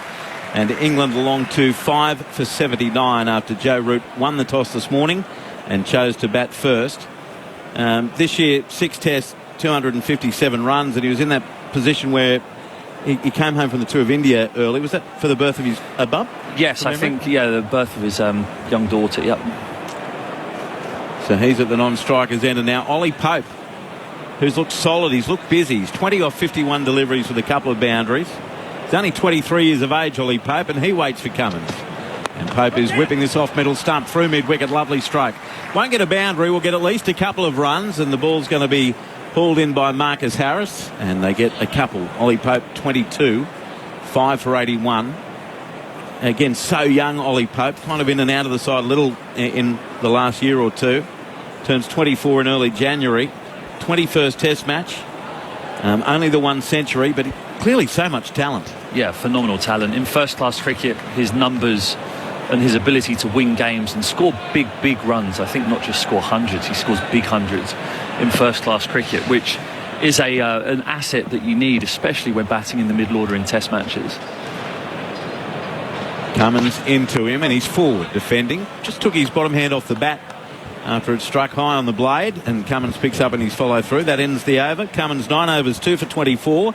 England 5 for 81. Pope 22. Butler 17, and this pair have put on a quick fire 21 run stand. They need a lot more. They certainly do, but I think, like I mentioned just before, the thing that I like about these guys, and when Hamid was batting with Pope as well, you didn't feel like they were just sitting ducks waiting to get out. And I think that there's a big difference between surviving and showing guts and determination but not really rotating the strike, or not having the intent to rotate the strike. Whereas Ollie Pope, especially right from his first ball, the very first ball that he came out to the crease, he got a single straight to extra cover. He was off and running, he was moving, and immediately, if you're rotating the strike and making a bowler bowl at a few different batsmen throughout the over, it makes the bowler's life a lot hard work. Whereas if Josh Hazlewood here has 6 balls at one batter, he's honing in like a sniper. He's really targeting in, and by the end of the over he will feel more confident to get that person out. Well, it was a very likeable aspect of the Pope-Hamid partnership, wasn't it, too? Their eagerness to rotate the strike. 2 slips in the gully now as Hazlewood bowls, and Butler doesn't offer a stroke outside the off stump. The ball finds its way into the gloves of Alex Carey. On the SMS, your text messages are welcome. 0467 920 222 is that number. Love listening to the cricket while working from home, looking after my 6th son. I hope he's all right, Marvin. Would love to hear your thoughts about Cummins as a bowler captain. That's Marvin listening from Berry. As a fan, the last thing I was worried about with the Australian team is Pat Cummins' ability to be a leader and bowl. You're a great person to speak to, knowing what the loads are like, bowling 25, 30 overs in a test match innings, as Hazlewood is into Butler and he's forward driving, gets a thickish outside edge to line at point, and there's no run. What obstacles, if any, do you think face Pat Cummins in this area? Well, I think that he needs wise people around him, and he's got an ex-test skipper in Steve Smith as his vice captain. He's got other guys who played a lot of games, Stark, Hazlewood, Lyon as well, have played a lot of test matches together, so he'll have people to bounce ideas off. I think that that's an important aspect of being a bowling captain, because when you're bowling, you're immersed in what you're doing, and I've only been a bowling captain in one-dayers and T20 cricket. As Hazlewood into Butler, and he drives uppishly again over mid-off. The ball heading towards the boundary rope, and there's still a bit for it to travel. And a sliding save just in from the rope by Travis Head prevents a boundary and saves a run as the batsmen complete 3. Butler moves to 20 of 21 deliveries, and England along to 5 for 84. Looks a bit perplexed, doesn't he, Josh Hazlewood? Keeps getting hit over his head, which wouldn't have happened too many times in his test career. But here, Josh Butler, any time that the ball is up and a little bit full of a length, he seems to be just throwing his hands through it, which on a true wicket such as this, now that the ball has lost that real sideways zip, you can trust it. And he's playing good shots and just putting a little bit of pressure back on Hazlewood. Third slip back in place, Labuschagne now with Ollie Pope on strike to Hazlewood, and he just tickles this backward of square and he'll get a run. So Pope, again, just being able to rotate the strike. He's 23, England 5 for 85. So how did you find it captaining in white ball cricket? Yeah, I think it's a lot more hectic than test match cricket, where test match cricket has longer passages of play. So a bowler will settle in for a 4, 5, 6 over spell. So it's a bit written in stone as to how you want to go about that. The only thing you have to change is fields. But again, you've got the help of the senior players around you to help you do that. Whereas white ball cricket, you need to make decisions like really quick, really fast. Hazlewood to Butler. What's his approach here? He just plays this beautifully with great timing along the ground through mid-wicket. Cummins in pursuit from mid-on. He'll pick it up about 2/3 of the way to the long-on rope, and they get a couple of runs. So Josh Butler doing his bit. He's 22 off 22, and England 5 for 87. 32nd over of the innings after Joe Root won the toss. But I do think the main challenge for a bowling captain such as Pat Cummins in a series like this, where it is pretty much 5 back-to-back test matches, it feels like, is staying fit and being 100% ready to play every single test match, which is a bigger challenge than actually managing the games. Labuschagne's in at a shortish cover as Hazelwood greets a defensive, or is greeted by a defensive Butler bat as he runs it down to backward point. Cameron Green does the fielding to end the over. So at the end of the over, it cost Hazelwood 6 runs. England 5 for 87. Ollie Pope 23. Joss Butler 22. And the partnership now 27 off 32 after Rory Burns went from the first ball of the series. Bowled by Mitchell Starc. Dawood Malan was caught behind by Carey off Hazelwood for 6. Joe Root caught at first slip by Dave Warner off Hazelwood for a duck. Ben Stokes caught at third slip by Marnus Labuschagne off Cummins for 5. And at lunch, England 4 for 59 and have since lost Hamid, caught at second slip by Steve Smith off Cummins for 25 off 75 deliveries with 3 boundaries after a 31-run partnership with Ollie Pope. But it's nice to see some blue sky. All the forecasts indicated rain by lunch at the latest today and plenty of rain over the next couple of days. But so far, so good. The Ashes gods are with us, and I'm happy about that. I mean, it's going to mean that the pitch quickens up. Cummins starts a new over. Bowls short, pulled away by Ollie Pope. But there's protection at fine leg through Hazelwood. And Ollie Pope gets a run. He moves to 24. England is 5 for 88. And already the footmarks where the bowlers land that before lunch looked maybe slightly dark and a little bit damp. Mitchell Starc was scratching a lot at his front foot landing in his first couple of overs. Now they're starting to look a bit grey, a little bit lighter of colour, which suggests to me that the heat and the sun being out and the wind potentially and the humidity there will be drying this wicket out, which will make it quicker for the bowlers to bowl on, but will also mean that it comes onto the bat better. Cummins to Butler, and he defends compactly down to mid-off. Head will pick up. Dot ball, 5 for 88. Still to come for England. Chris Wokes, who is an all-rounder. Ollie Robinson, Mark Wood and Jack Leach. And if you missed it earlier, we found out yesterday James Anderson was not playing. They're getting him ready for the pink ball test in Adelaide. And the big news this morning, Stuart Broad also being rested. So that pace bowling attack will be Wood, Robinson, Wokes and Stokes, the all-rounder.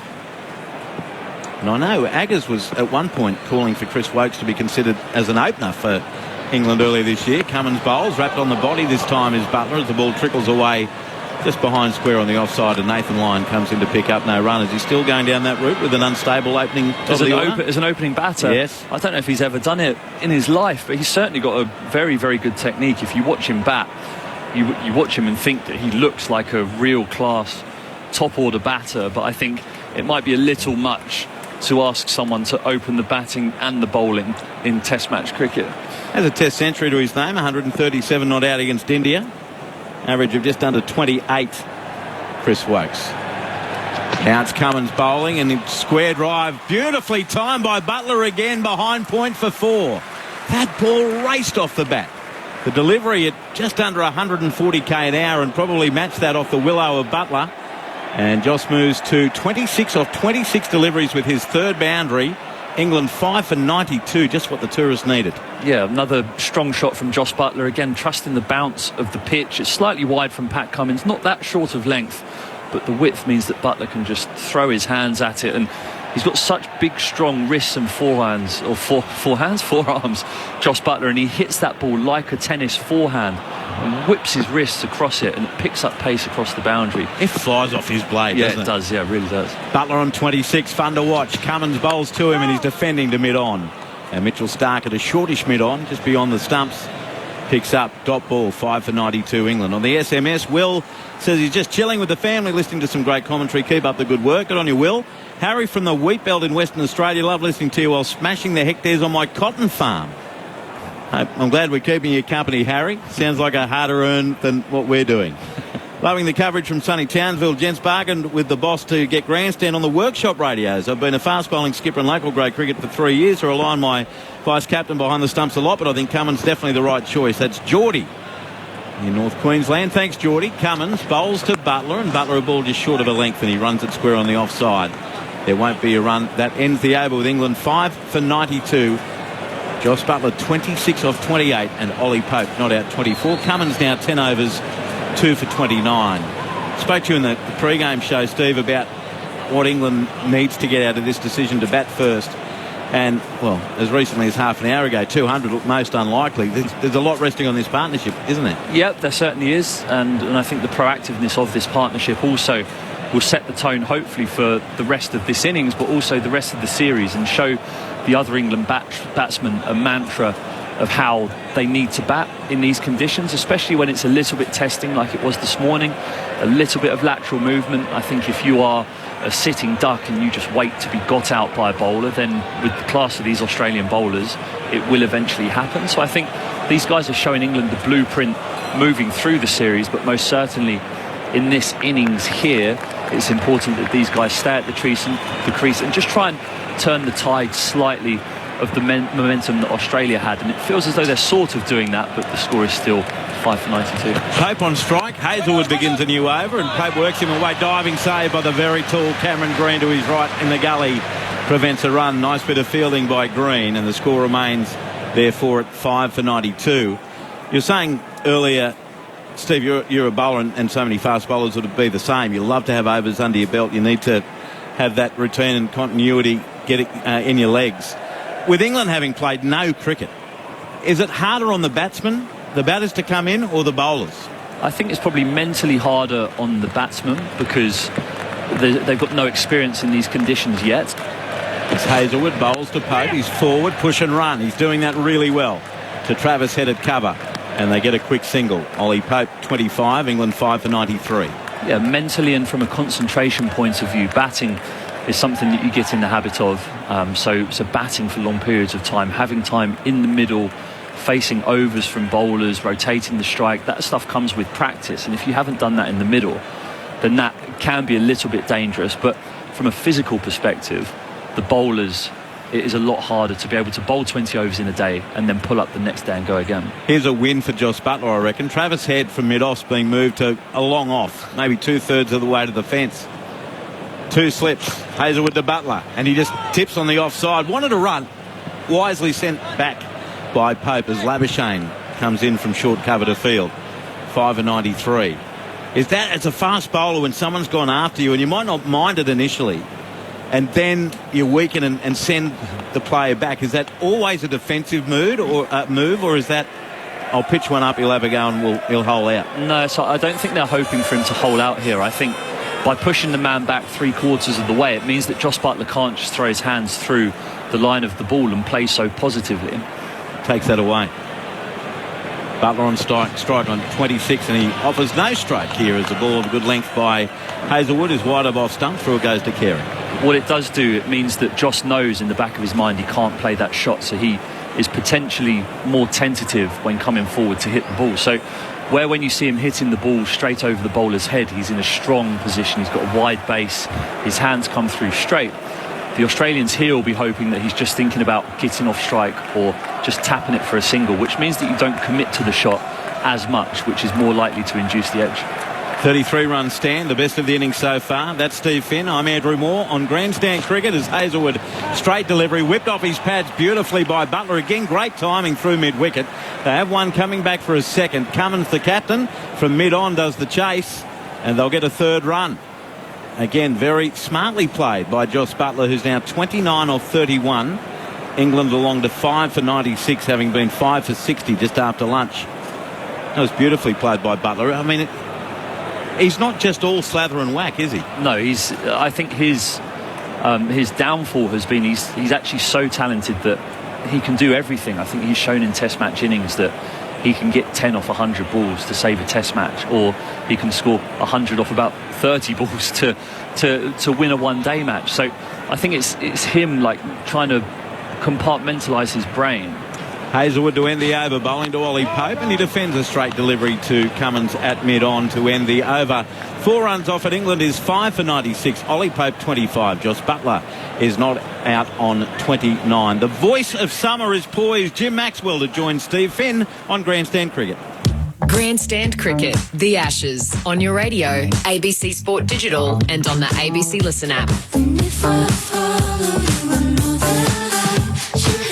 Good afternoon to you all, and nice to be sitting next to Steve Finn here with England playing some of its most attractive cricket of the day, the most attractive. It's great to watch this team. Well, it was pretty damn ugly before this, wasn't it? So it is damn sight prettier now. I think the wicket just drying out slightly means that the guys can commit to shots more, which means that you're trusting what you're seeing, whereas in the first hour of the day, with that lateral movement that we saw with the swing from Mitchell Starc and the movement off the wicket from Cummins and Hazlewood, they were just tentative and were in their shells a little bit, whereas these two, Ollie Pope, in their own way, have put pressure back on the bowlers.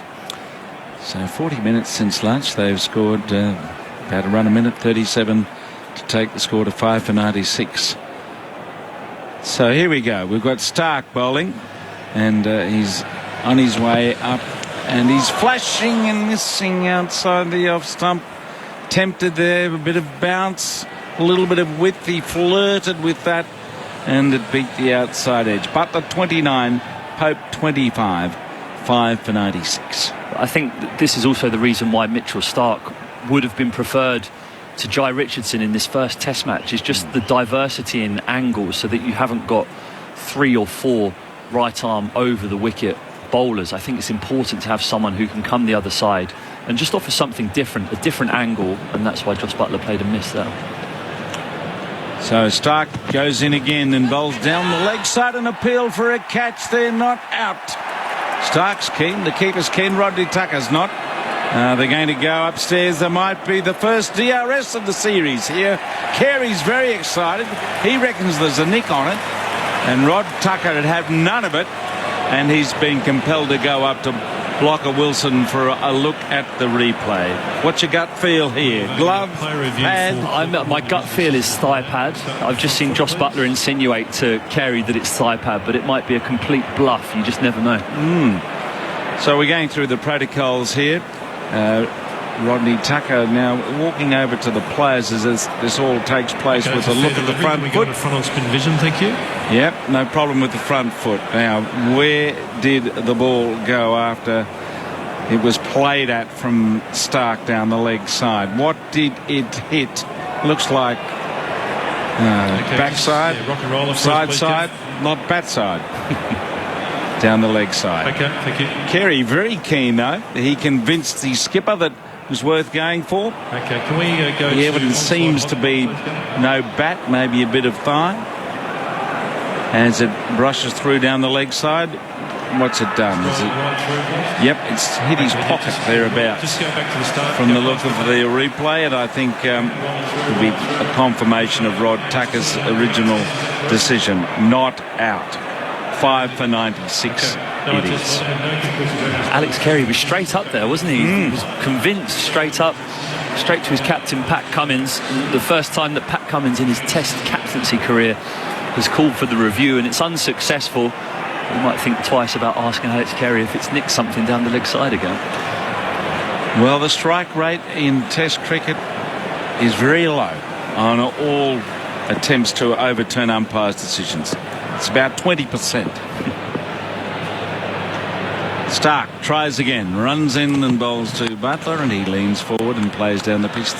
There's just a look of a little more serenity for the batsman than before. It seems that way, and I think that when you do just get a little bit of momentum and a partnership in a situation like this, if you take everything out of the equation and you look at the scoreboard and you see England 96 for 5, you'd think Australia are unbelievably happy at the moment, and so they should be. But when there's a partnership and a low scoring innings like this of 40 or 50, it starts to feel like it's just dragging on, and then you can just lose a little bit of that impetus as the bowling team.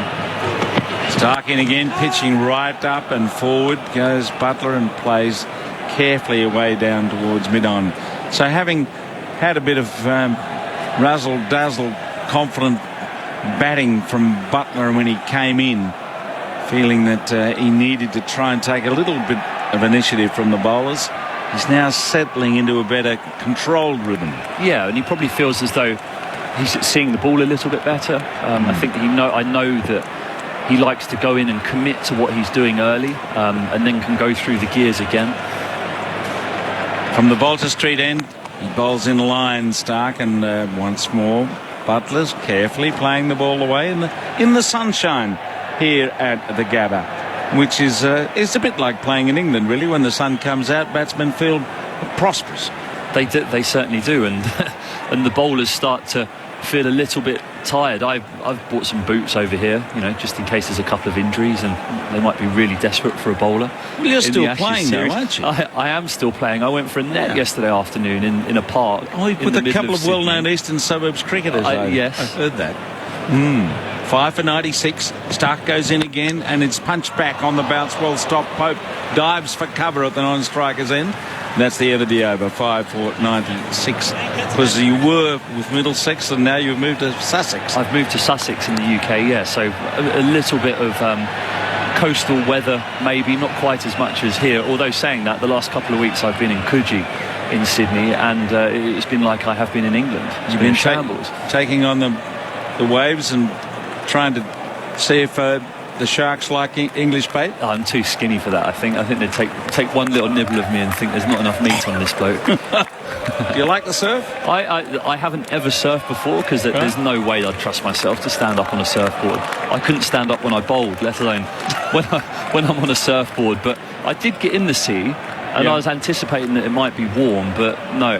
And then the thought of sharks hit me, and I was just like, I'm getting out of here. But haven't your Aussie mates taught you to body surf? No, the two guys, Angus and Sam Robson, that I spent the day with yesterday, and are very good friends of mine. Yes. They're two of the palest Australians ever, so they never go in the sun. So they're not surfy sort of guys. They sit indoors. Get onto their father. Watching the horse racing, Jimmy, yes, he had a big dive on the punt the other day. He thought he put 5 on, but he put on 500, and it won. Now, line comes up and bowls, and on the back foot, it's flicked away by Pope, and he gets a run. He backed the winner of the Epsom at 14-1, and he thought he'd had a lazy 5 on it, and he had 500. And because he's got a wonky finger, hasn't he? He said he pressed the wrong button by accident because he's got a wonky finger. His first shock was when he saw his account, and he thought, who put that in there? I didn't. And he told his wife, what was he doing? Oh, madness. Yes, the lucky punter. Now, we've got line bowling, and we're going to see what Butler's approach is here. A slip and a short leg in place. Line goes into Butler. Butler's back and just carefully plays it down the pitch. So Lyon bowled a couple of overs before lunch. And, of course, as you all know, he took his 399th wicket some time ago. So he's hoping that something might occur. Just get it behind him. Get it out of the way. Lyon bowls. Back he goes. Easily plays down the pitch. Well, looking at those last two deliveries, there's not much happening. The batsmen, if they keep their heads here, can work their way into a good partnership. The pitch is playing pretty truly, and Lyon's trying to find a way. He goes in, tosses to one that turns, and he went back to the ball that was pitched up, and he got it off the inner part with the spin, but just a bit of variation from Lyon. Yeah, nice change of pace, and I think the beauty about Nathan Lyon and why he's such an incredible bowler. Here he comes again, bowling to Butler. Butler back and forces the ball away. Mid-on's deep, so they'll collect a single. It's 5 for 98.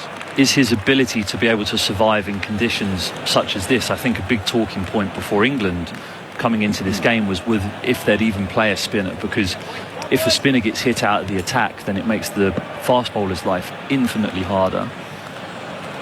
Here he comes, bowling to Pope, bat pad together, jamming the ball out on the offside, bat to pad to complete the over. So, no, Lyon's quest continues here for that 400th wicket. Just another wicket as England build after losing Hamid, caught by Smith off Cummins just after lunch. It's 5 for 98, Pope 26 and Butler 30.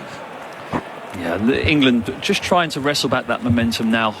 You see Nathan Lyon come into the attack. It's going to be interesting to see how these two right-handed batters do play the off-spinning Nathan Lyon. We know that he's so skillful and so canny with the way that he changes his pace, but this wouldn't be a bad opportunity to just be a little bit more aggressive against him, to try and get more overs into the seamer's legs, just to try and begin that deterioration of the bowler's stamina, I suppose, over the course of the day. Stark comes in, starts the over at Butler, who eases onto the front foot and plays it back down the pitch. So 5 for 98. If you're just switching on around the country, on your tractor, in your car, down the beach, trying to catch a wave. Burns went first ball, yes, first ball of the series. Bowled behind his legs by Stark. Milan was caught by Carey off Hazelwood for 6. Root caught by Warner, slip off Hazelwood for a duck. And Stokes caught Labuschagne, bowled Cummins for 5. Stark goes in again, pitches up, and he's played with a little bit of a squirt to the onside between mid-wicket and mid-on for a single. And Butler takes the score to 99. And then since lunch, Hamid, after a vigilant innings, from 75 balls he made 25, but he was caught by Smith at second slip off Cummins, and that was then 5 for 60. It's now 5 for 99. And Hamid did a very good job up until the point of his dismissal. So 2 slips, a gully, and a man out behind point, a short cover, mid-off, mid-on, and a backward square and a fine leg, both out in the deep. Stark is rushing up and he's bowling at Pope. Down the leg side, he goes after this and hits it for 4, not quite. It's stopped down there on the boundary by Hazelwood, and the batsmen get just a single as he was trying to rip that down to the boundary. And he got hold of it, and he's brought up the 100 for England. A nice little milestone here as they recover from 5 for 60. Yeah, you wondered when it might be that Mitchell Stark or Pat Cummins come in and start slamming them halfway down, because I think one of the first things that you expect as an overseas batsman, especially a young batsman coming to Australia, is a real test with the short ball because of the bounce and the pace here. So not surprising to see them trying that. Stark flies in again, and back goes Butler, just waits on the ball and checks it, drops it at his feet. So England getting into a more confident position to build a score than before when they won the toss and decided to bat, and they were 3 for 11. They were staggering through that pre-lunch period, but looking a little bit more settled. Almost 30,000 at the Gabba to watch the opening shots of the series, and Mitchell Stark has got the missile in his hand as he turns down at the Vulture Street end, and he gallops up again. He bowls a ball that's driven up Fishley towards cover. He took that on the rise, and it landed just in front of Labuschagne at short cover. Perilous. And the angle from Mitchell Stark going across Joss Butler means that it's harder for him to just throw his hands through the line of the ball, and there the ball just angling across Joss, hitting the outside half of his bat, just dropping on the sprinkler head about a yard short of Marnus Labuschagne. It hits the splice of the bat with a good bounce, and Labuschagne purses his lips and sighs at the thought of having potentially just taken the catch, but just short.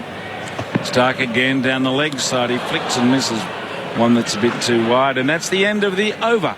It's 5 for 100. Butler's 31, Pope 27. Steve Finn's going off for a body surf, and Ian Chappell's coming in alongside me. Good afternoon. Good afternoon, James. You well? I am well. Yeah, you've got your sugar hit there, I see. Yeah, the boss has brought the Smarties in. Yeah. It's come in very handy. Butler's had a bit more of a problem with Stark. I thought he was playing really well before Stark came back into the attack. He was playing Hazelwood really well, but Stark's caused him a few problems. Well, here's line again. Slipping a short leg nearby, and Pope with his crouching stance, and Pope back, cuts well. Nice shot going down towards third man. There'll be a few in this. It's going to be picked up just inside the boundary, and a bit of collective there allows Steve Smith to pick up the crumbs and lob it back as they take 3 on the well-judged back cut from Pope, who moves along to 30. They've played Nathan Lyon pretty well. They've played him aggressively, but they've played him pretty well. Head had the chase there and did well to pull it back just inside the rope. So Butler's back on strike. There's a man deep in front of square as Lyon bowls to him, and it goes with the tide, a bit of bounce and marginal turn, and out to the onside. So 5 for 103. England trying to turn this around from the awkwardness of that score I mentioned just after lunch of 5 for 60. Line 1, 2, 3, 4 and over, and back goes Butler and defends out there on the onside. Butler's played pretty well every ball of Lyons off the back foot, and he's played it very comfortably. Pope has been different. Pope's been prepared to use his feet. In goes Lyon. Butler now drives nicely wide of mid-off. That's going out towards the boundary, and it will go for 4. Beautifully timed shot. He must have heard you, both of them, because Lyon pitched up and Butler came forward and dispatched it to the boundary. I reckon that's probably the first one he's played off the front foot. But boy, didn't he play it well. This is the sort of innings that Butler's got to play, and play successfully, if England are going to keep picking him as a wicket-keeper. He's not their best keeper, but they can afford to play him if he bats like this. If he doesn't bat like this, they'd be better off picking their best keeper. So he's going to go around the wicket now. Slip, backward point, cover mid-off, long on, a mid-wicket, a deep square and a backward square. And a short leg and a forward defensive shot by Butler straight back down the pitch. Can Lyon make something happen here? And at the moment, these batsmen are being very positive against him, looking to score wherever they can. Lyon, those little steps up, and here it comes. On the back foot goes Butler, can't get past the bowler, and that is the end of the over. 5 for 107, Butler 35 and Pope on 30. 35 of 51, and he's played very sensibly, Butler. He attacked Hazelwood. I thought he played Hazelwood really well. He drove Hazelwood down the ground quite a few times. Certainly gave Hazelwood something to think about. Lyon, he's gone predominantly off the back foot, but as soon as Lyon's over-pitched, bang, he hit him through the covers for 4. So this is the sort of innings that England have been craving from Butler, particularly against Australia. And if he's good enough to do this, they can afford to pick him. So we'll have this over, then a drinks break as Stark is on his way from the Vulture Street end. He comes up and bowls just wide, and Carey takes it. And we've got a couple of slips in place with a gully, and then a few out here and there. 2 behind square, a mid-off, mid-on, a short cover and a deep point. But everything seems to have settled a little now as we get into the batting rhythm of the Test match, even though they're 5 down. It just looks a little bit more secure for batting than it was prior to lunch, when the ball was new and swinging a bit and then going off the seam. Now not so much of that. Stark on his way from that Vulture Street end, and a quick single taken by Pope. Well run as Cummins sprints in and gets an underhand toss from mid-on at the stumps. But Pope's been very good, very aggressive with his running between the wickets, looking all the time to score. It's interesting how many balls that Cummins had to field of late.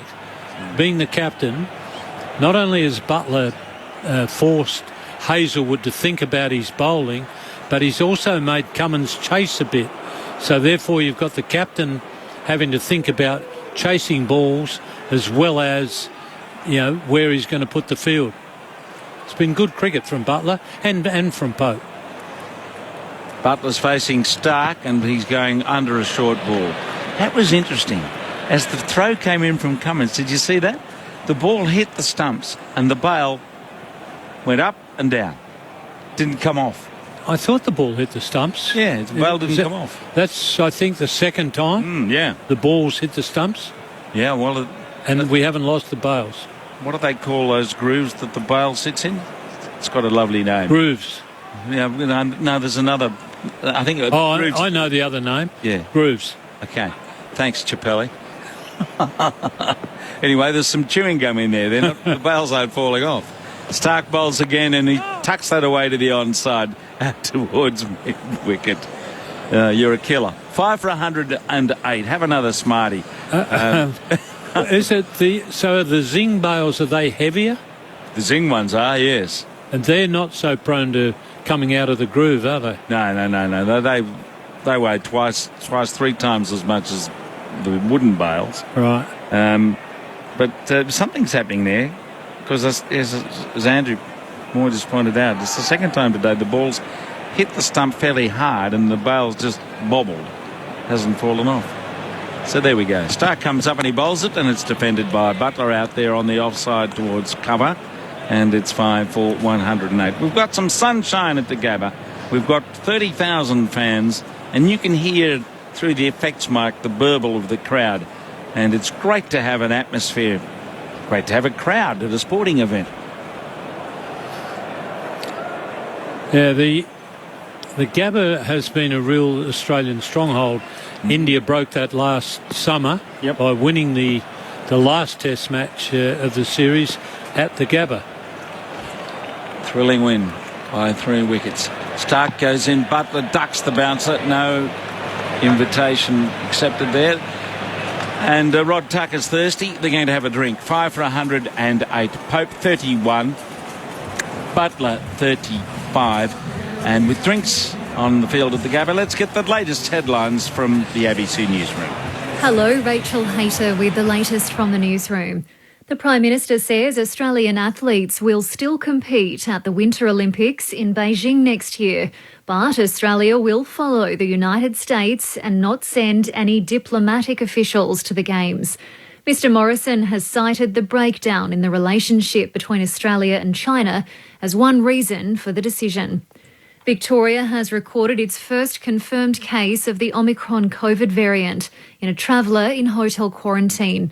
There are 2 other suspected cases of the variant under investigation in people who were not in quarantine. Queensland has recorded a world first version of the Omicron strain.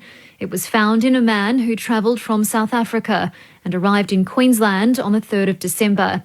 And a Malaysian appeals court has upheld former Prime Minister Najib Razak's guilty verdict over a major corruption scandal.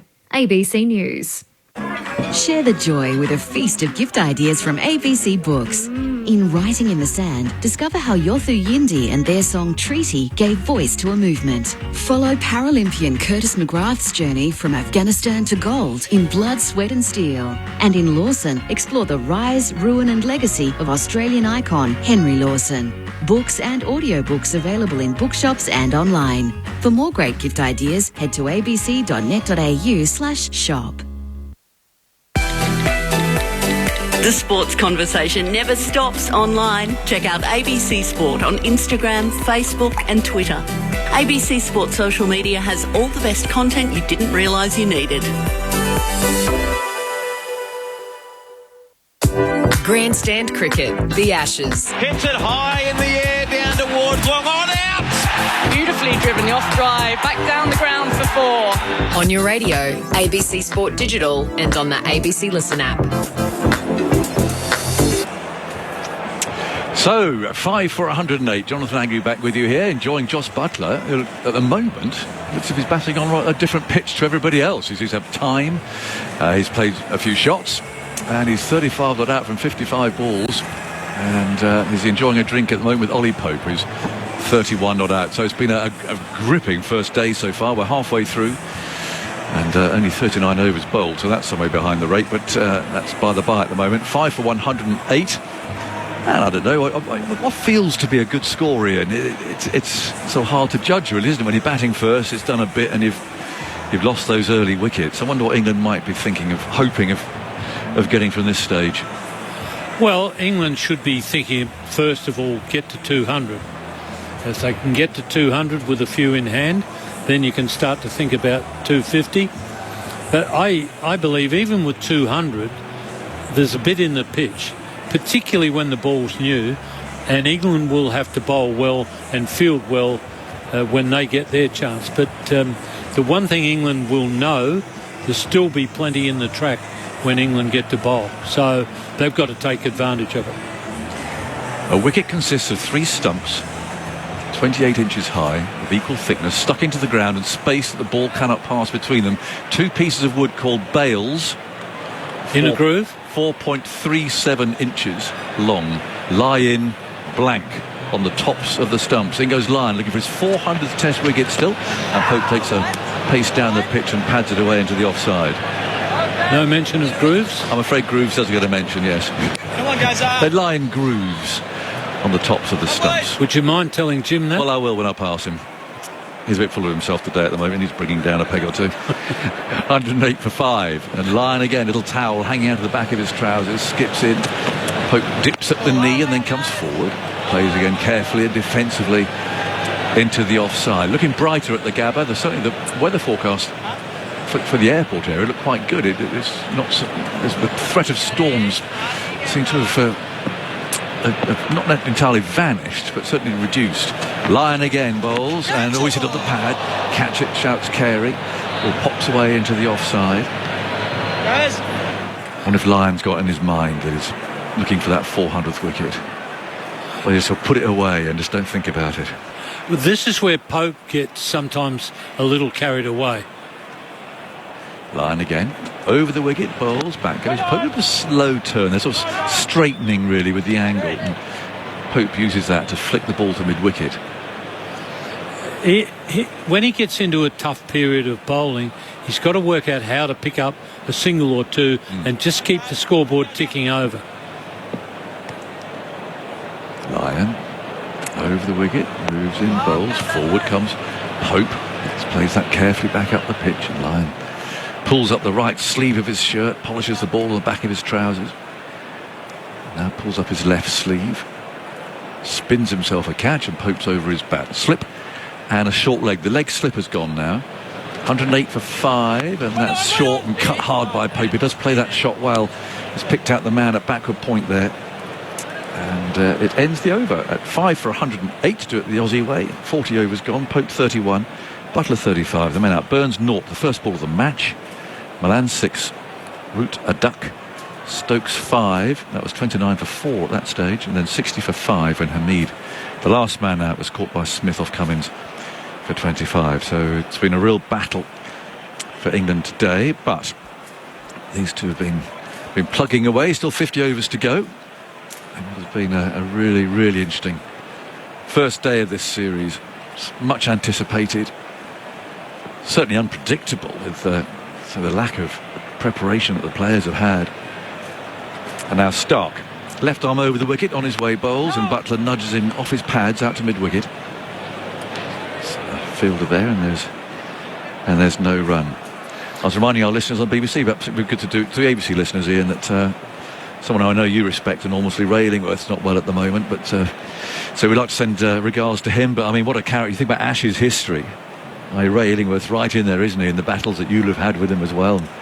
Yeah, he was a terrific captain. Yeah. I learned a lot about captaincy from Illy, and I'm sorry to hear that he's not feeling so good, and wish him all the best. Hope he comes good. Yeah, let's hope so. In goes Stark again, left arm over, bowls very wide, and Butler's driven him out towards the man out on that point boundary now, but he's going to beat him. It's a slow outfield. Despite that, when Butler hits a ball, it stays hit, and there's that occasional wide ball that Stark throws out there, and Butler's given that absolutely everything and driven him through cover for 4 runs. Immensely strong Butler. He's got massive forearms and biceps, and he hits a ball a long, long way. Well, this is the reason why England want him in the team, when he plays like this, and if he does, he's worth his place. And he certainly has been today. 39 from 57 balls. Stark's on his way and he bowls. And Butler always felt for that. And he's edged. And he's out. And after that beautiful cover drive, Jos Buttler's counter-attack is over. Caught by Carey, off Stark, plugging away outside that off stump. It was only a thin edge, but it's enough. He's out for 39 from 58 balls. And England on the first day now slipped to 6 for 112. Well, it seemed to me that the bowler that Butler was having the most trouble with was Stark. He seemed to have the better of Hazelwood, where Hazelwood had been well and truly on top. Jos Buttler had given him something to think about, and in fact he'd got to the point where he forced Hazelwood out of the attack. But Stark caused him problems. He beat him a couple of times. He wasn't quite so comfortable off the back foot, and eventually Stark got off a very good one to pick up the batsman Butler. Butler had played an innings that England really needed, a counter-attacking innings, but that was a good delivery, faint edge, and Carey's now had two fairly simple catches to account for his two victims. And so out comes Chris Woakes. He's got one century to his name, but we're down to the bowlers that bat a bit here, with Woakes and then Ollie Robinson. But, a much improved cricketer, Chris Woakes, who was England's Player of the Year last year, hits the pitch harder with the ball these days. But batting wise, I suspect they might bowl short at him. He'll get a few bounces. He will, yeah. Particularly from Stark, and I don't think he's that comfortable against the short stuff. No, it's the one area that he's not terribly comfortable with, to be honest. But he's a very wholehearted cricketer. Just one of those genuinely nice blokes. He's got a beard these days, which has not always been the case. But he's got to dig in there and give Pope whatever support he can find. The man out on the pull shot out there at deep backward square, and also at fine leg. No short leg, which surprised me slightly. I thought they might have had one of those, but even so, Stark looking menacing. He's taken 2 wickets now, and he's on his way to the right-handed Woakes, who allows the first ball to go flying through outside his off stump. He plays no stroke at it, and it's taken by Carey. So Australia back in business again after that partnership between Pope and Butler, which took the score from 60 for 5 up to 112 for 6. They almost doubled the score, actually. So how much do you think Woakes' batting ability would have got him in ahead of Broad, you think? That's the interesting one, yes, because Broad's batting these days, sadly, as you'd have seen on the last couple of tours here, is not what it should be, really. He got a horrible blow in the face. And goes Stark and bowls, and Woakes plays that into the offside. Defensive stroke, and Stark can field. So he's lost all his confidence, really. So, but Woakes is he's an all-rounder. He's an all-rounder. But I'll describe him as a bowling all-rounder rather than a batting all-rounder, if you get what I mean. But he can play. So you think he would have got the spot ahead of Broad? On current form, probably, yes, because of the batting as well. Yeah. He'll bowl well on this, I think. He'll hit the pitch hard. He'll get some carry and some bounce. Yep. Bowls with his shoulder, 112 on the board now. 6 wickets down. Stark again running in menacingly, bowls, and he's away, driving through the offside. They might want to review their length maybe at Woakes, but he doesn't mind it there at all, and he picks up a couple out to deep cover, and is off the mark at the end of the 41st over. 6 for 114, and the noise level just starting to rise at the Gabba. Mid-afternoon, I guess a few beers have been sunk by now. It's a lovely contented sound.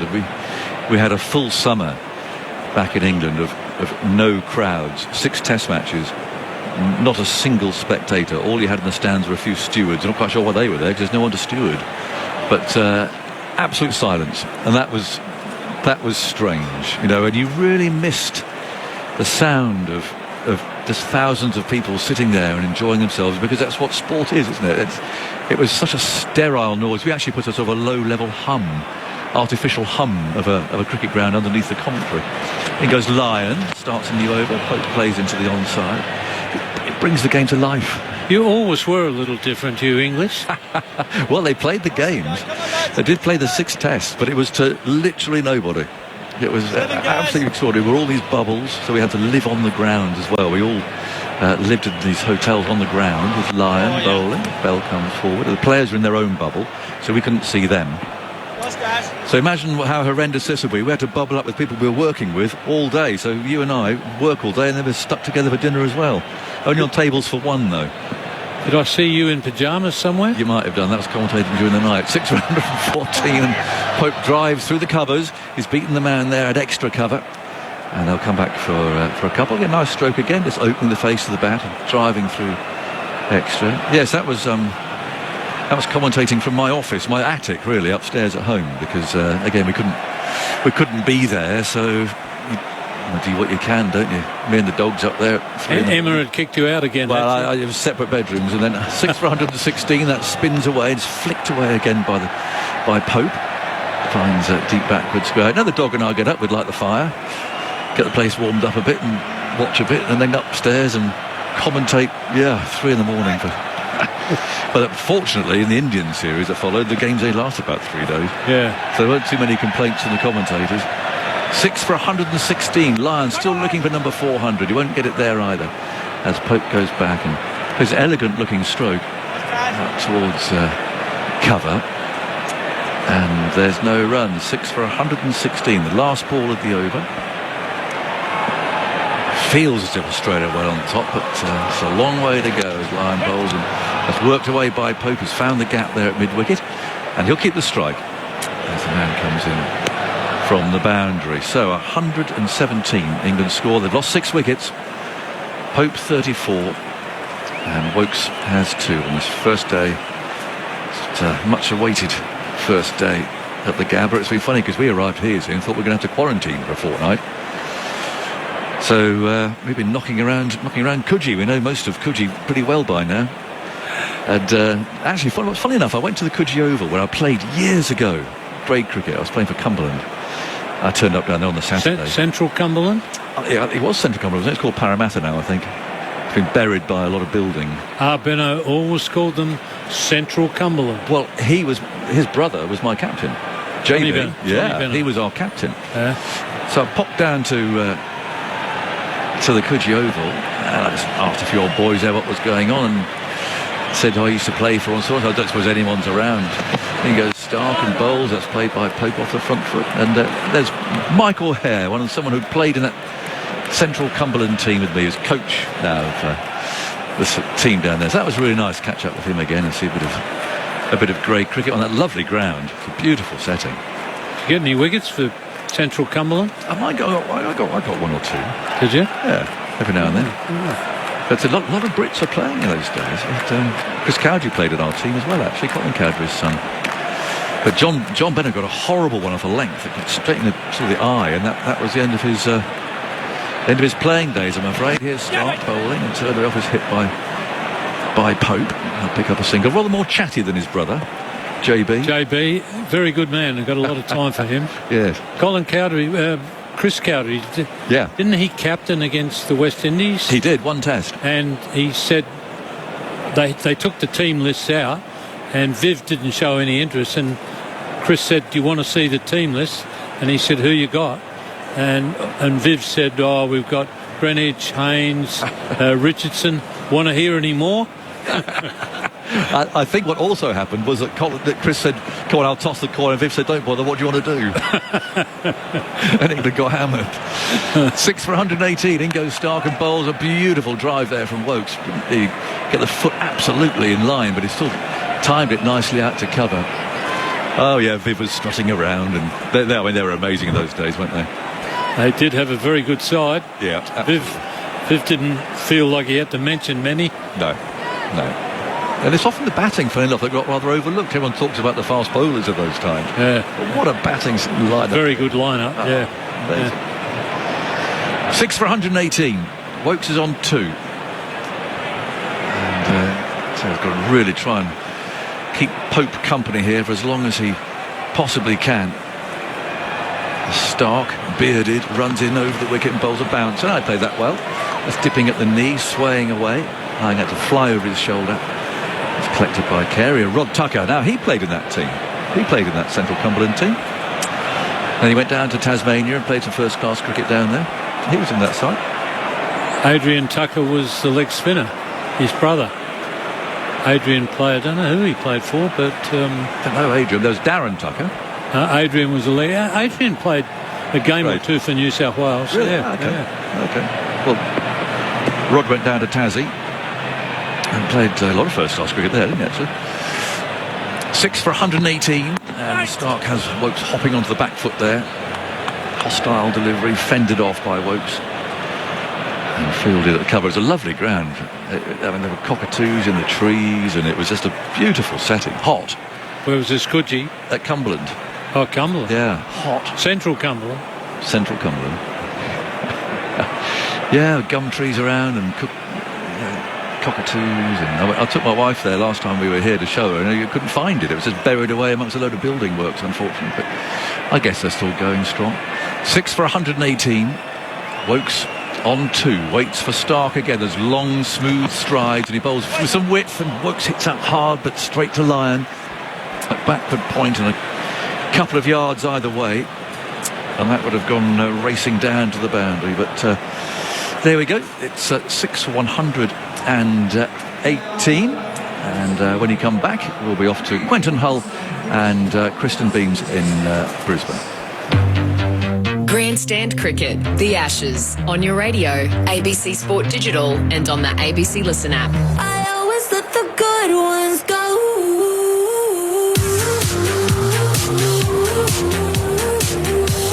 It's quite the cricket sting, isn't it? I'll let the good ones go. Yeah, it's good, and I just sort of got into that a little bit as well. That was good. It's been a good time in the game, and nice to be sitting here. And how big was that Butler wicket? The partnership had just gone past 50. They're starting to look very comfortable, and I like this change as much as I tend to bang on about how much I enjoy the spinners being on. I think this is a good move. Chris Green is going to return to the attack, and he's been swung around to the Stanley Street end, having had a couple of overs from the Vulture Street end. 2 slips in the gully behind him, and Pope gets a short ball which he pulls uncontrolled to deep backward square. A brilliant catch taken by Hazelwood, running in from fine leg. Great fast bowler's catch. First Test wicket for Chris Green finally, and what a stage to do it on day one at the Gabba. For Cam Green, he has taken the Hazelwood has taken the catch, and Cameron Green gets a Test wicket. Phew. If you're Cameron Green, the relief, the joy, an unbelievable moment in your career to take your first Test wicket. I think he's looked like he's deserved that wicket prior to that ball, but he feels so relieved right now. And what a great catch by the big fella, Joshy Hazelwood, to come in off the boundary, big dive forward, take that catch. It's a special moment, I'm sure, between the quicks as well. And how big will it be in the context of this game? Ollie Pope looking very comfortable off his 79 balls there with his 35 runs. But now we are genuinely into the bowlers here. And what a great change by Captain Cummins, bringing Green into the attack. And Pope looked really comfortable compared to his teammates. But he has to go. It's 7 for 118. Didn't know which way to look with the excitement there, because that was a really good catch for a fast bowler coming off the rope to a dipping top edge. And then the jubilation of the young man from the West, Cameron Green, at the start of his 5th Test match, finally getting a wicket. Well, I think if you're Hazelwood, you're normally getting a little bit more traction for such a great catch, but when someone takes their first Test wicket, they don't tend to get to you as quick. But that's a good piece of cricket. And very important in the context of this game. So it brings Ollie Robinson out to the crease for his first experience of Test cricket beyond his home country. What a dramatic summer he had back home. Debut at Lords, drama with his tweets of years gone by, ripped away from the team only to return to play well against India with the ball. But now he's got a bat. At 7 for 118, he's at the non-striker's end as they'd crossed. And Chris Woakes is on strike. Green, a Test wicket taker, bounces him well over the top and through to Carey. I'm sure when they won the toss and elected to bat that he didn't think he'd be out there needing to do a job for his team, and this day so far has just about had it all. I'm just getting a reminder on the screen of it is Cameron Green, of course. Mental blip there, having seen the Thunder and Chris Green at this point of the year. He's actually captaining them at the moment. That's Cameron Green over pitching and driven beautifully by Woakes for 4. Nice shot that. Over pitched slightly. And I think that's important, that when the ball is still full and it's there to be hit, that they don't go too far into their shell. It's a nice shot from Woakes, and might just start to settle them a little bit. And for Green, I think it is about continuing to bowl full. 2 slips and a gully. Still got that cover in, so he's got a little bit of protection on the offside, which will give him the confidence to keep pushing the ball full. On the approach, another short delivery, and Wokes defends. 1 for 0, 2 for 11, 3 for 11, 4 for 29, lunch 4 for 50. Since then, Hamid, first over after lunch, out for 25, 5 for 60. Butler out for 39, 6 for 112. And then Pope dismissed for 35, 7 for 118, now 7 for 122. With Wokes facing Cam Green. Turns it on the onside. Didn't look like he knew much about that as Harris does the fielding at mid-wicket. Nice that, good length. Bit straighter that time around. And that's where he needs to be. We've seen Pat Cummins, looks like he's just loosening up a little bit as well. Potentially thinking about bringing himself back into the attack at some point soon, which I think would be a good decision. Doesn't hold for him now. Yeah, so been a while since his captains can tend to do that. Green again banging it in, and Wokes is defending on the offside. And the Gabba crowd will applaud Cam Green's first Test wicket. Drawing the false stroke from Ollie Pope. And Josh Hazlewood with a wonderful outfield catch. Big man coming off the rope, coming forward. And he's got another reason to remember this day, if not for the drama of just being a part of the Australian 11 in this dramatic opening to the series, but he's been able to contribute with a first Test scalp. Yeah, nice start on day one. You're definitely thinking about it if you haven't taken that wicket leading into the match, but to sort of get it out of the way on the first day, probably can just relax into his work. And we are going to see Pat Cummins bowl, and Rick mentioned that it's been over an hour since he has had a bowl, and it is a good question around captains and do you bowl yourself not enough, too much. And I'm sure for Pat, he'd be working fairly closely with Steve Smith on when is the right times. And I think as a bowling captain, you need to have someone who's going to tap you on the shoulder and say, yeah, you need to have a bowl. I think as a bowling captain, you tend to give more opportunities to other bowlers. So I'm sure that's been a conversation leading into this Test match to make sure that he's got the right people around him to make sure he's bowling the really critical overs, because that is what he's done so well for Australia over a long period of time. Short leg is in. Robinson to face his first ball in Australia in Test cricket. He gets bounced by the Australian captain and gets underneath it. I'm really looking forward to Ollie Robinson in this series. I think he's the kind of guy, he's got the skills, he's got the stature, and he's got a bit of that interesting backstory to become one of the pantomime villains here, because I reckon he's going to trouble the Australians when he gets the ball in hand. I think he will, and everyone I know from England tells me that this is the guy. This is the guy for this series, and he's the one to look out for. So there's already a little bit of talk about what he can do. He's got the bat in hand at the moment, facing Cummins. Robinson is turning on the onside on the bump to Harris. Fields, and he flicks it backhanded at the stumps and misses. And there is going to be a little bit more pressure with no Broad in the side.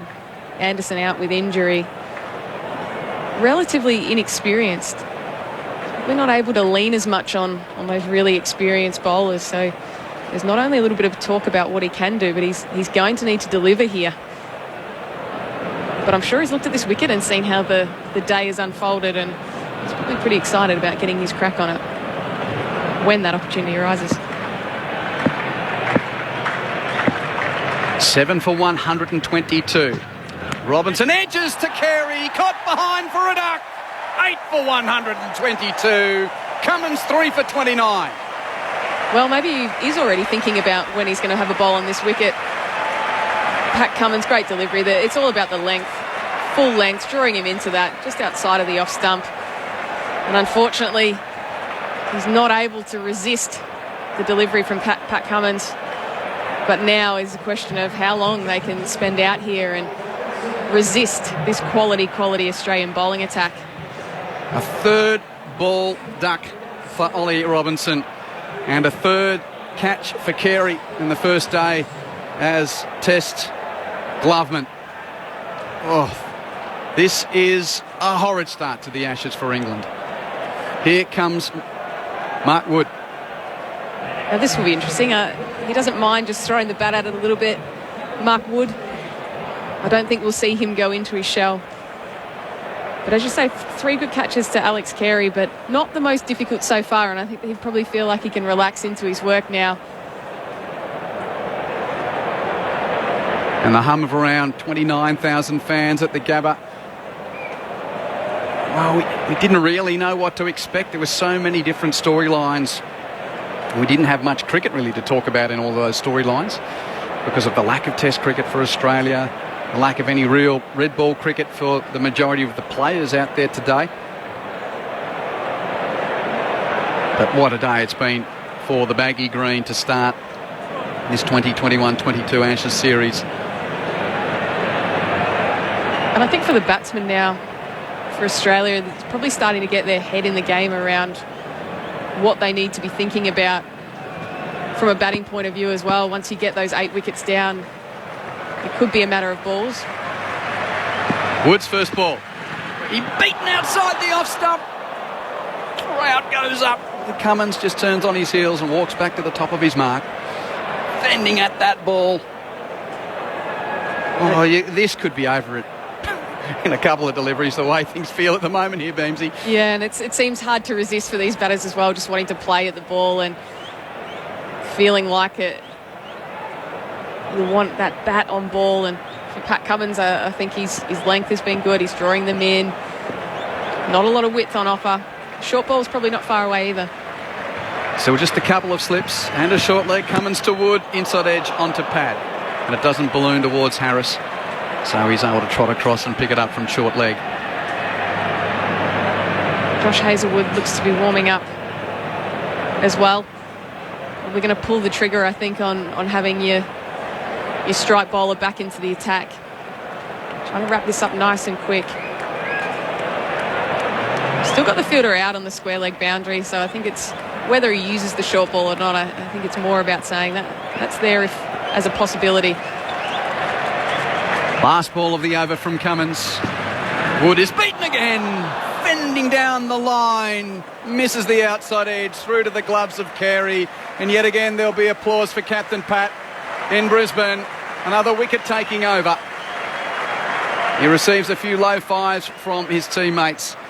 And England is 8 for 122. Cummins has the figures of 3 for 29. You're with Quentin Hull and Kristen Beams on ABC Sports Grandstand Test Cricket. And we see the change. Josh Hazlewood is coming into the attack for Cameron Green, and maybe that's the benefit of having a bowling captain. We've seen Stark sort of take the wicket, then he's out of the attack. Maybe it's a better feel as a bowler when the captain is a bowler and they come over and give you that pat on the back and say, well bowled, congratulations on the wicket, we're moving on. Maybe that sits a little bit better rather than a captain who's a batter saying, you're off. Well, the bowler's understanding, no shame, you're the all-rounder, you've got the breakthrough, get out of here, let's get the Hoff in to clean up the tail. Yeah, they probably know their hierarchy a little bit better from a bowling point of view. So Hazlewood with 2 for 27 from his 11 overs. And now he's got Wokes in his sight, 2 slips and a gully. Wokes forward defending with the full blade. I'll tell you what, it might be a close run thing between the end of innings and the covers, unfortunately, because it seems the rain is getting a little closer. Yeah, it does look a little bit more grey at the moment. When it sort of opened up a little bit and the sun sort of peeked through, I thought maybe we're not going to see this rain, but when you look at the radar, there's just a little bit too much red and yellow from what I'm seeing. It's patchy. It's not one of those blanket storms coming in from the west. It's a bit of pot luck up in the skies. Here's Hazlewood. Beats Waste. Oh, that popped off a length. That popped off a length, and Carey's had half an appeal, and then Hazlewood shakes his head to say no. And then Steve Smith saying, well, we've got 2 reviews left, and we've got them 8 down. Is it worth having a look? Yeah, I think it popped so much that's what made it maybe think that it was an edge. It looks like there's some daylight there. I don't think it was about the sound. I think it was more actually just how it jumped off the wicket a little bit. That quite interesting, wasn't it? It was almost that took Carey by surprise. Wokes is on 6. Hazelwood running in towards him. Inside edge onto thigh pad. No short leg close. Probably wouldn't have carried anyway. Enough for an ooh and an ah of the crowd. And another dot in Rick's scorebook. That short legs come out and there's just a little bit more protection on the offside. Probably says that they're going to bowl nice and full, I think, but they've still got the 2 on the leg side deep. So it's probably going to be one or the other, I think. Either we're going short or we're trying to get that ball full and outside of the off stump a little bit more. Just the 2 men out on the leg and a very short mid-on. Wokes waits, drives a half volley down the offside of the pitch for 4. Just over pitching Hazelwood. And Wokes didn't really have to use his feet too much. Just went through the line and a relieving boundary to move to 10, and it's 8 for 126. And just over pitch, but that looks to be the plan, is can they get the ball full enough? Still 2 slips in a gully. But Wokes good enough to get his hands through the ball there. And that's what they have to do. I think if the ball is there, they've got to make sure they can make the most of any slight error from an Australian point of view. You see the square leg coming up now. They're actually coming into a mid-wicket, so probably going to look to go a little bit straighter maybe. So Harris the one moving closer in on the onside. Hazelwood right arm over the wicket. Wokes drives off an outside edge along the ground to the right of Green in the gully. Down to deep third for 4. Handy. Doesn't really matter how you get him. 8 for 130. Yeah, any runs are good runs for England here. After winning the toss, and they're going to be, by the looks of it, well shy. Well, it's only guesswork, isn't it? But they'll be lucky to get to 150 at the moment at 8 for 130. Yeah, I think so. It's all about a little partnership here. Any partnership into double figures will be a good one at this point. Last ball of the over from Hazelwood. Oh, and Wokes was giving himself room. He's played a one-day step-away glide between slip and gully for 4. He stepped towards the square leg umpire there and dabbed that into the deck between the cordon and the gully for 3 boundaries in a row. End of the over, 8 for 134, and Wokes moves to 18. Hazelwood looks a little worried. He seems to be thinking, what's going on here? Why is he just giving himself room when you're 8 for 130? To be honest, that looked like you might see on a Saturday when someone's bowling just a bit too quick in club cricket and first steps towards the square leg umpire. Speaking clearly from experience here, Beamsy. You, of course, always got him behind the line. As a specialist number 11 for Australia, I was pretty good at getting both feet outside of the line of the leg stump. So Cummins is going to get another over. And Mark Wood is on strike.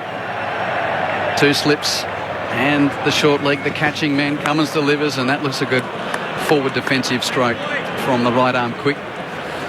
First chance for Mark Wood to play Ashes cricket in Australia, having been a part of successful teams in England in this series, but never before in this part of the world. He has played a bit of white ball cricket for England in Australia. Never the traditional format. And he would have hoped for more than 134 for 8 to bowl at. So what can he do for that cause? Yet to get off the mark. Cummins is over the wicket. Bounces in. Doesn't control the pull shot, but gets it down and controls it enough to get it through square leg. Labuschagne's on the run and the slide. Marnus gathers before the rope underneath the big screen at the western side of the ground. And they come back for 2. That was a really good piece of work out there. Looked like it was 3 for all money. And that's really important from an Australian point of view, trying to keep that one batter on strike as much as you can. And I'm excited about Mark Wood as well. I think he was nearly first selected from a bowling point of view for mine. I think what he can do and coming up against this Australian top order, I think will be important. Certainly got some jets. Got some pace. Facing Cummins. Full. Over pitch. Driven for 4. Down towards long off. Cummins searching for a bit extra there and got it wrong. And Wood only needed to lean forward and strike the half volley truly. And their intention has been pretty clear here. And it's a nice cat and mouse, I think. Australia wanting to bowl full, wanting to sort of get that knee roll length and challenge. And I think for the England batters as well, if it's up there and full, they're actually going to have a crack at it. So it's a bit of who's going to blink first, I think. Will Australia go to the short ball or field changes? Wood to 6 with that stroke, 8 for 140. The response is a bouncer, which is too high to worry about. He gets underneath it. 18 runs off 6 balls there. What's happened, Rick? They've hit the accelerator. Is it a test match we're watching? Oh, I'm going to test you with one here. Historically, this hasn't been a great place for England. Can you give me the lowest first innings totals at the Gabba when opting to bat first? If you could, please. Thank you.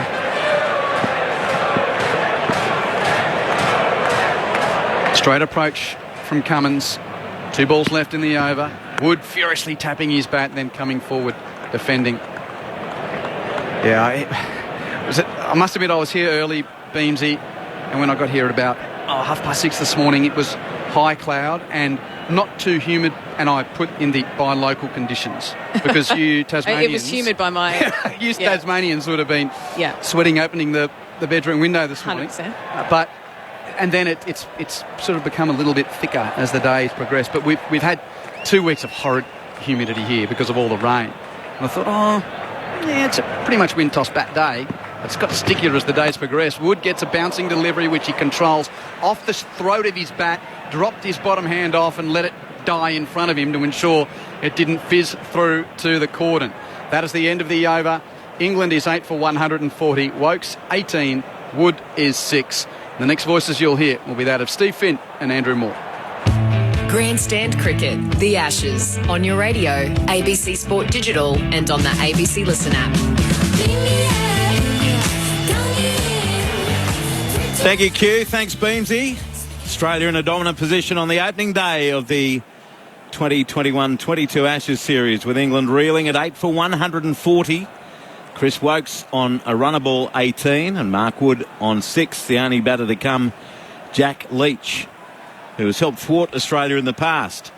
From England, pace bowler Steve Finn is with us on Grandstand Cricket, with Josh Hazlewood about to start a new over. Last time you were in here, Stephen, things were starting to look a little more optimistic with Joss Buttler and Ollie Pope putting on a partnership. What's happened since?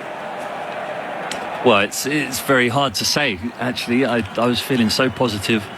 Me and Jim, we had a bit of fun on commentary last time I was here, and we didn't lose a wicket, and now this has happened since I left. So hopefully I'm the lucky charm that means England don't lose another one in this half-hour stint. Well, it's Hazlewood who has 2 for 39, bowling to Wokes, and Wokes plays this nicely off the back foot, square on the offside, will get a single.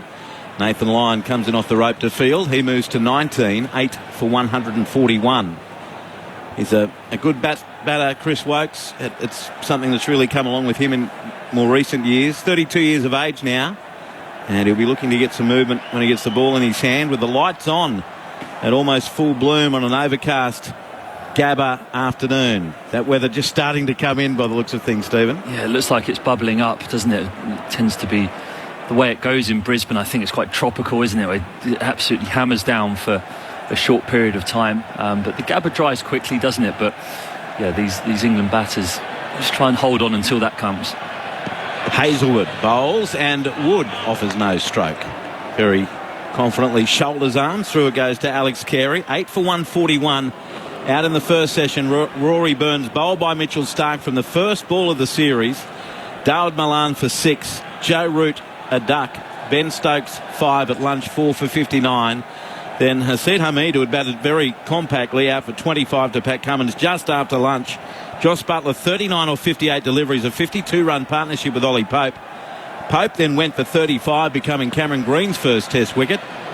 As Hazlewood bowls to Wood, and Wood off the back foot defends away to Wood's cover. No run as Travis Head picks up 8 for 141. And then Ollie Robinson out for a third ball duck. I've got a question for Rick Finlay, our master scorer, sitting there at the Gabba. I'll ask you this at the end of the over, Rick. The last time 2 Ollies were back-to-back dismissals in a test match. It could well be a first. It was disappointing when Ollie Pope got out when he did straight after Josh Butler's dismissal, because he looked so compact and good prior to that. Yeah, both of them. They built a good partnership, hadn't they? Hazelwood to Wood, short, pulled away by Mark Wood. How much has he got on it? It's a top edge, but it sails over square leg. Labuschagne in pursuit as the batters come back for a second run, and fortune favouring the bowled. Wood gets a couple. He moves to 8. England 8 for 143. Yeah, they'd just started beginning to show the England batters how to bat against this Australian attack with positivity, without recklessness, but positivity in foot movement and in decision making, and running between the wickets, rotating the strike. In between that was a really good pace of play that they had. Unfortunately, Josh Butler got a good one and Ollie Pope couldn't keep that going. So you also have to give the Australian bowlers credit. They've been incredible today, really. Hazelwood to Wood, this one of a good length, and Wood defends to head at mid-off, no run. I think Ian Chappell made the point on air that Mitchell Starc changed the flow of Josh Butler's innings, who was taking to Josh Hazelwood in particular, and started to worry him, and in the end he was rewarded with his wicket caught behind. Yeah, you have to say the angle change, and good captaincy from Pat Cummins to realise that, because Hazelwood was bowling very well, but Josh Butler looked comfortable with the angle just coming in towards the stumps, and the left arm variation of Mitchell Starc, which is what he offers this attack, moving it across Josh Butler. Hazelwood bowls to Wood. Wood runs this down towards gully. Cameron Green is there and picks up to prevent a run, and that ends the over at 8 for 143 with increasingly dark skies over the Gabba. Wood 8, Wokes 19. 8 for 143 in this partnership, a very important 21 so far for England. The wicket takers for the Australians: Mitchell Starc 2 for 35, Josh Hazelwood 2 for 42, Pat Cummins 3 for 35. Rick Finlay is our scorer, statistician. He's there at the Gabba. Rick, how are you going? Well, thanks. Yes, very well indeed, although the storm is brewing. Has 2 Ollies ever been dismissed back-to-back in a test match? Ever? I'll take that one on notice, I think, thanks. Thanks, Rick. But I don't think there have ever been any other Olivers play test cricket off the top of my head. Can you think of any others? I can't off the top of my head, no. Leave the questions to us, Rick. You're the answers guy. Here's Pat Cummins starting a new over. He's in from the Bolger Street end, bowling to Chris Wokes, who gets the ball short of a length down the leg side. Wokes tried to flick it down to fine leg and missed. Taken by Alex Carey, moving to his left. 8 for 143 on the SMS. Well, this is interesting from Anthony at Wild Dog Valley. Steve Finn is far too articulate for a big fast bowler. He's messing with my categories. We try and buck the trend, you know. Well, between you and Aggers, you've really bucked the trend. Yeah, but you've not seen my common sense in action yet. That could be could drag me down a few notches. Will that happen later today or for the series? I seem to just bash my head on every door I walk through, which I think it makes me infinitely more stupid every time it happens. He might be more interesting to follow off air than on. Wokes on 19, down over his bat, looks up to see Cummins on his way. The skipper has 3 for 35, and Wokes defends this one, calls for a run instantly to the right of Green, who shies at the stumps from gully and misses at the striker's end. I think Wood have made good his ground in any case, and Wokes moves to 20. 8 for 144. This is the 49th over of the innings, and interesting decision there by Wood to not ground his bat. He was confident he'd made his ground. He was probably right, but enough to send coaches doing what you've been doing to the doors. Yeah, there'd be hair all over the floor in the dressing room if you got run out like that. 8 for 144, and that brings Mark Wood back on strike. He's on 8, the only batter to come. As I say, Jack Leach. Cummins. Dramatic backdrop of that increasing dark cloud. Bowl short of a length. Taken on the body of Wood. It's off the bat. Taken by Marcus Harris under the lid at short leg, and Cummins strikes. He gets his 4th. He has 4 for 36. Mark Wood, he just almost turned his back on it. Taps it to short leg, and he's on his way. Caught Harris, bowled Cummins for 8 of 15 deliveries, and England in the mire, Steve Finn, at 9 for 144. Yes, in the mire, in the mud, however you want to describe it. England in big trouble here, and Pat Cummins in his first action as Australian Test match captain put short leg into Mark Wood, And with the angle that Pat Cummins gets slightly wider of the crease and angling in towards the right-handed batter, Mark Wood, it cramps him for room and wraps him on the gloves whilst trying to half evade, half play and sort of deaden the ball down at his feet. It hits his gloves and balloons up to Marcus Harris, who takes the simplest of simple catches at short leg. And now England's hopes rest on Jack Leach, who does have a Test match 92, so the positive Englishman inside me, and he thwarted you guys at Headingley. So who knows what might happen, you know, a couple of 100-run stand. The good news is he does have that 90. The caveat is it's against Ireland. But you're right, he has thwarted Australia in the past. The 30-year-old, it's his 17th Test match. And has that high score of 92. He's only half century. 3 ducks along the way. 273 runs at an average of 13.65. And this year averaging just over 6.5 with the bat and a best of 14 not out. But hardly ideal, Steve. You've just crushed me like a Coke can. Sorry, mate, but that's what you get in this box. 9 for 144. You win the toss the first day of a series, being 9 for inside 50 overs. Less than ideal. Well, yeah, I'd say even less than ideal. It's pretty disastrous, I think, for England right now. I think the only hope is that, say England lose this wicket now, they get to bowl under these leaden skies. I thought you were going to say the only hope is the skies, and that they open up. Well, and that, yeah, but after they've taken 2 or 3 very quick Australian wickets with the brand new ball, because it does seem as though the atmosphere is closing in there from a weather perspective. But does Leach survive the over? 3 balls left. The positive man inside me says yes, but having seen Pat Cummins bowl so far today, maybe not. He's a lefty, Leach. Cummins in, looking for a 5-wicket haul, and he beats the outside edge. Through it goes to Carey, who's appealing for everything behind the stumps, and with some conviction too, Alex Carey. He was the only one, the only appellant on that occasion. 9 for 144. Team, great to hear real cricket back on the radio with 3 ducks on the scorecard. This was always going to be a paltry score, says Peter from Newcastle. Now, text line 0467 920 222. Guys, just want to say Stephen Finn is a born natural commentator, loving the fresh insight and has the perfect voice for radio. See, we're here to lift you up as well. Perfect face for radio as well. Can we get that a number of times? Can we get him a permanent job, please? Just compare some of the melons in here. I think you're doing pretty well. Cummins bowls to Leach and he rocks back in defence. Nicely done. Pushes it to cover. And Lyon comes around from point to pick up no run. Can we get him a permanent job? Lots of love, but not too much. Up the Aussies 5-0, says Mr. Malalu in Perth, Western Australia. So, well, yeah, if you want to get me back every year and put me up in Coogee, then yeah, I'm all for it. Well, our head of sports here, Nick Morris, I'm sure he'll approve that very quickly. Might need to shout him a dinner or two at Coogee. We'll sort that out. So England, they're right on the rack. 9 for 144. Cummins to end the over. Bowls to Leach, and Leach is forward.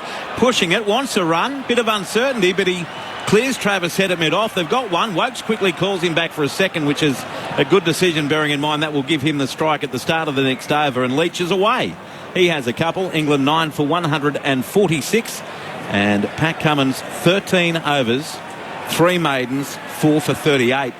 He just keeps producing. Yeah, phenomenal, isn't it? And to do it in your first Test match as captain, I can't imagine he'd have slept all that much last night, just with the excitement, the nerves, wanting to flip the coin correctly when he goes out there. There's so many other things that you have to think about when you're captain. But to go out there and produce a performance like this, I mean, he had the perfect foothold in proceedings with the way that Josh Hazlewood and Mitchell Starc bowled right at the top of the order to get those 3 quick wickets. But since then, he's really been the man who's led the attack. And you talk about captains leading from the front. You talk about early in an Ashes series, the captains having a duel together. Joe Root gets 0 or 1, and Pat Cummins is 4 for in the first innings. They're important caveats to mention. It doesn't decide anything, but it certainly goes some way to determining the momentum, especially in this game. And with England at 146 for 9, if Australia wrap this up and get to the close, it depends how much cricket we get, but if they get to the close with minimal damage, then it is really trouble. Well, here's Nathan Lyon back into the attack, and he bowls to Wokes, who's forward defending. Down the offside of the pitch, and Lyon picks up. And is this to get the 399 Test wickets off his neck? Nathan Lyon. Tony's 9th over of the day, has no wicket for 20. And Cummins giving him the chance with a slip and a short leg in place. Lyon bowls, down the track comes Wokes and plays sensibly down the ground towards long on. Harris comes into field and they'll get a single, and that puts the number 11 on strike. Wokes 21, 9 for 147. Really, today he's only had to play a supporting role, hasn't he, Nathan Lyon? Yes, he has, and I think on the first day of a test match, it's you'd be foolish to expect a spinner to come in and clean up. I think his job is to predominantly, I mean, it might be understating him a little bit, but to give the big fast bowlers on a wicket that's green and has had bounce and pace in it, to give those guys a little bit of a break whilst not letting the scoreboard go anywhere, and having gone for 21 runs off 8.2 overs. He's done exactly that. He's not created any chances, but I don't think you really expect your spinner to on day one. I think later on in the game, with what looks like a slightly dry surface underneath. Line around the wicket to the left-handed Leach, and Leach is forward, pushing away on the offside towards point. No run. Now, the great Rick Finlay has come up with an answer about the question of ollies. Have 2 ollies ever been dismissed back-to-back? I'll cross to Rick for the answer after this delivery. There's a slip. There's a short third man, short fine leg, mid-wicket, mid-on the onside as Leach defends, square on the offside. Now, Rick Finlay there at the Gabba, you've come up with an answer, and it was not the first time. No, it happened at the Oval earlier this year, England versus India. First innings of England's first innings. Pope went at 8 for 250. Robertson followed at 9 for 255. Line bowls to reach, pushes it square on the offside to Green, no run. Well done, Rick. 9 for 147. England, remember, won the toss this morning via Joe Root, elected to bat. No Stuart Broad, he was left out of the team after James Anderson was revealed yesterday wouldn't play. Line to Leach. Leach runs his backward of point. No run. Picked up by Stark. End of the over. So Nathan Lyon still can't get the 400th with England 9 for 147. 50 overs into its innings. Leach is 2 and Wokes will be back on strike. He's not out on 21. Yeah, Lyon will be hoping here. I mean, he'd love to bowl an absolute jaffer to take the edge of Jack Leach's bat with it spinning and bouncing, but I just can't see that happening on this wicket. So it's going to hope that someone comes down and tries to play an aggressive shot, because surviving the other end against the fired up Pat Cummins on 4 in his first test for Australia as captain could be a tough proposition. So the risk reward here for England is, do you just block around and try and scratch around and get a few runs, or do you try and get 20 or 30 runs quickly, and then whilst there's leaden skies, get out there and have a bowl and try and take a couple of early Australian wickets? It's funny, it's such a Brisbane thing. You look at that overhead darkness and think it could rain buckets for days, but it's generally over quickly. Here's Cummins looking for a 5-wicket haul. Bowl short to Wokes. Wokes pulls it down towards deep, fine leg, and another great catch by Josh Hazlewood, much in the manner he dismissed Ollie Pope. That is a wonderful take by Josh Hazlewood, and it's a 5-for Pat Cummins in his first innings as a Test match captain. He claims 5 for 38. Chris Wokes caught brilliantly in the outfield by Hazlewood off Cummins for 21, and England on the first day of the Ashes series have been bowled out for 147. And before we analyse that tail of woe for England, what a performance, Stephen Finn, as you lift your chin off the table by Pat Cummins. Yeah, however much it disappoints me as an English supporter, and we're checking the no ball and it's absolutely not a no ball, so even more disappointment for me. But yeah, hats off to Pat Cummins here. First game, first innings as Test match captain. Josh Hazlewood takes a fantastic catch, tumbling low to his left at fine leg, but a very similar ball to the one that got Mark Wood, that cramped Mark Wood for room, fending it off his ribs. Here Chris Wokes tries to get on top of the pull shot, but the bounce, the extra bounce here at the Gabba, and the hardness of these new Kookaburra balls that are being used in this series means that it bounces, takes the top edge and flies down to Josh Hazlewood at fine leg, who takes a wonderful catch. And Australia will be walking back now very, very satisfied with their day's work. A couple of their opening batsmen might be slightly nervous about going out there and batting under those grey skies, but here Pat Cummins walks off, holding the ball aloft to the crowd, who applaud him in, as well as his teammates. His teammates are standing in the dugout, bibs on, clapping him off too, and in his typical understated way, he just puts his head down, walks into the pavilion and says, that's a job well done for my team in the first innings of this game and this Ashes series.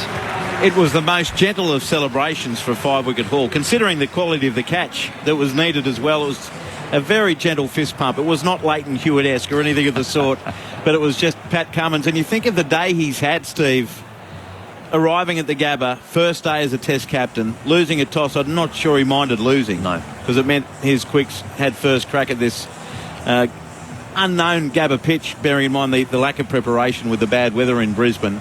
Not only has he seen England bowled out for 147, but he's also got 5 for 38. He's walking home with the match ball. One of my favourite things as a bowler is taking home that match ball and putting it in your jar of balls that you have at home for significant performances. And this may well be the most significant performance of Pat Cummins' career. You know, the captaincy and losing the toss. And I think you're right there, absolutely. I said before the start of play, it's the sort of toss that actually, if you lose the toss and you end up bowling, because I don't think either team would have bowled first had they won the toss, but if you lose the toss and you're bowling, it's actually a free hit almost, because you go out there without the pressure of wanting or needing to take wickets early. You're there expecting almost yourself to bowl all day because you've lost the toss. And it's such a different mentality actually to have from a bowling team when you lose the toss, as opposed to maybe striving just that little bit too hard if you win it and bowl first. And that's what creates scoring opportunities and where the scoreboard slightly gets out of control. So Australia, everything going for them today so far. I think this now is really, really a crucial period of the game. England will look up, like we've mentioned, the floodlights are on, the atmosphere is heavy, the clouds are there, the ball is going to move here, there's no doubt about that. This brand new ball is going to move, and England have to find the same lengths that Australia found this morning in order to get enough out of the wicket to make the inroads that can make this a good match. Otherwise, it's going to be a bit of a bloodbath. All right, I assume tea's been taken with the fall of the wicket. I'll give you the call of the card. England electing to bat first after Joe Root won the toss this morning. And you wonder, at the end of this series, are we going to look back at the very first ball of the series, where Mitchell Starc bowled Rory Burns, leg stump, first ball, duck, England 1 for none. Dawid Malan caught by Carey, his first catch as an Australian Test keeper off Josh Hazlewood for 6, 2 for 11. Joe Root, a 9-ball duck, his fourth duck in his last 11 innings against Australia. He was caught at first slip by Warner off Hazlewood, and it was 3 for 11. Ben Stokes before lunch was caught at third slip by Marnus Labuschagne off Cummins for 5. It was 4 for 29, and then at lunch England 4 for 59. Just after lunch, Haseem Hameed, the opening batsman who looked good, but then he nicked off to Steve Smith at second slip off Pat Cummins for 25. It was 5 for 60. Josh Butler, who looked really good before he snicked to Alex Carey off Mitchell Starc for 39 or 58 balls with 5 fours, 6 for 112, and featured in the only decent partnership of the innings, a 52-run stand with Ollie Pope for the 6th wicket. Ollie Pope went next, caught brilliantly at fine leg by Josh Hazlewood off Cameron Green for 35 off 79 balls at 2 fours. It was then 7 for 118 and Cameron Green's first Test wicket. Ollie Robinson nicked to Carey off Pat Cummins for a third ball duck, 8 for 122. Mark Wood caught at short leg by Marcus Harris off Cummins for 8, 9 for 144. Chris Wokes, the last to go, another tumbling catch by Josh Hazlewood at fine leg off Cummins for 21 or 24 deliveries with 4 boundaries, all out for 147 in the 51st over. Jack Leach 2 not out, 6 extras from 5 leg byes and 1 wide, 147. For the Australian bowlers, Mitchell Starc 12 overs 2 maidens 2 for 35. Josh Hazlewood 13 overs 4 maidens 2 for 42. Pat Cummins 13 overs and 1 ball 3 maidens 5 for 38. Nathan Lyon 9 overs 2 maidens none for 21, so he's still stuck on 399 Test wickets.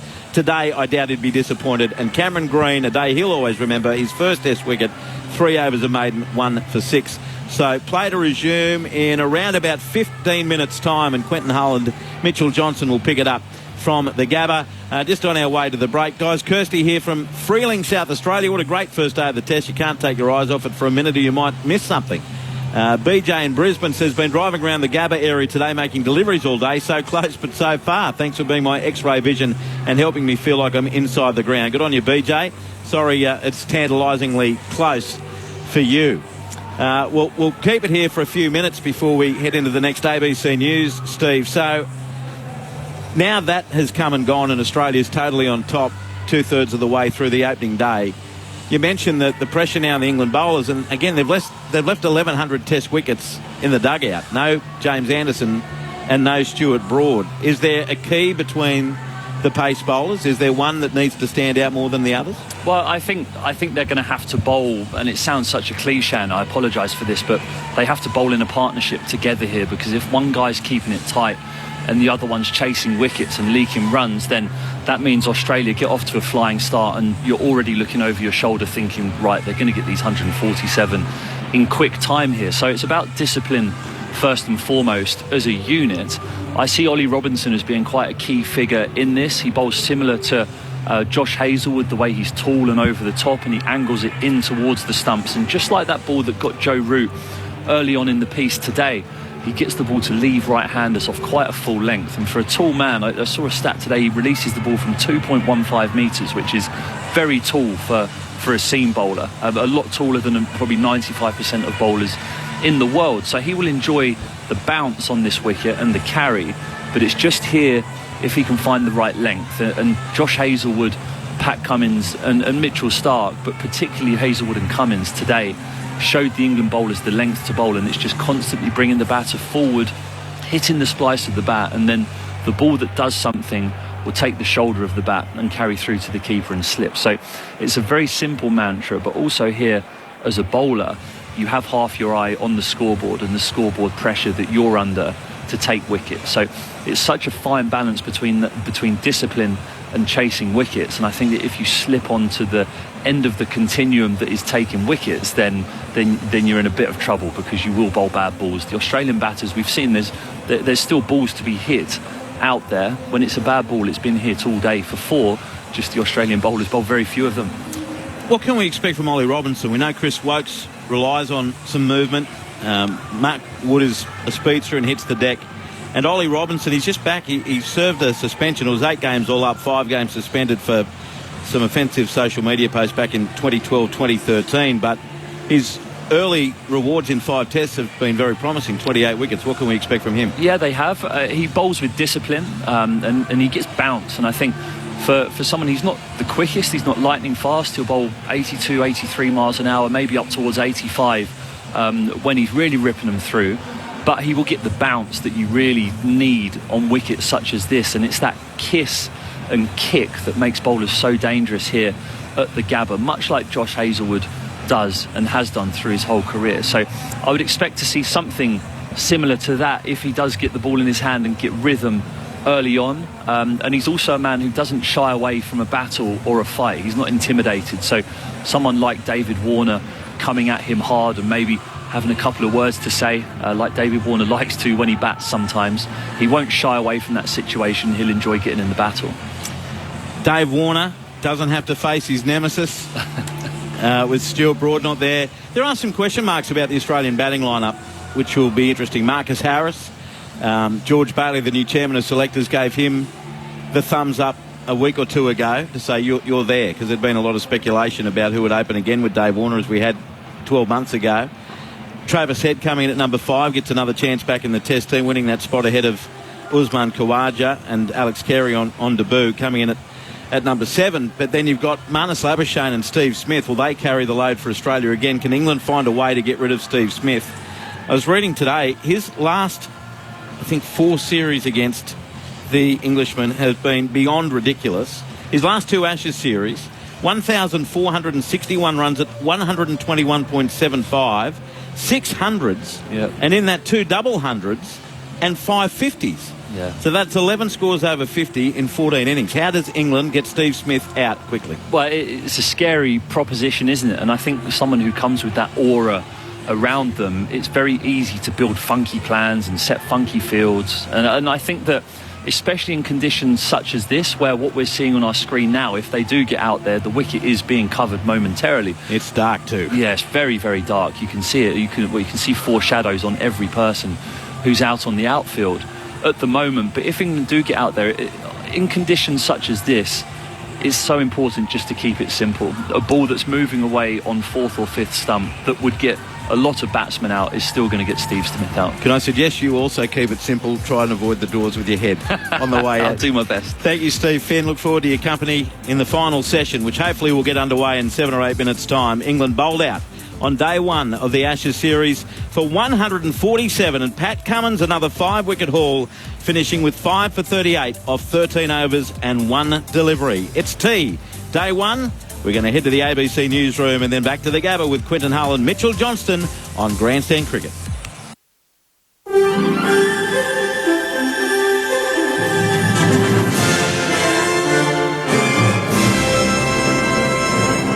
Good afternoon, ABC News. I'm Nicole Asher. Federal health officials have downplayed the threat from Omicron after Victoria confirmed its first case of the COVID-19 variant in a returned traveller. The fully vaccinated passenger arrived from the Netherlands via Abu Dhabi last week and went directly into hotel quarantine. Genomic sequencing is also underway after 2 suspected community cases were reported in Casey in Melbourne's southeast and Brimbank in the west. Health Minister Greg Hunt says Australia and Victoria are well prepared to deal with Omicron. We have new hope that the vaccines will protect against serious illness and hospitalisation and loss of life from Omicron, and each day we have new hope on evidence from around the world that this may be a milder form of the disease. Therapeutic Goods Administration has provisionally approved Moderna's COVID-19 vaccine for use as a booster shot by people aged over 18. The Pfizer vaccine is already in use as a booster shot, and Moderna is set to become the second booster available to the public. Like the Pfizer shot, it would be offered 6 months after a person's second jab. The Prime Minister says Australian athletes will still compete at the Winter Olympics in Beijing, but Australia will follow the US and not send any diplomatic officials next year. Mr Morrison has cited the breakdown in the relationship between Australia and China as one reason for the decision, but he's also noted ongoing concerns about human rights abuses. I very much separate the issues of sport and these other political issues. They're issues between two governments. And I would like to see those issues resolved, but they are not resolved. And Australia will not step back from the strong position we've had standing up for Australia's interests. New South Wales Premier Dominic Perrottet says he wants his state to take on full responsibility for childcare and early childhood education from the Commonwealth. In a speech to the National Press Club, Mr Perrottet says it'll be easier to reform the system if the state runs both early education and schools. He says it will come at a cost to the state budget, but the current system isn't working. This is a complete dog's breakfast, and no wonder no one can understand it. It's confusing for parents, it limits the levers that we can pull around affordability, and if you start it again, there is no way this is how you would fund or run education. An inquiry has been told the Defence Force should introduce better and more innovative programs for suicide prevention. Bronwyn Edwards founded Roses in the Ocean after her Air Force veteran brother Mark took his own life in 2008. Ms Edwards has addressed the Royal Commission into Defence and Veteran Suicide. She says many Defence members are reluctant to reach out for help.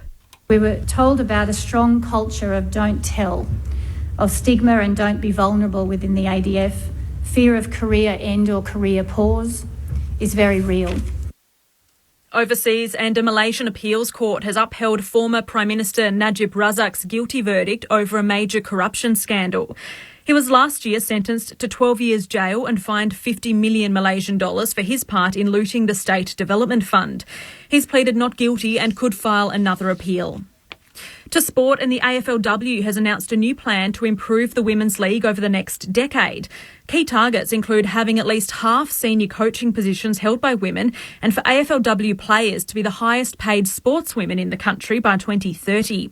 A new women's coaching acceleration program has also been announced, providing 6 full-time coaching positions across the men's and women's competitions.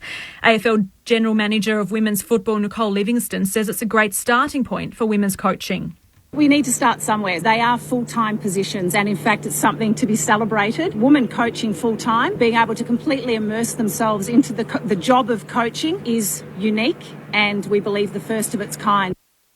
In cricket, Australia has taken charge of the Ashes series opener at the Gabba in Brisbane. England was dismissed for just 147 in its first innings late in the second session on day one. Josh Butler top scored with 39. New captain Pat Cummins was the best of the bowlers, taking 5 for 38. Mitchell Starc and Josh Hazlewood took 2 each, while all-rounder Cameron Green captured the first wicket of his test career. Tea has been taken. To the weather, there's a strong wind warning for Port Phillip and all coastal waters except the west coast. A very high fire danger in the Mallee and Wimmera. For Melbourne, partly cloudy with a high chance of showers most likely this evening, a top of 18 degrees today. Tomorrow, a shower or two and 19. Friday, cloudy and 20. Saturday, partly cloudy and 24. Right now, it's 16 degrees. ABC News.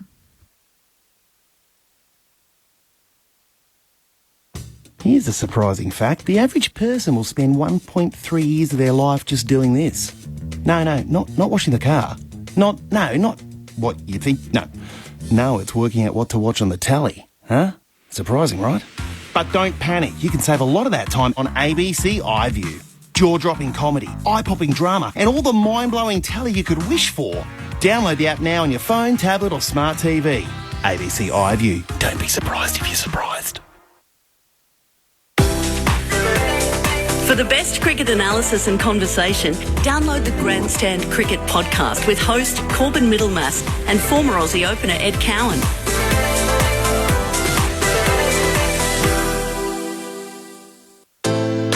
Grandstand Cricket, The Ashes, on your radio, ABC Sport Digital and on the ABC Listen app.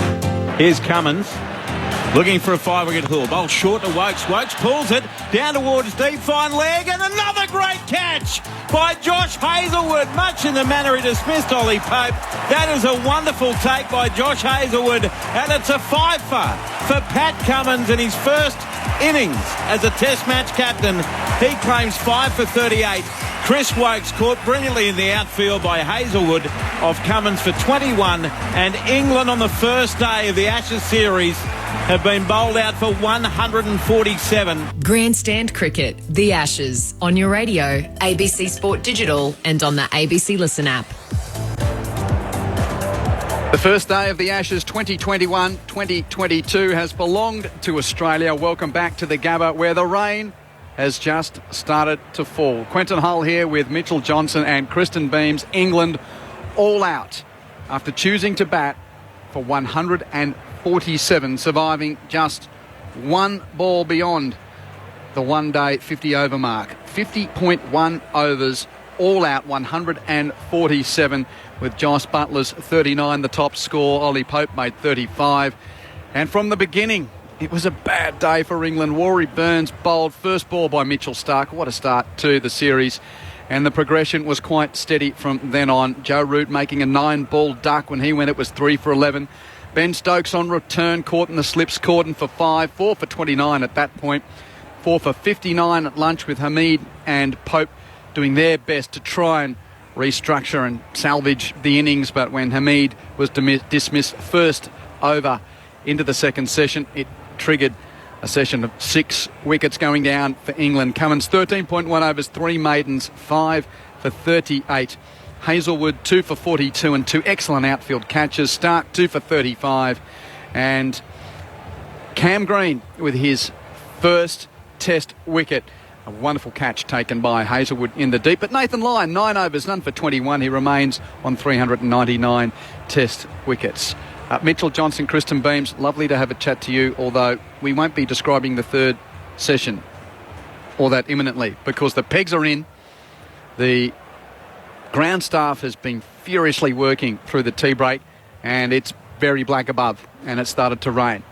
Oh, and now Michael Hussey's coming in to, just to give you a little, few in the ribs here. Yeah, he's punching me really hard here too. Like he's trying to get his... Nice to see you, Michael. For those media that are here, we're the lucky ones, aren't we, to be in attendance? What have we seen there for those who may just be joining the broadcast, may have heard about the drama of the first ball and the procession since?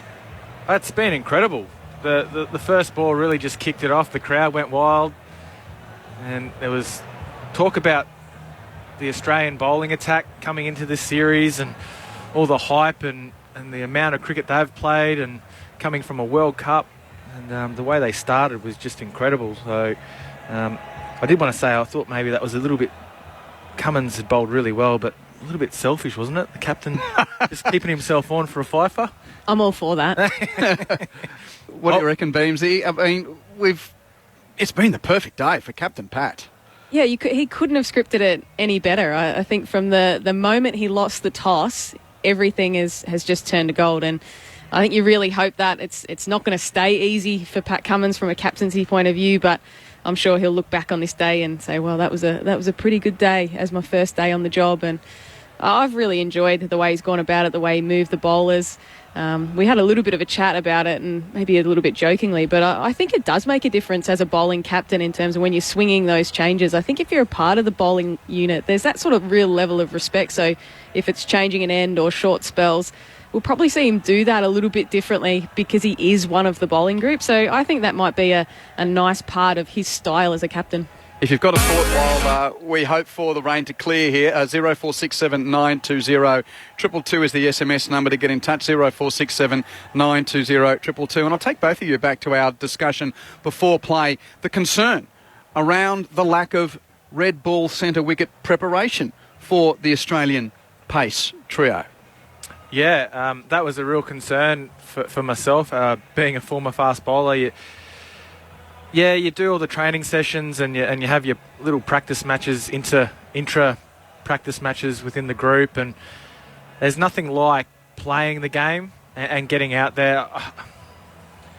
I guess I've got a bit of egg on my face because the way that they've just performed has proven that they're fresh and ready to go. And how well did Australia bowl? How poorly did England bat? Is the juicy one outside the off stump for you guys to play whichever way you want? I think it was good bowling. I think when they bowled full, I thought that they were so effective. I think there was a couple of dismissals that they probably didn't need to play at, the England batters, but all in all, I think they bowled a good enough length to ask enough questions. So I think I'm with the Australian bowlers. I'm not prepared to sit here and say that it was horrible batting. I thought it was good bowling. Yeah, I think mostly good bowling. I think length was pretty important. They didn't bowl too many wide balls. The ones that I was thinking that were maybe could have been left alone were the shorter ones, but they were directed at the body as well. So that tends to happen at the Gabba, where it does have that extra bit of bounce, and you feel like you've got to play it because you obviously don't want to get hit. So the bat gets there. That was the Stokes one, where Cummins coming around, the angle going into him. He had to play it. I think it was the Milan one, more so, was probably just away from him, maybe just outside off stump. But again, it's just that pressure of Ashes cricket. There was wickets falling. And well, the bounce got him there with the Milan one, wasn't it? It was if David Milan's a well-known state cricketer in these parts, he doesn't go anywhere near that with the Gabba bounce. But the lift got the shoulder of the bat and on his way. Yeah, the lift, but again, it's the pressure of the game. It's the start of an Ashes series. They're elected to bat first, and it hasn't worked out for them. And it is hosing out there at the moment. Yeah. So the word pictures from the Gabba at the moment is that it essentially seems we're just beyond dusk. The lights are on now. The ground staff are furiously trying to cover the bowling run-ups, and you look to the white tarp in the middle of the Gabba, and it's sparkling due to the drops of rain just bouncing into it with some force at the moment. Well, even though we knew that there was going to be some rain, it's a bit of a shame, isn't it, with how the game's going? And it would have been a nice little interesting session there with Australian coming out to bat. England would have come pretty hard, I would have thought, to try and get a couple of quick wickets. But yeah, it would have been an interesting little session there. So it is a real shame. And now even just trying to put some big water gallon, big drums there to, what would you call those? Yeah, I think they're little water gallon drums. Water drums to try and call it that. Yeah, they're not the old 44 gallon drum. That's too big, but it's like the big when you go camping and you've got the fresh water. Beamsy, you a camper? No. Okay. Well, it's the weight. Keep the covers down. Keep the covers down. A couple of other things among plenty to discuss, and we'll bring you some of the highlights of the day of firsts. We got a little bit of a look at Ben Stokes. His story is going to be one so closely watched throughout the summer. Hadn't seen him out playing cricket for a while. He made 5. Can we take much from it? I thought he looked good. I thought he made good decisions. Even his intention right from the first ball, he walked down the wicket and left it. You know, that's not a guy that looks tentative from having time out of the game. So I think he actually looked one of the most comfortable batters. I think he probably just didn't have the runs to go with that. But I think from an England fan point of view, they're probably looking at that and saying, well, yeah, he's good. Yeah, I agree. I think he walked out there. He had his head up. He was confident, and he just looked like it was just Ben Stokes. What we've seen over the past couple of years, there was no nervousness there. He moved really well, let the ball go. He only scored 5. He was out there for 21 balls, but one of the guys that is definitely a threat in this series. And I think once he gets going, once he gets his eye in, I think that's probably he's going to struggle with early on in this series is just the lack of cricket and that focus of staying out there for a long period of time. I think that's what's going to let him down early on in this series, and hopefully he can, I guess from an England point of view, hopefully he can pick that up pretty quickly, because the way they batted today it wasn't their best. Again, we did say that Australia did bowl well, but I think they'd be pretty disappointed. They were maybe a bit too defensive at times. We saw when Joss Buttler came out and he started to be a bit more aggressive. We saw what Ollie Pope did. He was sharp with his foot movements. He was trying to score runs, trying to get those quick singles, waiting for the bad ball. So all those things, there's good signs there, but I think it's just, again, it's the start of a series. Everyone's quite nervous. And again, yeah, Australia did bowl well. And now there are puddles forming on the edge of the centre square tarp. It's raining very heavily at the Gabba. We look out towards the Stanley Street stands, and there's all that, essentially the shimmer of the blanket of rain which is pouring down on the Gabba at the moment. Well, that's standard here. You know that, right? Yeah. Like, you see those puddles but it does dry out really quickly once it stops. So no issues there. But yeah, the puddles they are forming now. And the other player to mention, the captain, it seems that the monkey is growing bigger on the back of Joe Root's back, having come to Australia, admitted that this series is going to define his captaincy in a year where he's nearly up to 1,500 runs, yet has only ever made, 6 half-centuries and a top of 87 in his 2 previous Ashes visits here. And first chance, he nicks out for a 9-ball duck. Yeah, and it kind of felt like that wasn't going to happen. So I think we were all sitting here watching, and then it's like, well, hang on a second, he's in really nice touch, and all of a sudden he's out, and you think, wow, what's next for England? And I think there is a lot on the back of Joe Root, and he probably just wasn't able to set the tone for what they're going to do from a batting point of view. But to think about, you've got Root, but then you've also got Stokes coming back, and how much pressure is on the both of them. And I think that's a tricky position to be in. You sort of want a bit more pressure on that top order and to get the job done. But I'm sure if I'm Joe Root, I'm pretty disappointed at how it's unfolded so far. Yeah, I heard that through the week, or the last couple of days in the nets, that he was probably had some of his worst net sessions he's ever had. Now, he was working on that. He knew that coming here that they're going to target the drive and getting him forward to try and nick off, because he does open the face a little bit, and the bounce of and the pace of the pitches here, in particular the Gabba. So he was definitely thinking about that. And for a guy that's had such a good season to then come here and be sort of worried about that, is really interesting, I feel. I think it definitely, something that stood out to me a couple of days ago is he was talking about in the media that he didn't want to be here playing mind games. And that sort of hit something with me, that I felt like maybe he is thinking about it a bit more than what he's trying to lead on. I don't know. So it sort of shows me that those last couple of sessions he's had in the nets, from what I'm hearing anyway, that he was really thinking about getting his shoulder towards the batsman and trying to stay side on. And because we do know that he likes to drive, and he just gets himself in all sorts in these conditions.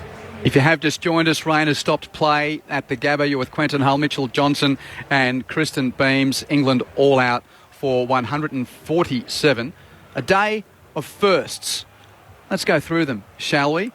You always have to be around the cricket for the first ball of a test match, and in particular the first ball of a series, and in particular when it's the Ashes, and in particular when it's Jim Maxwell behind the microphone. What a start to the day.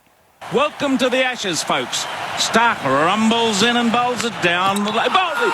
He's bowled him. First ball. He played right over the top of that. He got too far across, exposed his leg stump, and the ball has hit the leg stump. Another extraordinary start to an Ashes series in Brisbane. And if he was a footballer, he would have ripped off his shirt and ran around the edge of... He was absolutely delighted, Mitchell Starc, with that wicket of Rory Burns' first ball.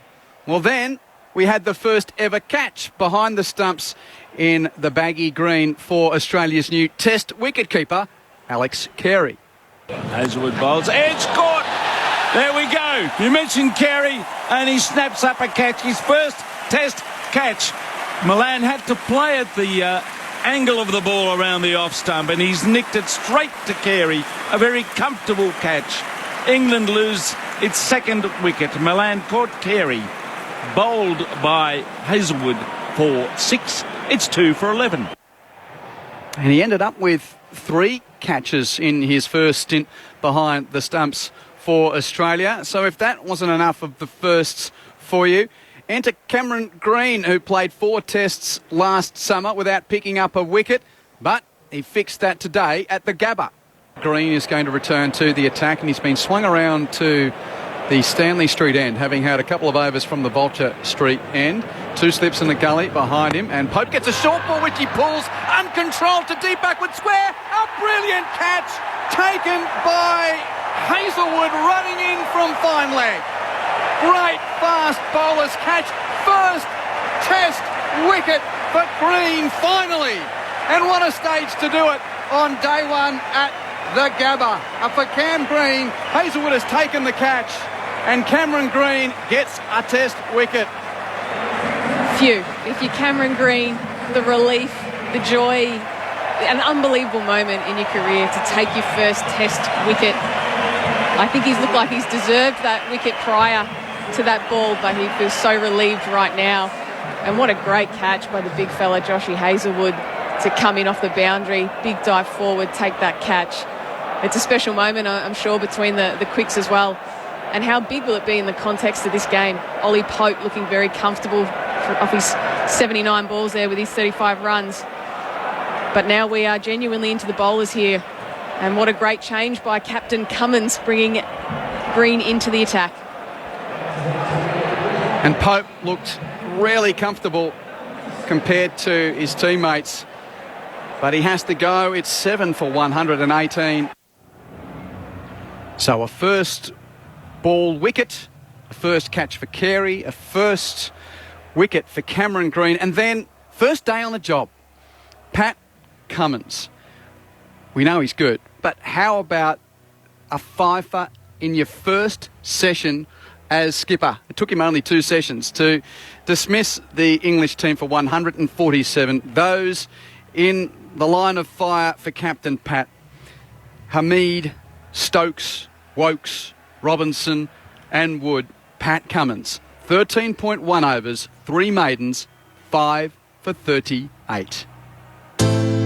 Grandstand Cricket, the Ashes, on your radio, ABC Sport Digital and on the ABC Listen app. And now Captain Cummins has brought himself into the attack very early. And there's the roar. The 47th Test skipper of Australia. That's a nice feeling for him. Stokes on strike. Cummins bowled, his edged, and he's taken another massive wicket for Australia as Ben Stokes is out for 5. Caught by Labuschagne at slip. A climactic morning. Wonderful start for Australia. Cummins lets go. Edge caught, second slip. Steve Smith takes the catch. Hamid survived the first session but couldn't survive the first over thereafter. He is out. It's 5 for 60 and Cummins takes the wicket. Robinson edges to Carey. Caught behind for a duck. 8 for 122. Cummins 3 for 29. Bowl short of a length taken on the body of Wood as it's off the bat. Taken by Marcus Harris under the littered short leg and Cummins strikes. He gets his fourth. He has 4 for 36. Mark Wood, he just almost turned his back on it. Taps it to short leg and he's on his way. Caught Harris, bowled Cummins for 8 of 15 deliveries. Here's Cummins looking for a 5-wicket haul. Bowl short to Wokes. Wokes pulls it down towards deep fine leg and another great catch by Josh Hazlewood, much in the manner he dismissed Ollie Pope. That is a wonderful take by Josh Hazlewood and it's a 5-for for Pat Cummins in his first innings as a Test match captain. He claims 5 for 38. What a performance by Pat Cummins. Just when you thought you couldn't like him anymore. Surely there'll be a chink in his armour one day. He's just perfect, Pat, isn't he? What a start to his captaincy career. Yeah, great start. And I think he's been so impressive for Australia for such a long period of time, and to probably get the captaincy when you really are in your prime from a performance point of view, I think it is good timing for Pat Cummins to take the captaincy where he's feeling very comfortable about things. And yeah, it's hard to dislike anything about Pat, isn't it? Well, I'll let you two talk about what you've learned. It's only a small sample, but I think there were some distinct parts of his bowling changes that we saw already. He's going to do it his way, Mitchell and Kristen. So talk us through what we've seen with the nuances of the way that Cummins has managed his bowling attack compared to Tim Payne. Yeah, I just think he was quite aware of what was going on around him, and he was pretty confident in making those decisions on the bowling changes with Mitchell Starc bowling shorter spells. It was pretty obvious that was something that they were planning on doing. 2 overs from Starc to start the test. He got the breakthrough, and then 5th over, the captain brings himself on. Which is a good thing, because you tend to not probably want to bring yourself on as a captain if you're the bowler. You probably want to, I don't know, give it to somebody else. But that was something that they spoke about in their presses beforehand. He still has to be Pat Cummins, the bowler, and bring himself on at the right times, and handled it really well. He obviously had the help of Steve Smith out there and some of the senior players in slips. So I think he's been under control so far. And this is, look, it's easy when it's all going well, and it's great to see so far how well they have done. I think the test will be when things aren't going to plan, and how his captaincy goes. And that's what I want to see from him.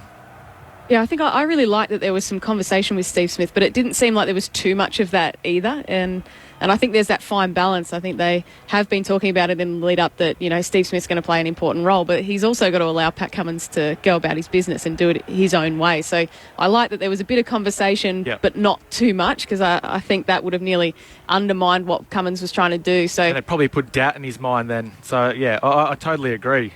So I think that's really important.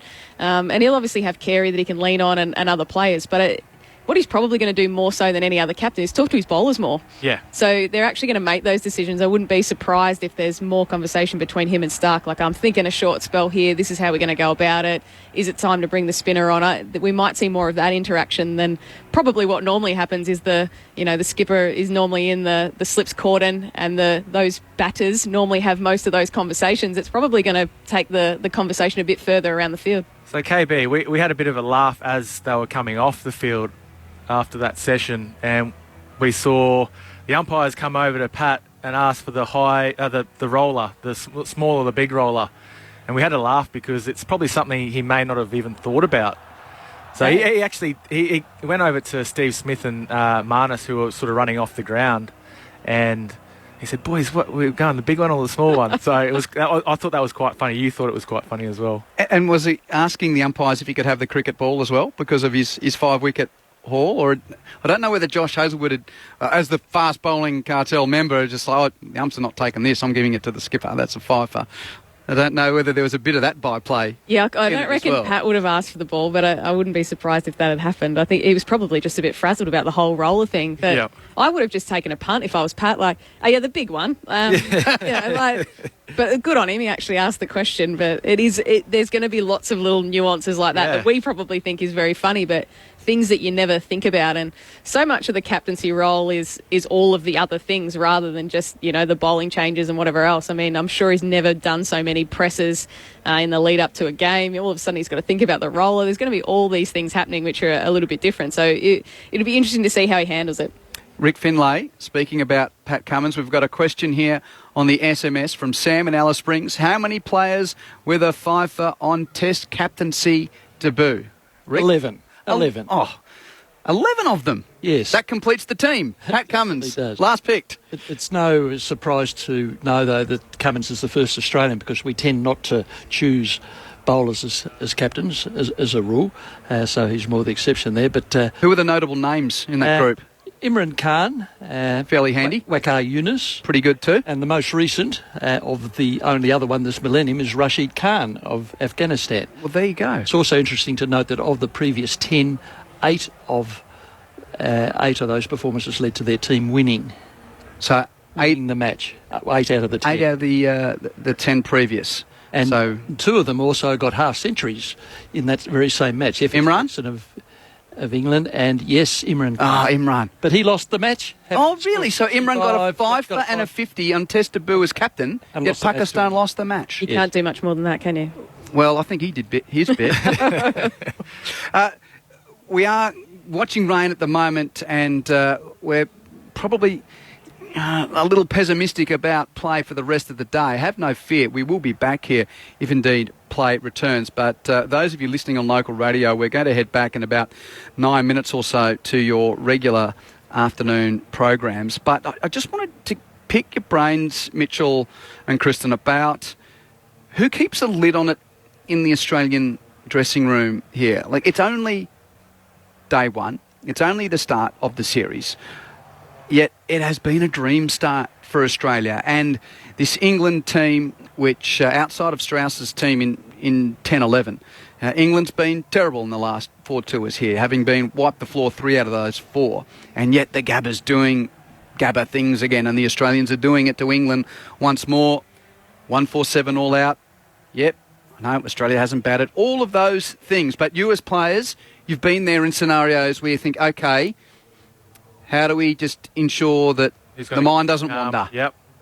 Look, it's a good question, and I think the bowling group are pretty smart. That they'll enjoy what they've just done out there and soak it all up, but they know that they have to get themselves, not quite just ready yet for the next innings, but they can sort of sit back and relax a little bit, soak it all up, hopefully get the batsmen out there. They'll have to calm themselves as well, get out there, look to score a few runs, put it on the board and put some pressure, real pressure back on England with a high total, I feel. So, I don't know. There's a few guys in the room that are pretty level-headed and will be sort of speaking about it in the dressing rooms. And I think this little break has probably helped them a little bit as well. I think the weather also plays a bit of a role. I think so often early on in a series, it's first game, everything's going in your favour, and then all of a sudden it turns out to be a draw, or it becomes weather affected, and you think, well, that was the win that got away. We started so well, and then we weren't able to go 1-0 up. So I think in terms of staying level-headed, it's probably easy until they get through this game. I think it's more so if it's a big win. I think that becomes something where you're like, oh, actually, we're going really well here. But I think given the weather, I think everyone's sort of be like, right, we've just got to get the job done here. And we don't know how much time we're going to lose in rain. And that really can affect the difference between a draw and a win. Interestingly enough, we're going to have eyes here, but eyes also on scores coming in from the North District Cricket Club up at Shaw Road. You would have played a few grades. Played a few there, yeah. Games there because a little bit slow. It's been redone. They've spent a lot of money there. Yep. Looks great. Australia A taking on the England Lions as of tomorrow. This is a part of trying to ensure that among COVID times and quarantines and everything, that players can get some practice if they are required to come in later in the series. And the Australia A team has been named for that game, which starts 10 o'clock local time tomorrow. Bryce Street, Henry Hunt, Matt Renshaw, Nick Maddinson.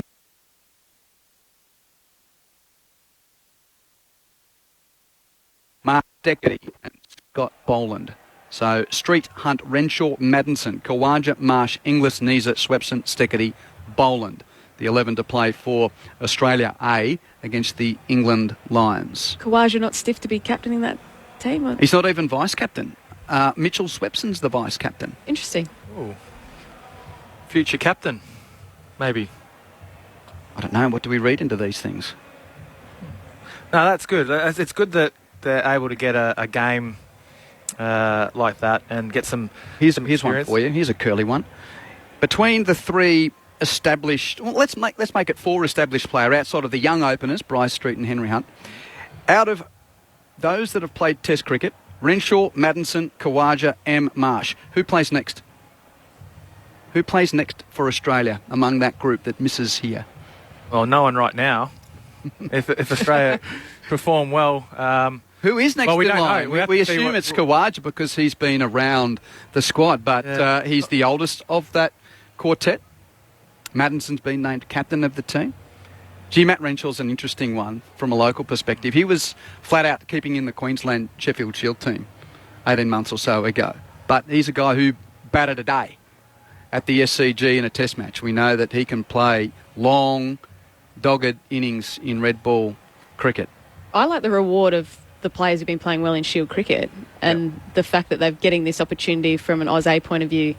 Because it is difficult, you know. Nick Maddinson came in at a difficult time, and he's spoken a lot about how he didn't really know his game very well, and now he's actually in the perfect position. Scotty Boland's bowled very well for Victoria in the Shield as well. Renshaw's made runs as well. So I think it's nice to see that those guys getting an opportunity. I think when you look at that, though, I think Kawaja is the class player in that team, but it's where he's going to find his way in. The other thing that just twigs my brain a little bit in this, Mitch, and we'll go to you, the fact that they're not releasing Jai Richardson to get some overs in this game. Yeah, that's a bit odd for me. Well, it says to me that they're very seriously considering not going with the three-pronged pace attack all through the summer, which we've seen in Australia. It's been Stark, Hazelwood, Cummins, end of sentence, and perhaps to Australia's detriment at the end of the India series. So if they were going that way, surely they'd be releasing Richardson. Yeah, you would think so. So it just sort of, you start to think what's going to happen in this next game with the pink ball. Richardson has been bowling well. Are they going to rest one of the bowlers? I don't know. They're definitely not going to play four of them because they've got enough in the bowling attack with Green there as well.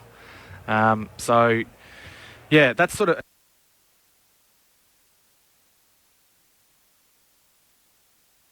presses before the series started. And a good point, mate. He is official. Is, well, in days gone by, a very important role, but we've seen 12 men released to go and play state cricket and do other things. Yep. So, different when you're batting as well. I think if they wanted to get some overs into Jai Richardson, he'd be playing up at Norths, and the fact that he's official 12th man is neither here nor there. Yeah, I think so. Especially when you're batting, I think there's the capacity to, you know, go for a session, have a bowl, and come back. I think you can do those things. Well, he's also played a few Shield games. He's come back from injury. He's been focused on the longer form of the game. Maybe just giving him a bit of time around the group, get him in the back of the net. But there's going to be opportunities throughout this Test series, and we'll probably see him sooner rather than later. Well, I'm going to have a look at the radar here. Is this the last? Is this the last we've done for the day? Are we pulling up stumps and going home? It's raining at the moment. Oh dear. Looks very settled. That's the thing. There's not much wind out there. I don't think we're playing cricket again later today. Mind you, I said that on the Sunday of 13-14. Then you came in at the end of the day and Test match over. You knocked them off. Too easy. Drains well here. Don't worry about these things. Get on with it. Exactly. Back in my day, would have played in this. Oh, look, well, mate, we laugh. Well, Mitchell, if that's it for today, look forward to reconvening tomorrow. Kristen Beams, thank you. And to our entire team, not only here at the Gabba, but also back in the host studios and broadcast studios around the place. What a day for Australia, albeit only 2 sessions of play so far. England winning the toss, electing to bat, and bowled out from 50.1 overs for 147. The captain route with a duck. Ben Stokes making just 5. And it was all triggered by an amazing start to the series with Mitchell Starc bowling Rory Burns around his legs. First ball of the series. 5 wickets for Pat Cummins. 2 wickets for Hazelwood, 2 for Starc, a first test wicket for Cam Green, 3 catches behind the stumps for Alex Carey on debut. What a terrific start for the Australians. We'll let you know if things change as far as the weather is concerned, but at the moment the covers are down, it's still raining, and it looks pretty terminal for day 1 here. A day which has belonged to Australia. ABC Sport at the Ashes for 2021-22. All the Aussies on day 1, and hopefully we'll speak to you later today, but more likely it will be for the start of play tomorrow.